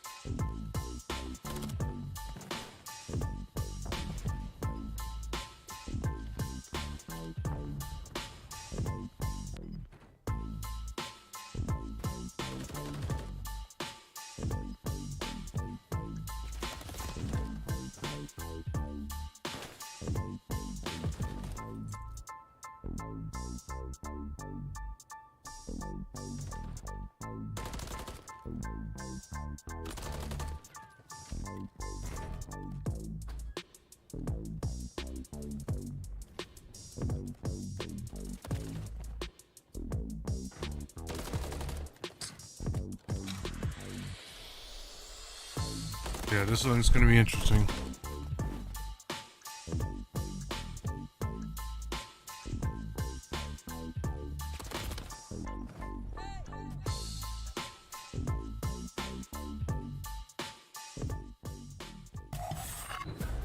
Start the season strong with the Call of Duty League Pack. Grab yourself the CDL Operator, Weapon Blueprint, and so much more. Check out the Call of Duty store in-game now. The Call of Duty League is brought to you by Monster Energy, the official energy drink of the CDL. Welcome back, everybody, as we have what could be a very, very, very random 3-0 all the way through today. The thing is, you know, for Minnesota, it's just been one of those things of like, it's hard to put a finger on what's been going wrong in this camp, where on the other side, I'll be honest, Thieves are looking real nice with it, and you've got the opportunity here on invasion control to do what you've pretty much done all season long, and that's stay perfect on defense. You could just tell that they are starting to gain that chemistry factor to this roster. When you make a roster change at the beginning of the stage, you swap out 2 players, it's definitely going to take you a lot longer than a roster that does 2. But finally, they are starting to get some footing. They're starting to get some confidence in their gameplay as they find themselves up 2-0 in this series. Everything is working for them. Now you're going into an invasion control where you couldn't be more happier to see this map and mode at game number 3. Yeah. Like we said it overall throughout the season, they are the #1 defensive team. I know that says 2nd overall, but the fact that they are 12-0, have never lost a defensive round, yeah, they're #1 in my mind. So if you're Minnesota Rocker, that has to be something that you have to change. And the interesting thing about the individual breakdown of those stats is that it's not just the fact that they're perfect defensively, they also let up one of the lowest amount of tiers captured per defense, no matter what the map is. The only bit of good news here for Rocker is that offensively on this map, they're actually pretty good at capturing ticks on the offensive front, and we're already seeing that come through. So the first will get locked, second potentially on the way as Linz is playing a bit of a buffer right in front of the zone. Okay, they were just doing the easy work out the way, trying to get beat, done and dusted as the second segment is all to get complete, awakening with some great shots onto Nasty, but his teammates now fall around him. Gotta try to stay alive as long as you possibly can, and unfortunately it's not long enough as LAT send 3 players to the respawn. Accuracy, the farthest player pushed out, he falls. So now they're in a little bit of a trap. If you see Awakening on your minimap, he was actually able to sneak on by, find that free kill, and stop the clock over at A. And the only decision-making moment here for both teams is, do we even bother with A, or is this still just delay the clock, try to get back over towards B? Thieves trying to work back through the middle of the map kind of individually through different lanes, and it's working out decently. Awakening, does he get the first tick of progress? I don't think he fully got it. No, he didn't. So that's going to be Kremp in the zone, depleting. Follow-up in the middle of the map will have Vivid drop, and even though Rocker will get the extra 60, there really was not much of an opportunity to do much else on A. Yeah, there was no opportunity for them to go over towards A, but Awakening did a great job of at least pulling a couple players from LAT on that side of the map. So like you said, able to extend this time by a minute. Now you just have to get out of your spawn. It's not going to be easy, though, because LAT, this is what they're good at. They are good at holding strong on a defensive setup. They only allowed 3 segments. They're currently up by 5 lives, and now Minnesota are forced to break out of their spawn. Afro able to catch a couple of players rotating from the deep side at Palace. Nasty the one alerted as he's going to be the next one up to try to catch some players on rotation towards A. And Rocker have done well to stay alive to this point, but there's still a lot of work to be done before they can even see this A zone, and they're going to opt to play a 3-man stack all towards the overextension. Afro right there to meet them, finding the first. No follow-up initial trade, and that's enough time for LA Thieves to reestablish some control here through this B lane. And now it's just down to Ghosty to make sure no one crosses over into A. Yeah, we just got to get back to the cafe if you are LAT. There is a player from Minnesota Rock already pushed out, but Nasty across the map now finds himself on 5 in a row, trying to snap for the 6, but Vivid takes him down. Tries to set up Afro to find 2 of his own, but at least the trades are there. So now Minnesota Rocker with 45 seconds left on the game clock, 10 lives remaining. They have an opportunity to work through the overextension. They already found a couple players on their team over towards the blue area. Afro playing very passively. Awakening just trying to sneak through the shop side of the defensive spawn. Not going to work out. Afro not able to slide away, though. Accuracy now opening the doors over towards gas side. This would have to be the final approach, though, for the Rockers. Nasty inside of Rugs, completely taken down by Linz with the good wall bangs. Ghosty still just trying to hold his life inside of A. He doesn't have a lot of help here, though, and Vivid just walk up to him with the Renetti. Last player left is going to be Kremp over the middle of the map, and as he drops, Nasty on the cross, almost finds a second, but the stack is in. First tick of progress is going to be good. More possibly to follow as Vivid has a good stun lock in place. Here comes the hit approach. Vivid, no, not able to find the kills, and just before the second tick of progress gets lost, the Thieves will recover. Oh, yeah, the Thieves did a great job, more specifically Nasty, finding that first initial fight and then getting a second player one shot, getting your teammates to fly right through Mannequin, instantly put you guys in a 2v4 because the last 2 players from Minnesota are spawning all the way at Palace. So they had the numbers for the reinforcements. Even though they only allowed 1 segment at A, they still stay perfect on that defensive end. Now 13-0, up 1-0 on this map. Yeah, and again, that was a couple of terrifying moments, I think, if you're Thieves, or at least panic moments. So you, again, have to give a little bit of credit to the fact that the defense recovered as fast as they did. But I would say more importantly so for Minnesota, that is a heck of a way to start, able to get at least the first tick of progress at A, nearly able to get a second. May have them wanting later in this map, depending on how far we go, but overall, not a bad opening offensive effort. Thieves on their attempts, making it move straight towards B. First blood is all that's needed to allow Thieves to stop the clock and start making progress. Ooh, the timing on Cramp. Working their way up through B. They want to get the easy one out the way, but unfortunately, that teammate starts off the tumble effect as they go 3 dead in the feed. Minnesota, yeah, that teammate is so bodies. unfortunate. Just gotta take care of Nasty. Great work out of accuracy to slide right on in. Now you are forced to break out of your spawn if you are LAT. It's already been 30 seconds knocked off the game clock, and they don't have a single segment to show for it, so you got to make up for it, and you got to make up for it quick. Ghosty gets at least a look at Awakening playing over towards the bridge side of the map. Shots are perfect. That'll allow him to get on towards A, so this feels very familiar, almost like the exact opposite from what we had from last time around. Vivid, stun not going to land. Ghosty, decent shots, but Lynn's there to support. Thing is, Rocker 3-man committed to the defense rotating over towards A, and with the kills off spawn, Thieves will get on, stop the clock at 41 seconds, and start making work happen again on B. Yeah, you just have to take down accuracy. You do a great job of doing that if you are Cramp. This little stack is going to come in. First segment already complete. Great read out of Ghosty to read the player going on the pinch. There's another player going on the pinch, though. Are you going to find the timing? I don't think so. He's just going to walk right on by, but accuracy gets it done through the front end. Yeah, they really got to work on their attack. Seconds left. LAT, they need to get out again. Yeah, kind of a big miss right there. Kremp was kind of walking along the palace wall, never popped up to take a look to see if anyone from Minnesota was trailing behind that play. And now things become very dire. Accuracy having himself a hell of a round here. Now up to 13 and 9. And one of the biggest defensive influences towards making sure only one tick of progress happened over towards B. Lynn's up and over the truck, challenged, and Kremp able to at least take him down. But is there enough space to stop this clock? Not going to happen at B. It's going to have to be Afro on the A zone. He's able to jump on for 2.9 on the clock, but there's a 7-life lead. Rocker are trying to feel things out on their rotation over. Afro would have to go God mode to try to get this first tick locked in. He will. So now hold on a second. He's pulled again. Rocker over towards this A zone. They're going to get B off this. Second tick of progress is on the way. And with a double stack, this third is going to get completed. This is perfect. This is a perfect play from LAT.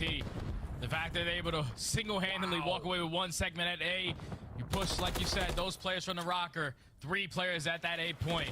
You open up B, you're able to extend this time by a minute. Even though you are getting outslayed heavily, you make up for it at least in the second column. Ooh. But for how long can you hold these positions? It doesn't look for that long. As accuracy is going to whip out the pistol, find the final kill onto Crep. No more respawns for LAT, but you will take it because this did not look like one of those rounds where you can even make up in the segments, but the fact that you're able to tie it up at 4, W.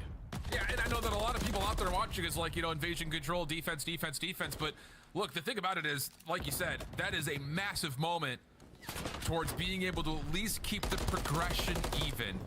Now, the only thing about it is, with both teams being successful in opposite ways, Rocker being a good offensive team, obviously Thieves being a great defensive team, now all of a sudden you look towards the life gap that was just created in that second round as being a potential tiebreaker situation. Rocker still hold an edge, as marginal as it may be. But they have the opportunity to go back on the attacking side now to earn some more segments.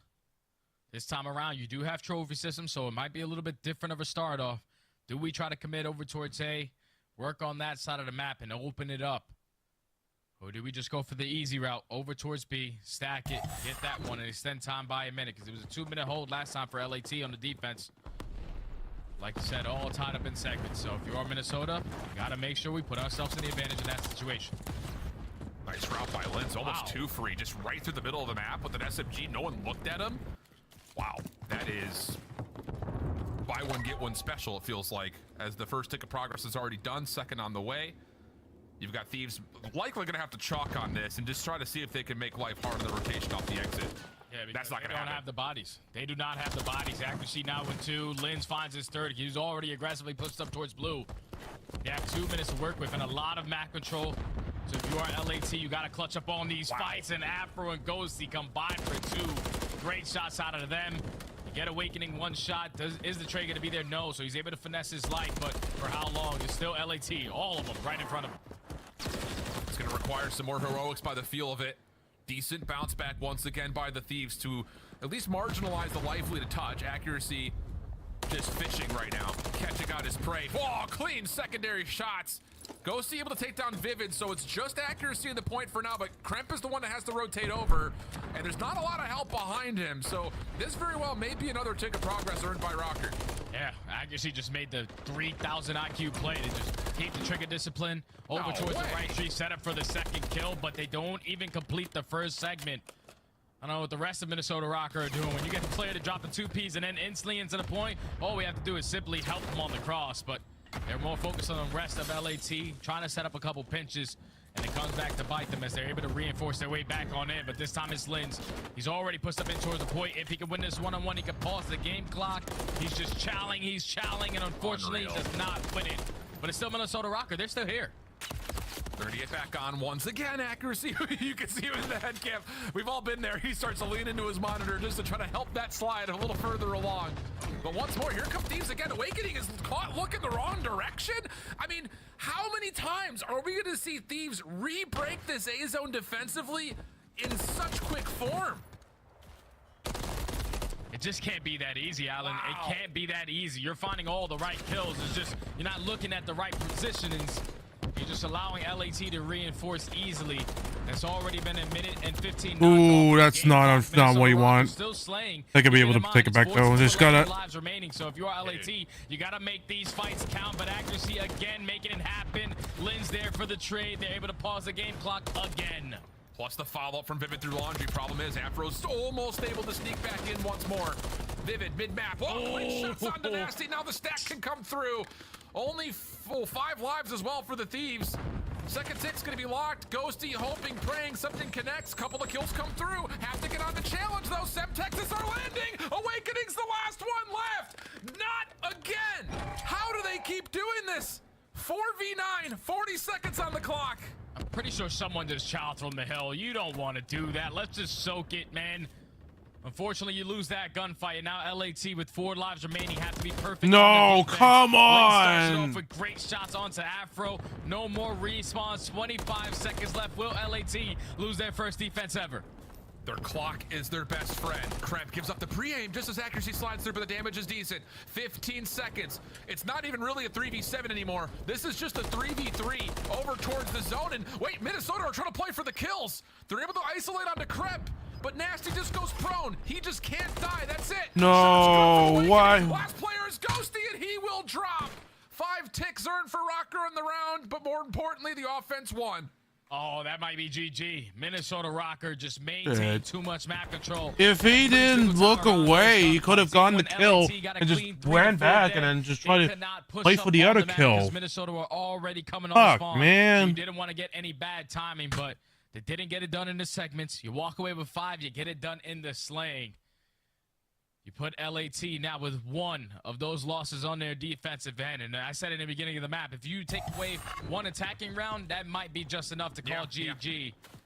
Now you're up by 5 segments. You're on the defensive side. This is all Minnesota Rocker, if you ask me. Yeah, it's going to have to be essentially a perfect offense by tick progression if teams have any way of getting back onto the defense, because the life differential is significantly favoring that of Rocker. So if they tie the current ticks, it will go down to who has the most overall kills. So, like we said, Thieves would have to perfectly win this offense by tick progression. They want to see defense, and Kremp almost puts on a world star display while the rest of the Thieves get on towards B. That was a snap on for the 2. And obviously, if you are LAT, you walk away with these 6 segments, you're going to guarantee yourself that defense. So it's all about winning this attacking round, extending this map a little bit longer. Now the second segment is about to get complete. Here comes the third. Time now extended by a minute. But this is where you got to make sure you make up for these kills. You cannot get outslayed for 2 minutes where you're just trying to fight out of your base. Wow, what a challenge from Linz. Decent trade from Afro. Keeps this overextension play alive. Keep your eye, though, on Vivid. He is playing over towards the water bridge. This is really the only option here for the Thieves, and you can see Rocker are very aware of that. Defensively, everyone off spawn is just looking over. No, he didn't even look. What the fuck, man? A fantastic map. Able to continue to lock down trade, though. Yeah, what the fuck, though, man? Lanes, making it easier for his SMGs and his ARs at time to get pushed up on the map. They read the final 2 players overextended through gas. Now you just got to stay pushed up because you know that Vivid is blocking that left spawn. No one is coming left street. All we have to do off spawn is focus middle and right, and they're doing a great job of doing that so far, as that's been 50 seconds knocked off the game clock, and LAT have not been able to get close towards the 8 point. Accuracy will drop. Kremp is still looking to see if there's anyone watching for the spawn. He has scouted out Vivid. Lynn's trying to be here to assist, and the kills are perfect for Minnesota. Down to 55 seconds. iPhone needs to look around and to like, grow a 6-life margin, and Vivid but, is like, not done yet, holding over towards the spawn. he didn't. He picks up that kill as well, earns himself the cruise They have to missile, go. but it already Oh might my be God. a GG. As LAT do not have any map control. They're not going together. Only 3 of them are. As they try to go. So you're forced to overextend, but with 35 seconds left, this is basically your last push. What are we doing? And they just line up. What are we doing, man? Pulled out the tablet, cruise missile on the way, and this will be where the nail meets the coffin in map number 3. And in big form. I mean, away from him for the pistol swap comes out, and even got Lynn's top palace. I mean, this is insulting. Oh my. As Rocker will What the dominate fuck are we doing, man? Jesus Christ. Also here in the map number 3, a 3-1 tally, and that's enough to get the Rocker boys vibing. Yeah, it's just so difficult to get out of the invasion crucifix. When you go 4 dead, you also give up a streak to the player who's playing the left side of the street. Vivid all spawn, rotates back, picks up B street, finds another My 3. God. Fuck. Effo. Check the corners. You had someone right there. It's too easy for Minnesota. Come on. Come on, bro. You should have known the first fucking place. And that's just a good job of them not going 4 dead at the same God, time. dude. You never get What LAT the fuck was that? opportunity to put you in that headlock setup. But they stay alive a little bit longer. I don't know, man. This is the Minnesota Rocker. We know they're never going to go down without a fight. They're always going to try to fight their way back in. And when you get great production out of your main AR in accuracy, 6,300 damage, 25 non-traded kills, he went off. But then in the opposite side to him, you have Vivid, 30 and 17, 24 non-traded kills. Everyone played great for Minnesota Rocker to keep them alive in this series a little bit longer. Yeah, the 25 and 19 from Lynn's as well. It's just everything seems to have been clicking right there for Rocker. And outside of a couple of moments that you say, whoa, boys, let's not scam. Hey, fact of the matter was, every single round was a winnable one, felt like, for the Minnesota Rockers. So they extend this series to do a map number 4. And I think, like you mentioned, the big news here is that you've got accuracy really waking up. Your SMGs looking really polished as well for Rocker in every single respawn we've had so far. And that's great news when you look at a Skid Row coming up. Yeah, the Skid Row is going to be massive because LAT, they're sitting at 0-2. Obviously, they only have 3 Harpoon wins underneath their belt. And none of them, unfortunately, come in towards the Skid Row map. But at least for them, one stat that really does stand out, and it can pay. Look at Nasty. If he didn't turn around like that, if he didn't turn the corner like that, he could have at least gotten a kill. When you get set up properly for that P5, those can basically be guaranteed 60 points.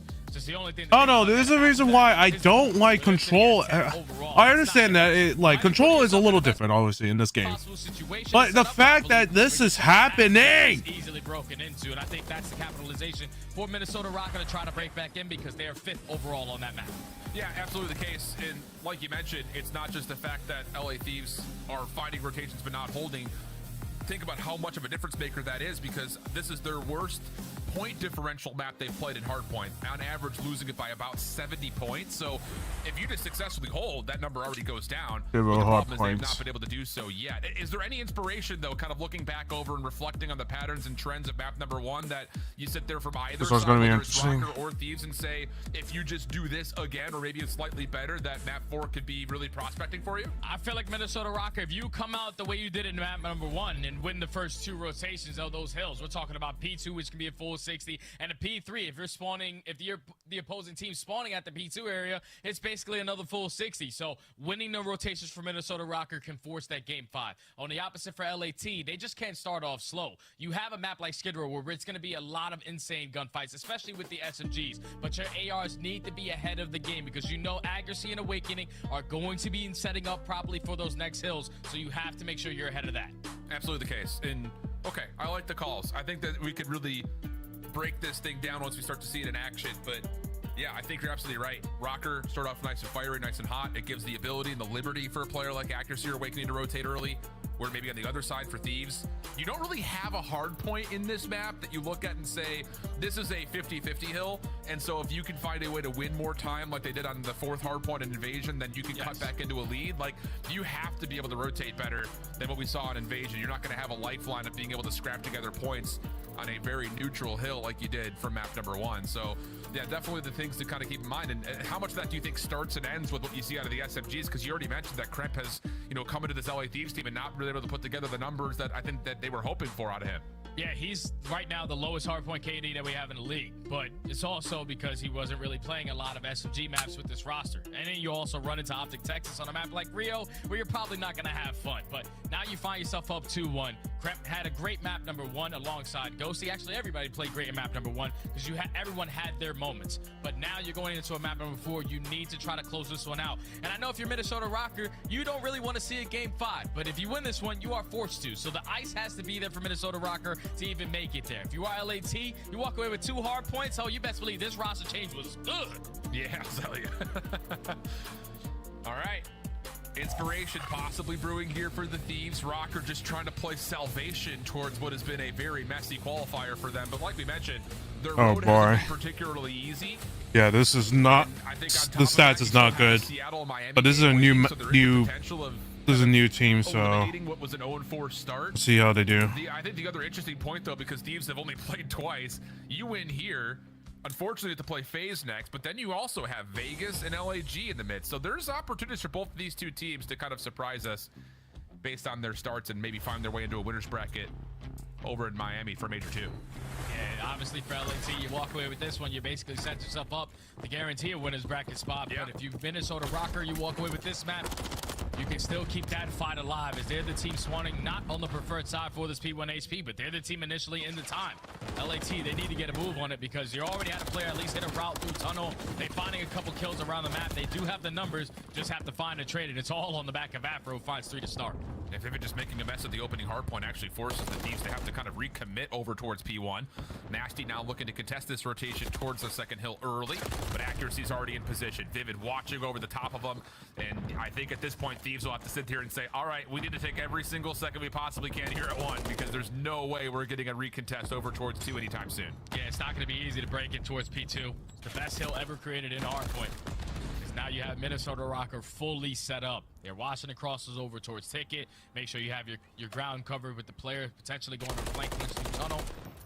Now, even though LAC walk away with 39 seconds, Minnesota can make up for it with ease at this P2 if their setup can stay strong. Vivid trying to get isolated, but all of LAT, they're trying to apply pressure through Ticket and Garage. And finally, Afro does take down 1. He's on a 5. Let's slow this one down. Let's earn that group.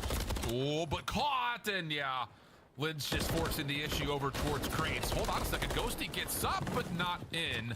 As accuracy will deny him any entry towards that back staircase. And once more, Thieves pushed out. 30 seconds to fight for. They do take care of Vivid from Garage. And accuracy in trouble. Uh-oh, not like this. Can't have that happen. Thieves trying to recover on their way over and in, but Lynn's will shut them down. Awakening on the staircase denied, and that is not terrible news here for Thieves. Able to find 18 seconds of scrap. Yeah, that's perfect if you are LAT. If you're Agassi, you just simply do not want to commit to that gunfight. It's already scam number 1 out of the Iceman. Now you're forced to hit that early rotation over towards P3. They are going to be the team set up early on, but you already have players like Nasty trying to contest with the back end. He gets cut down. Players to the front get cut down. So Minnesota Rocker read the early pressure and so far set up properly. Thieves though trying to cut across through that Ticket side. Already have mid-map control. Afro on a burner. Double to start, wanted more, but accuracy shuts him down from getting entry through mid-stairs. So now Thieves just waiting a little while longer, making sure they can get their nades in first, and the hit will surely ensue right afterwards. Late trophy system from Awakening, that could be pivotal towards stopping any follow-up stuns, and yep, absolutely the case. Double for Awakening, help on the backside from accuracy, and that'll be Minnesota Rocker staving off another Thieves break. Yeah, this is why LAT, they're showing that they're dead last when it comes to breaking on this map. It's just not going to be easy. As Minnesota Rockers set up just way too strong, but Stack goes here contesting for the finals. Just go for new. Come on, just go for new. Go for new. Come on. Fuck. Why are we fighting for old? So LA again breaking in with the No final point of 15. doing They're that. only gonna walk away with 10, but that's another rotation won by Minnesota Rocker. They are just staying ahead of Oh the game, shit. making sure they have that lead. Got 2 off the point. 2 off the point. That's good. Over towards apartments. Decent shots from accuracy. Makes Vivid life easy for the trade. But Nasty Ghosty still immediately as the hard point opens. The full 4-man flood is good. Now it's just accuracy. Nice. He's caught in no man's land, just in the Nice pit break, behind nice God's break. stairs in the tunnel. Afro surely got to read that there are players coming in towards tunnel again.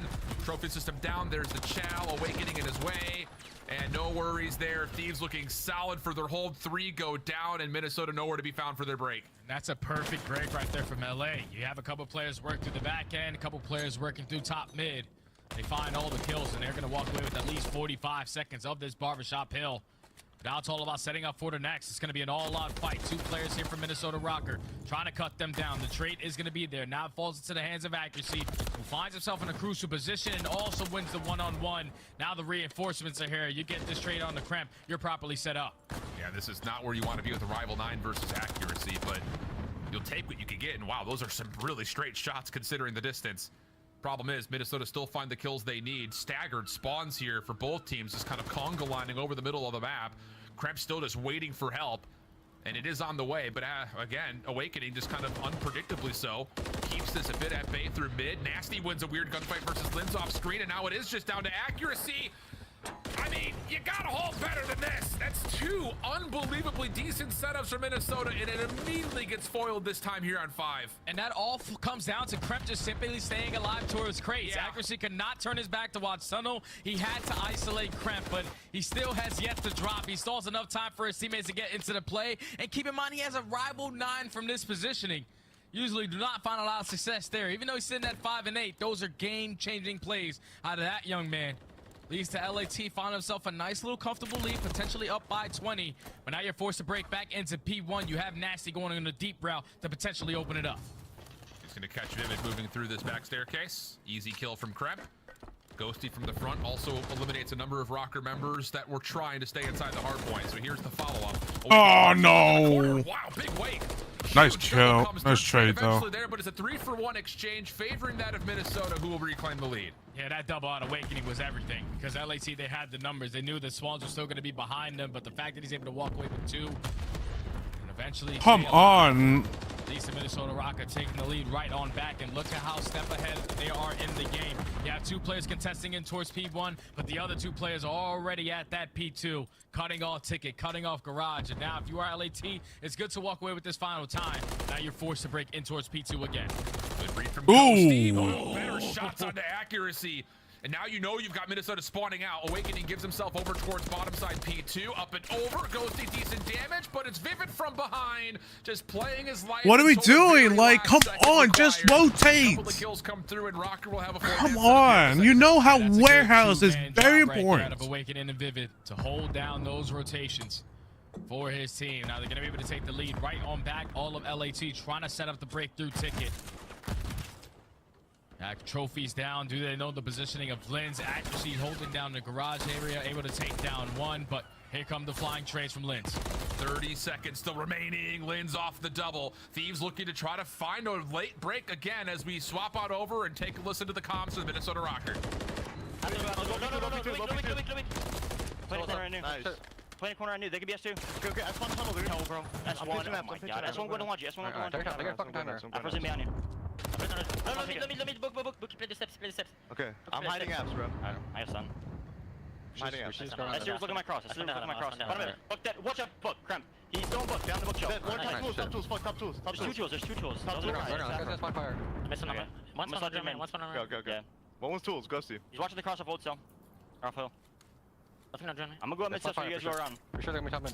He's top water tower. Water tower, Ghosty. Water tower, Ghosty. Wait, no, I'm on top. Okay. They're spawning top mid, I'm pretty sure. Top mid spawn. Watch the mid. He wants to ask. Watch you behind you guys. I see weak, Chrissy. I see I'm hitting S3. I see Ghosty. Spawn behind you guys. Look laundry. I need the laundry. I'm pitching S2 now. As you play for me, crap. He's gonna go back to S2 though. Go see here. One more, two more. The team killed. Two more. We should run. I'm gonna run the new. I'm gonna try to get the new. Tommy, one shot, crap. I'm gonna go. You went green, we went in the hallway to concepts. I'm trying to get the new. I don't see him green. You went concept then. One's out on me. I got in the new though. Back door. No, bro. Two new. One was out, one was back door. Got the gold. Wasn't the same way out. You want go steps? I wasn't me up, so you were laundry. Hold on to your horses, friends. Minnesota do a decent job finding a late break, but now we've got Thieves on rotation in towards Barber. Couple members still surviving. Kremp over the top of the God Stairs does well to make life a little bit easier here for Ghosty. And they're going to know that this hit chain is coming around the backside. This is just down to who wins this next gunfight. Yeah, this is perfect, because if you win these sides, if you're LA, you can basically hit the rotation. You can sync all 4 kills at the same time, but they want to make sure they keep this a contested fest, at least for now. They're just going to wait for the timing to go for the chow. Afro starts it off. He finds one. Ghosty there for the trade. Now you're sending Nasty. That's perfect teamwork right there from LAT to keep Barbershop in their favor. Now with only 20 seconds left, it's all about the rotation. Nice rotate. Come on. Drop. He's going to be the player to spawn up first. He cuts off the proper angle. Them just breaching that 190-point mark. They have an opportunity to close out the game here at P5. And Kremp's so massive on that rotation. Back through 3 into 4. Now earning himself a cruise missile to try to establish a possible full 60 here at the 5th and final hard point. Minnesota right through garage, denied by Nasty. Trophy system comes into place right at the exact moment he needs it to. Lynn's only able to find one, and Thieves will put together the hold, and they're going to call their cruise missile here. They're just trying to create extra space to make sure more time gets soaked. Yeah, they're just trying to allow his teammates who just dropped to come off spawn and try to pick up at least a cross. But Vivid makes Afro pay for it. It's now Kremp getting it done with the cruise, gets it done with the gunny. Able to find another 2. Minnesota getting spawns everywhere. You have a player towards ticket. It's going to be a one-on-one. No, Linz is able to win it. They still have an opportunity to force the game 5 right here, right now, and they might have just done it.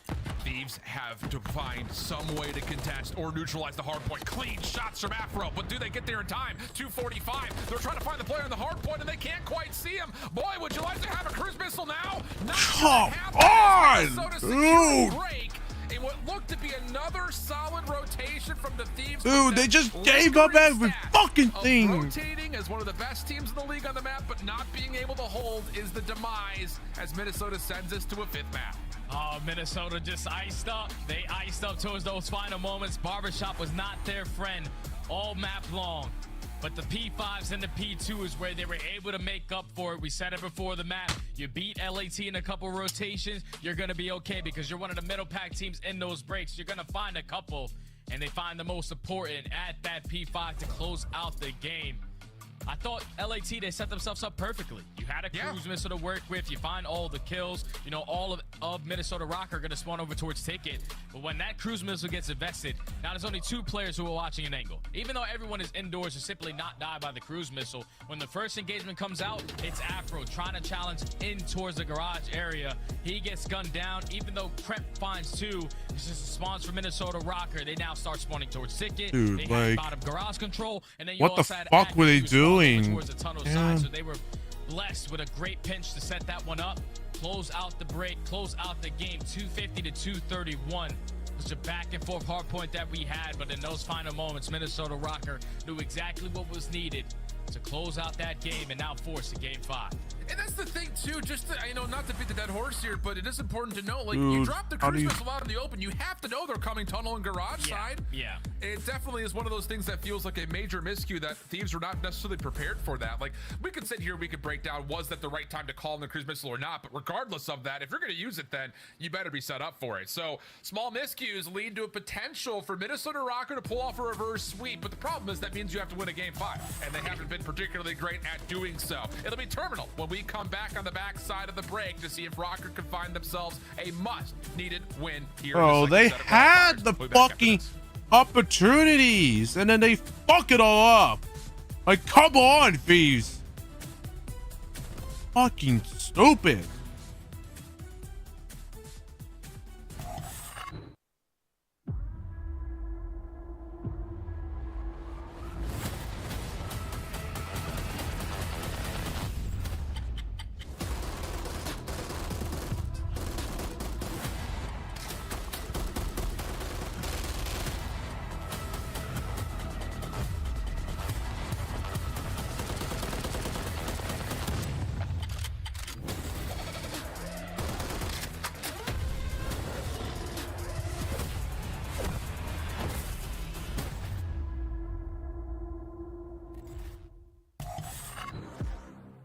Upgrade your game with the Scuff, the official controller of the Call of Duty League. Slice up your competition with the Executive Chef Operator, now available in-game in the Call of Duty store.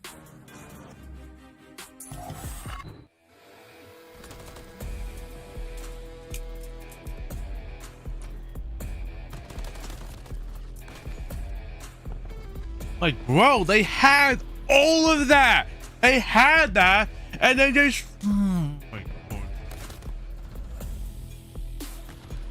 Oh, like there were no rotations whatsoever.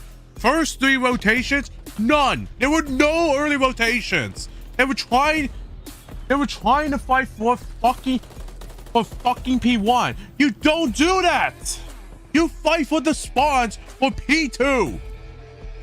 Because that's where it'll be it will be hell when you're trying to fight for P2. You can only do so much when you're fighting for P2 and then for P3. Like there was no early rotations from Thieves. Like what are we playing? Dude, fucking stupid though. They had all the momentum. They could have just easily early rotated. That's all they should have done. They didn't. There's no wonder why they don't even have. No wonder why they didn't. They're like kind of the lowest ranking rotation team in this map. Because they're not doing it. They're fucking not doing it. They're all focused on trying to get P1 and then try to break in P2. But in my opinion, I just don't think it'll work out like that. Yeah, it'll work for certain people, but it's like majority of the time, it just doesn't really work out.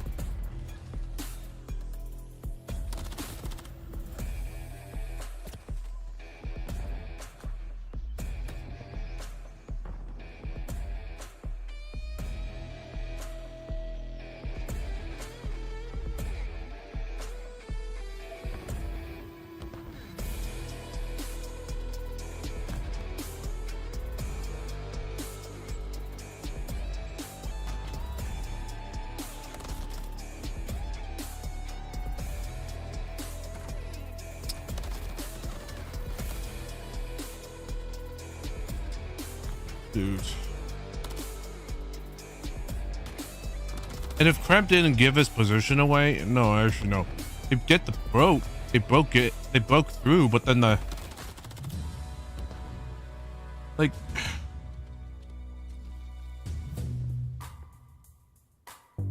I get what they were trying to. They also had the P4, and then I get what they were trying to do, and then see, look at this. See, look at how. Like they got a good wipe, and then they got a good wipe, and when they were even near. Welcome back, everybody, as Buttercup and the rest of the production team is ready to go here in Columbus. Is that Crystal's cat? Whose cat is that? I don't know. That's a pretty cat, though. That is a very, very pretty cat. My cat does not look that luscious. My cat might be a demon compared to that one. That one's might be an angel. Well, I'll tell you, speaking of angels and demons and not looking at the musical piece, but look, this is just a bizarre series, flat out. There have been moments where both teams could have pulled away and won any of the maps that we've had to this point, but we find ourselves in a map 5 situation. Thieves up 2-0. They were looking calm, convincing. They were going into invasion control that has been one of their best overall map modes. Didn't find a way to win it. Couple of moments there at the skid row that looked winnable, or at least pullbackable. Not the case. And now you go to a terminal where you saw that for a moment. Hey, this is a pretty even square up, and maybe the only difference maker is what the universe takes, because Nadeshot tweeted this up 2-0, and well, I saw Paradox's response to it was like, man, he really tempted the universe with this one as we head into a map number 5. Come on, Mr. Hag. We can't put that juju on the air. Not if the boys are up 2-0. Let's walk away with the 3-0, and then we start chirping a little bit. But now their backs are against the wall. You're in a game 5 versus Minnesota Rocker, who simply can't find any ice here. So I still got LAT in favor. All right. A little prediction from my boy. I like that. Offense up here for the Thieves. And for Rocker, one of the things to keep an eye on is where is Linz going to play? That is always kind of the question mark when it comes to search and destroy, but it will give you a pretty, well, it's a good indication on what exactly they want to do, and it's Linz watching the mid-cross accuracy behind to be able to find first blood. That's good stuff from accuracy to win the gunfight onto the player who's being the island guy over towards Burger, but everybody else conga lining in towards the terminal. So now Vivid is going to have his hands full. Does he decide to climb this ladder, potentially play for a kill? No, he's going to spot Afro up close and personal and win the gunfight. Instant 4v2. That is an impressive gunfight win by Vivid. Doesn't miss a shot. Afro thought he had the jump on him. But now the bomb down in the tail of the plane. Kremp hoping he gets a peek from Awakening. And he's not going to be gifted one. Rocker just holding on to their 4v2. There's the call out on the cross. Kremp hoping that Vivid will chow this. Another stun follows up. You've got Linz on the wing. And here comes the break attempt. Vivid trying to get away, but wait, Ghosty's gotten two. Hold on a second. Now it's just down to can Kremp collect this bomb and get a safe plant, because just like that, we're in a 2v2 situation. Oh, but it's an instant conga line right up through the orange. No. As Vivid and Awakening says, screw this. No. We're not going to allow a 4v2 to happen. We know you cannot rotate over towards B. All we have to do is just shut down the player that's watching over the bomb planter. They send it right up the orange ramp to find that first round. Obviously, it starts off with actually getting the first blood, but Vivid winning that gunfight onto Afro, putting that bomb all the way to the backside of the plane, was very difficult for LAT to try to come out on top as Minnesota Rocket take the first round. Okay. And again, like we were kind of alluding towards, we could spend some more time talking about it.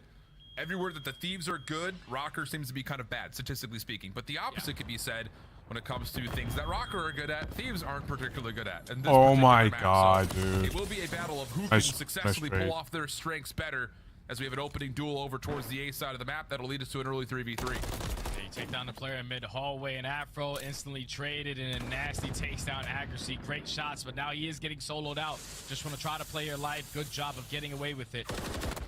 Now it's a 2v3. Nasty finds another on the round. He's still trying to dance to the bottom of Naski's. Does get traded, but it's Awakening to try to clutch up in a 1v3. Rotation timing here is actually really good from Awakening. Problem is, the Thieves are just staying together. Ghosty and Kremp, former teammates. At one point in time, Awakening clean shots to Ghosty. Kremp gonna give him a little bit of a look, and the tag is in. That's gonna be enough for Awakening to say, I'm out of here. The question is, does he actually commit to the A rotation, or does he just slowly re-wrap this back in towards B? And he's called the B plant. Kremp has not given up this position yet, though. Holding from the bottom side of Askies. Awakening goes to check. Kremp gets the read. Oh, the patience just tucked in a corner. Huge 1v1 win. Yeah, that's a huge 1v1 win out of young Kremp. He plays the 50-50, and Awakening walks right into his trap. Could have potentially played that a little bit different if he decided to back down towards Burger, because that's already ground that he covered, but he was expecting Kremp to not be in that position. LAT, great job from Nasty again, just holding down that B point. But then they almost give up a 1v3. You don't want to get it to be that close. Thankfully, Kremp played the 50-50 correctly, and they were able to tie the game up by 1.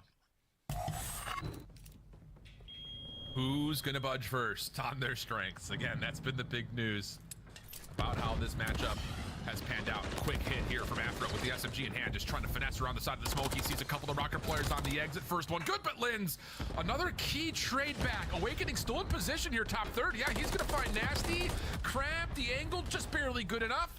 And a lot of action over the top of the escalators as we get to a 2v2 over the top of B. Instant 2v2. Left up to Linz and Vivid. The SMGs going up against Ghost and Kremp, because they're not gonna commit towards this B bomb plant. Gonna rotate their way on back, but you know that they don't have any info. You can potentially catch a player from Minnesota Rocker, push stuff on your side of the map, but now they get some info onto Linz towards top 3. Rotation's gonna come in over towards A, and that's gonna be free. Just gotta try to send in and get the bomb down. Thing is, Rocker will also know that, okay, if they're taking shots through mid, that means we can reclaim this front side at B. Linz now watching the cross. He's seen Kremp. So we're gonna get a foot race back over towards this A site. Linz, wow, great shots to Kremp, who does not get away. The wall bang is good. Ghosty does get the plant off, though. Reposition. Sees Vivid on the drop. Oh, no, he gave his position away. Now Linz over the top of the landing gear. Doesn't miss a bullet. And the 2v2 goes the way of the Minnesota Rocker. Oh, that's easy right there from Linz. The fact that he's able to find that first kill onto Kremp with the insane wall bang through the terminal. Starts off with the insane shots through the cockpit. The snap out of this rookie. just gets the job done for Minnesota Rocker. No panic in their breath. I would have liked to see, though, LAT not fully commit towards jumping down to bottom Eskies. Like, after your job is already done when you get the first blood. But when you give them a free trade, then you force it to a 3v3. We're now forced to do a couple of things that we didn't want to. But you see the shots from Linz. Read him perfectly like he had wall hacks in that gunfight. As Minnesota Rocker take that round. Massive round for Minnesota, 3 in a row for Linz. Looking long range. Ghosty trying to get some redemption from the last gunfight. Only able to get a couple of tags. And the Thieves are stacked heavy over towards A. And this is from a very weird angle. You got Kremp on the railing, Afro right below him, and then Ghosty watching the mid-cut. Oh, and it works out to perfection. That's why the crossfire is set up to the T. Kremp finds the first kill. A player from Minnesota tries to go for the trade. That's when you rock right into the preem of Afro. An instant 4v2 is actually trying to send it onto Nasty to at least make the numbers a little bit more manageable. He gets that kill, makes it a 3v2, and he still plays his life. Great play. You can get to top third here, maybe even scout out another. Ghosty immediately below him. Kremp also, I don't think was scouted. Couple of shots that will alert accuracy. Can he make a follow-up play here? He tries to cut this back over through mid. Doesn't see anyone at the moment. There's a double stack of Thieves players here, but neither of them will be red. Bomb still down here for Minnesota. Here comes the check, and yeah, didn't anticipate 2 members inside of the hut. So now Linz by himself. He may just forfeit this round and try to hold his 3 streak together. Yeah, that's exactly what I would do in this scenario. Yep, 10 seconds. It's back up all the way to the backside of security. Guess we couldn't get in for free. You had something in your luggage, Linz, that they were just not going to let you through. That's going to be an LAT round, holding strong on defense, but that setup was beautiful. Kremp, like you said, on top of the railing. Afro watching his low window push. You find the initial 2 kills, and you just keep the numbers on your side. As they tie the game up at 2. Such a back-and-forth search and destroy that we have. I don't think we've really seen too many teams try to pull that type of defensive setup before. No, that was beautiful. First time I've ever seen it. Yeah. A little bit of cheekiness 2-2. coming through. 2-2. Little cinematic pan across the backside of Termer.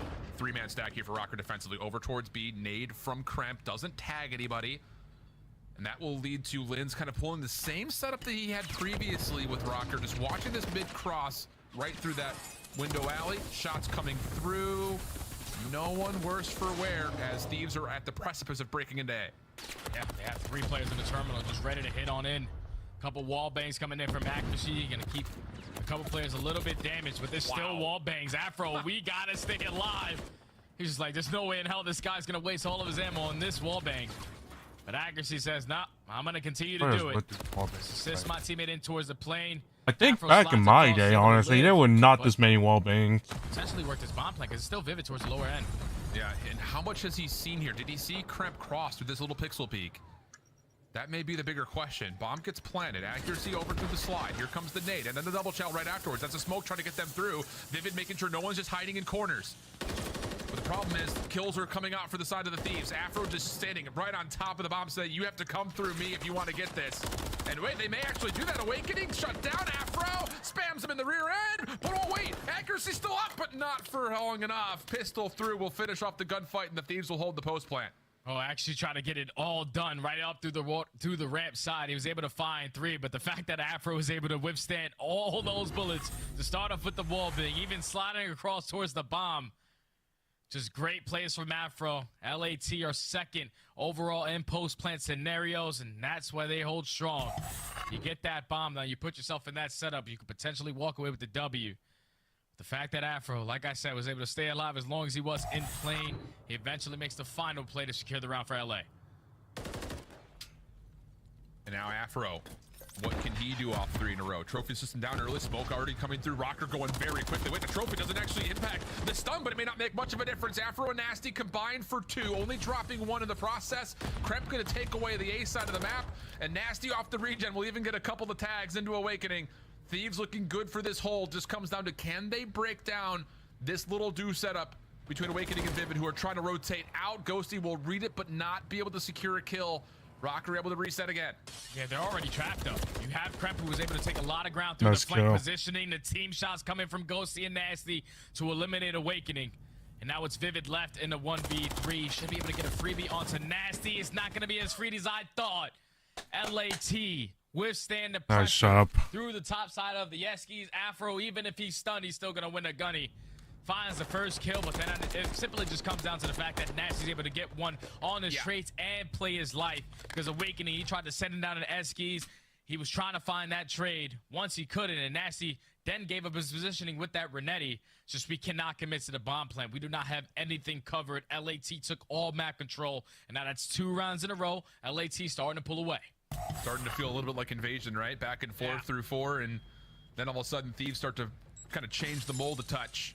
Kremp with a little bit of help from a trophy system, looking to get aggressive over through mid. Doesn't see anything initially, as Rocker have not gotten to top third, nor have they played the mid staircase. So do Thieves try to use this information as maybe a chance to once again isolate this Minnesota defense towards B a bit differently?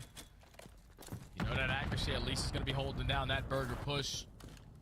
We can cross through the hallway. You can get information onto the second player in Lens. You're going to know exactly the setup that they are in, the default that they have been playing basically every single time on defense. Now here comes the push in towards plane again. You make sure no one's underneath you. Gonna shoot the propane, no one in the cockpit. It's only a matter of moments before they slide on them, but this time Minnesota have a team fire set up. Yeah, Awakening is here to help Vivid, who's often been the sole defender over towards A. And the longer this takes, the more you have to lead shots from Afro. Awakening does secure the trade. Okay. He's not able to follow up, getting tagged through the wall by, again, Accuracy, who seems to... I mean, this plane looks like it was out of an episode of Masters of the Air, dude. This thing's made out of paper mache. Shots landing all over the place. Ghosty finally able to take down Awakening that you would think would open the door at A. But Linz has rotated over, destroyed by Ghosty. Last one left is Accuracy. And he may find some time here. Gets the first. No! Second. There's not enough time for them to get the plant, but does Accuracy slip away at the right? Come on! It's a 1v3 for Accuracy. How do we just let it happen? Within 1. The Iceman gets it done. He knew that there was only 13 seconds. Ghostly just finished a gunfight, so he's still gonna be weak. Someone has to be committed towards the bomb plant. But the repositioning out of the Iceman, you need some ice in a game 5. There's no better person than the Iceman Accuracy. So he gets it done in the 1v3, clutches up in the 1v1 as well. Just reads the play to perfection. Keeps Minnesota's Rockers' hopes and dreams alive in this search and destroy, as now they are down 4-3. Back on the attack. Accuracy can literally do no wrong. Another different setup, though, here for Thieves defensively. Stacked over towards the A side of the map. Kremp actually kind of throwing shoulders in and out of the jet bridge. It's Vivid who's at range with a rival who I'm sure was just going to try to make sure nobody pushes through this angle, but he, with a rival in hand, you would think is going to be part of the play in terms of how do you break open one side or the other. Just comes down to what does Minnesota do first before they try to get Vivid involved. Come on. Just playing for early info. Actually, you're going to crawl Don't his get, way in through Burger. Don't get your head ripped off while you're at the start. He's going to be able to spot him again, gets him weak, but the back down is now going to allow the rest of his teammates to reinforce. That's the only player playing over towards B. We're now sending it on him. Wow. Wide open. They have to play for retake, do the Thieves. David, keep in mind, still has a rival 9. He's just playing over towards Dreams. And just making sure the flank stays safe. So you're going to get a 3v3 on site here. Kremp is on the rotation safely over. Afro just bobbing and weaving, seeing what he can see over the top. Rival 9 in. Lynn. Oh, destroyed. Down to the pistol. He's got Accuracy spent in the corner. Ooh, nice. Flawless. What a flawless round. Let's go, baby. That is a perfect retake right there to LAT. He sent 3 players through the bottom Eskies. Last player was ready for that, the last one on Minnesota to come through hallway, but it's all on the back of Afro. The fact that he's able to slide his way up through Eskies, win both of the crossfire gunfights that were set up for Minnesota Rocker, get the info onto Accuracy, set up his teammate for the 3rd, and then the final kill in through the hallway. That was just perfect out of LAT to not put them at game point. Wow, I mean, talk about clutch 2 rounds in a row, just in very different ways. Can they put it away? Will map 5s continue to ruin the Minnesota Rocker? Nades up and over. Spam shots from the defense. Deep by Vivid. Not quite able to land, as this has been the exact same setup almost every single time for Minnesota. Lynn's watching mid-hall. Accuracy over the top of him, and then Awakening floating back and forth depending on which side he seems to favor. And then eventually for LAT, the push comes in towards Terminal. So how do you make the adjustments again? Because it's going to be Linz at least spotting one player on the cross. You're going to invest the stun. You're going to invest the nade, but nothing is going to be able to connect.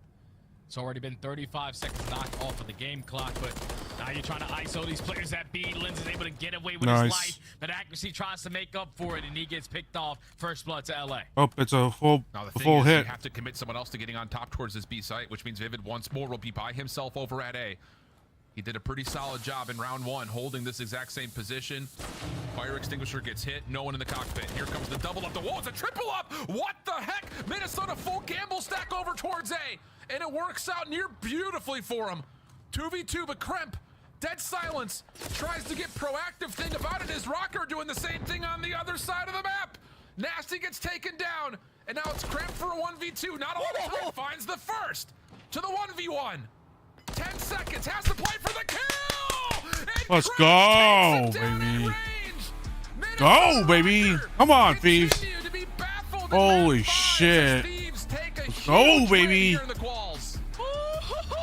Welcome back to the league, my friend. Young Kremp gets it done in the 2v1. I thought Minnesota Rocker, when they made that mid-round adjustment on the defense, the 3-stack into was the plane, they were going to secure that round. They started off all the gunfights. They even isolated the last player who was playing it nice and patient over towards Dreams to force it to a 2v1. But the fact that Kremp wins that first gunfight on the lower steps, that can't be that easy if you are Minnesota Rocker. It has to be better buddy system. But then with the final 10 seconds, he's not even thinking about the objective. He knows that Awakening has to be on that side of the map. The only positioning he can check it from is to the mid hallway and gets the perfect read, not once, but twice on Big Wake. 2 one-on-one clutches between those two players, but that eventually leads to LAT walking away with the S&D 6-3. Finally, they get another W underneath their belt. They win another hard point. Everything is starting to come to fruition for this LA roster. Holy like shit, said, let's Minnesota go, baby. Rocker, again, stink in game 5. That's just Oh, boy. Yeah, dude, that's absolute pain. From a top 4 team at Major 1 to not being able to win a single map 5. Yeah, the quick follow-up from Linz. And then Awakening, who goes to see if Kremp's going to play for the plant by looking down cockpit. Kremp picks up the gunfight perfectly. What a decision.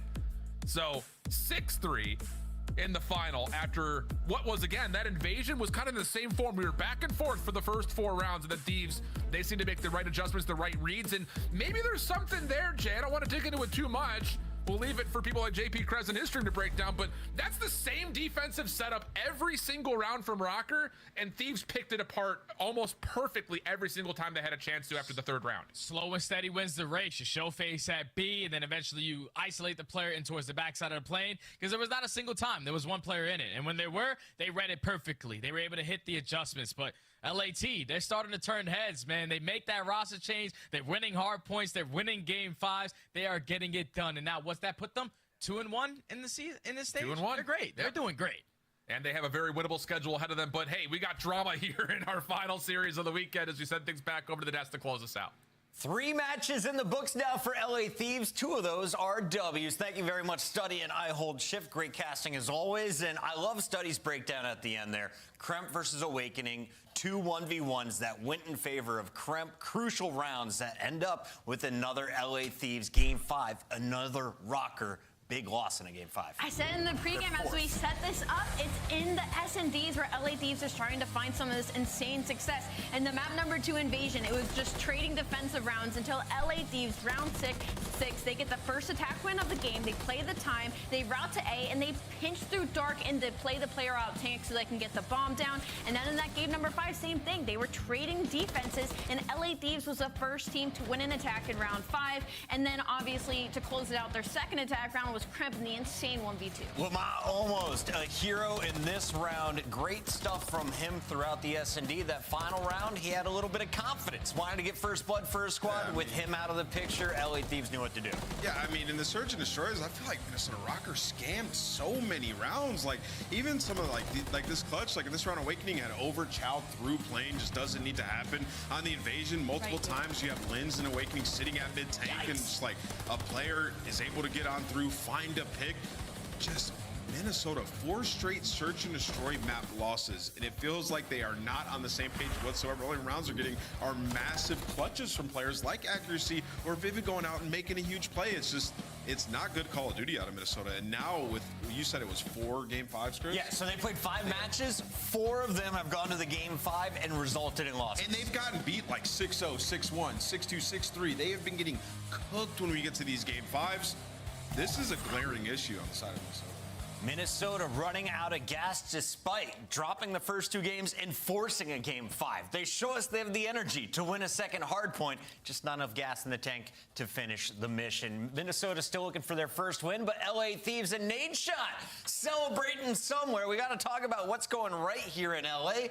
You did play the bottom 2 teams in our major 2 seeds, right? We got to keep that in mind with your 2 wins. Your loss, it was against Optic. What is the future here for LA Thieves with 4 matches before Miami? I think they have plenty of VOD review they can do right now to fix some of these very small mistakes in some of these respawns. Their search and destroy looks great. Decision making looks great. And these situations where they're able to change their game plan looks great. It's just about the fundamentals a little bit in some of these respawns. They find themselves behind in those rotos early game and has situations where players like Kremp and Afro have to make miracle plays by the end to close out a game. I thought the hardpoints were actually pretty good throughout this series. You know, in that invasion, they had a great rotation over towards bathrooms to close things out.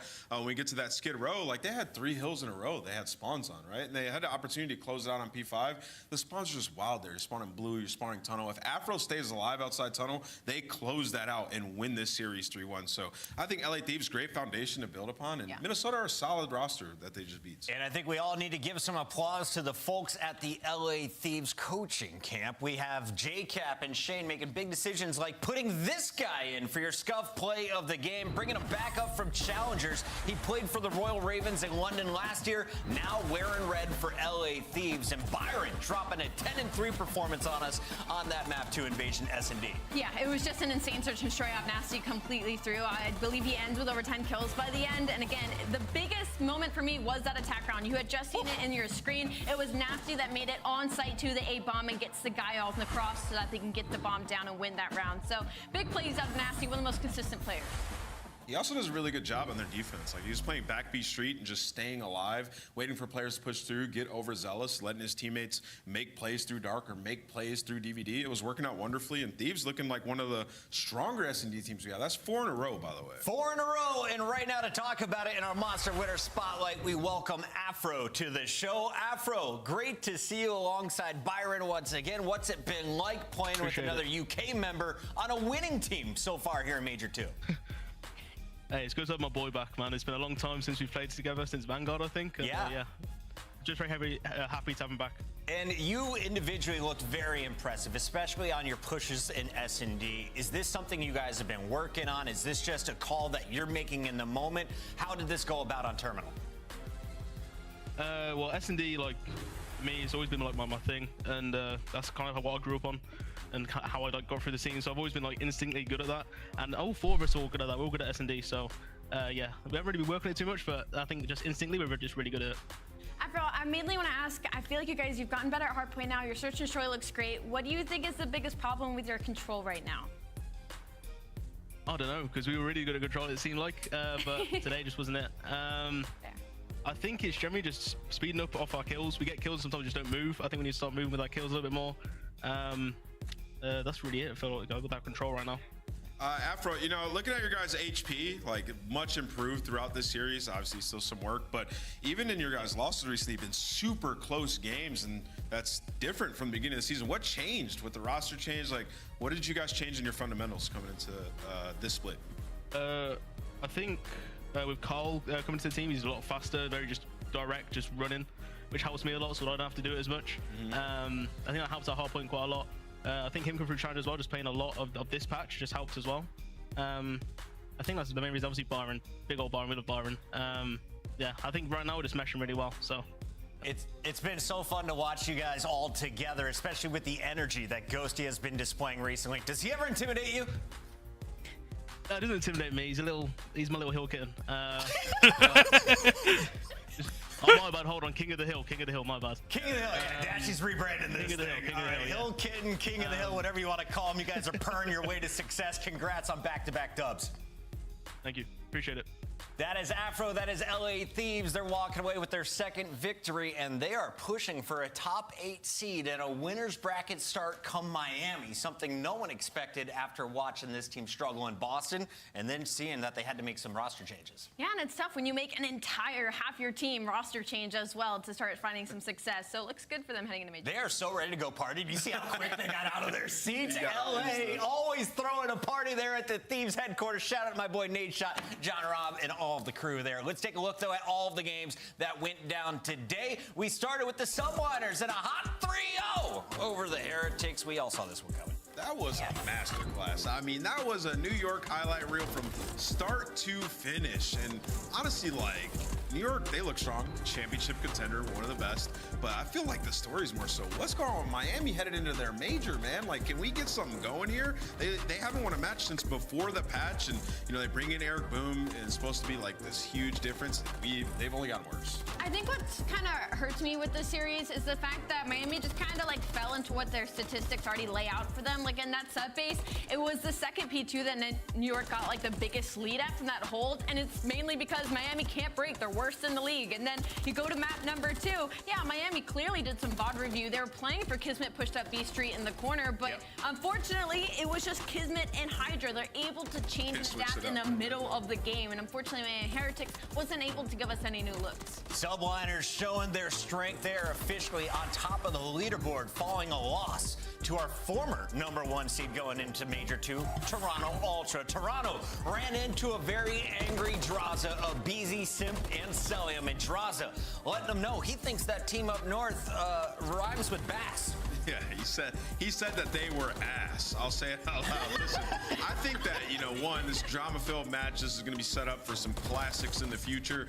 I think Toronto played with fire today, playing Atlanta on their best maps, and, you know, it's up to them to have the mental fortitude to understand that, like, this is practice. You're going to have a winner's bracket spot, and when it comes to land, that is when the real fun begins. So for these guys, this won't be the last time that they battle, and it's going to be a lot closer. But for Toronto, just knowing, like, hey, you ain't that far ahead anymore. Ali, at the end of this fight, the Twitter fingers, they were out and about.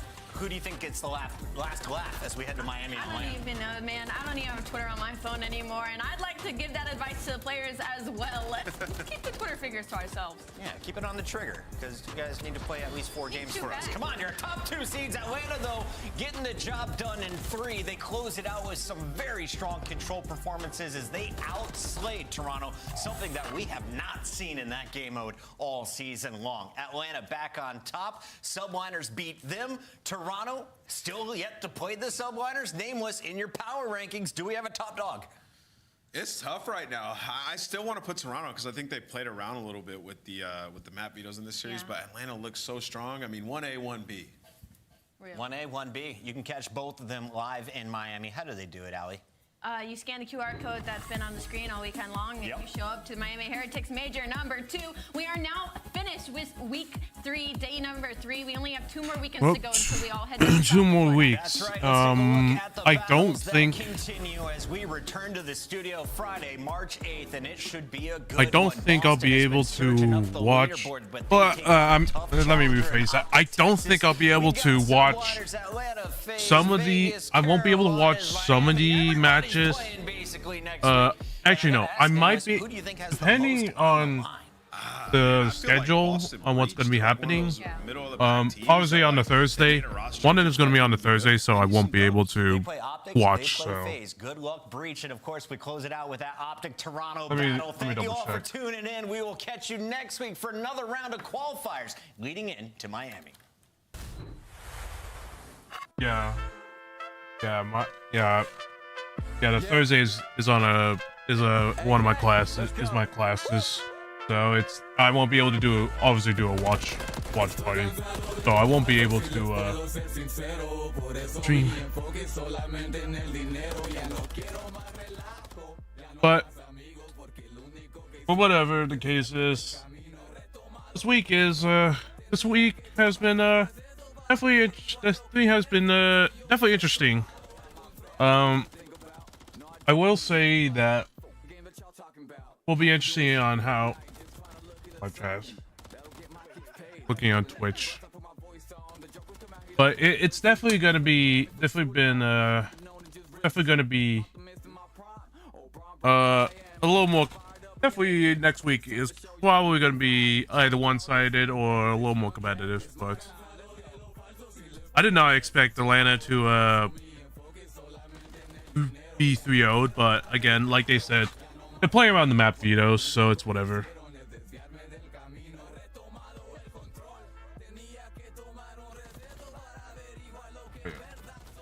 Wait, this one was amazing.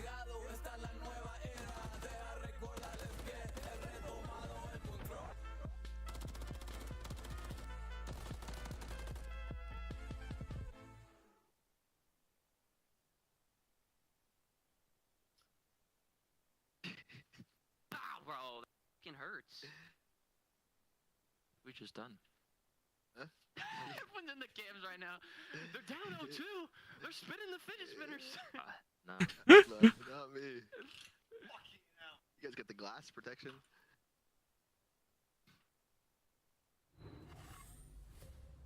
Well, that's it for the action for the watch party today. Hey y'all. Like I said, I will be doing a stream on Twitch. I will be streaming later tonight on Twitch. Make sure you all follow me right here, or click show more down below, and you'll be able to in the description box, and you'll be able to see the Twitch link.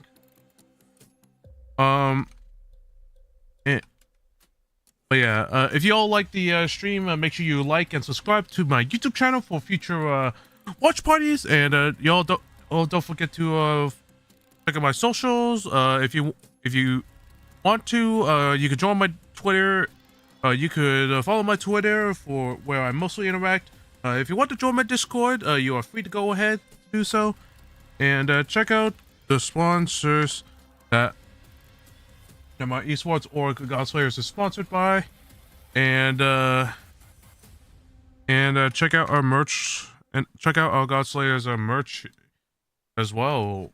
If you want to support the esports org, and you want to show our support, make sure you check out the merch, and if you want to buy some of the merch.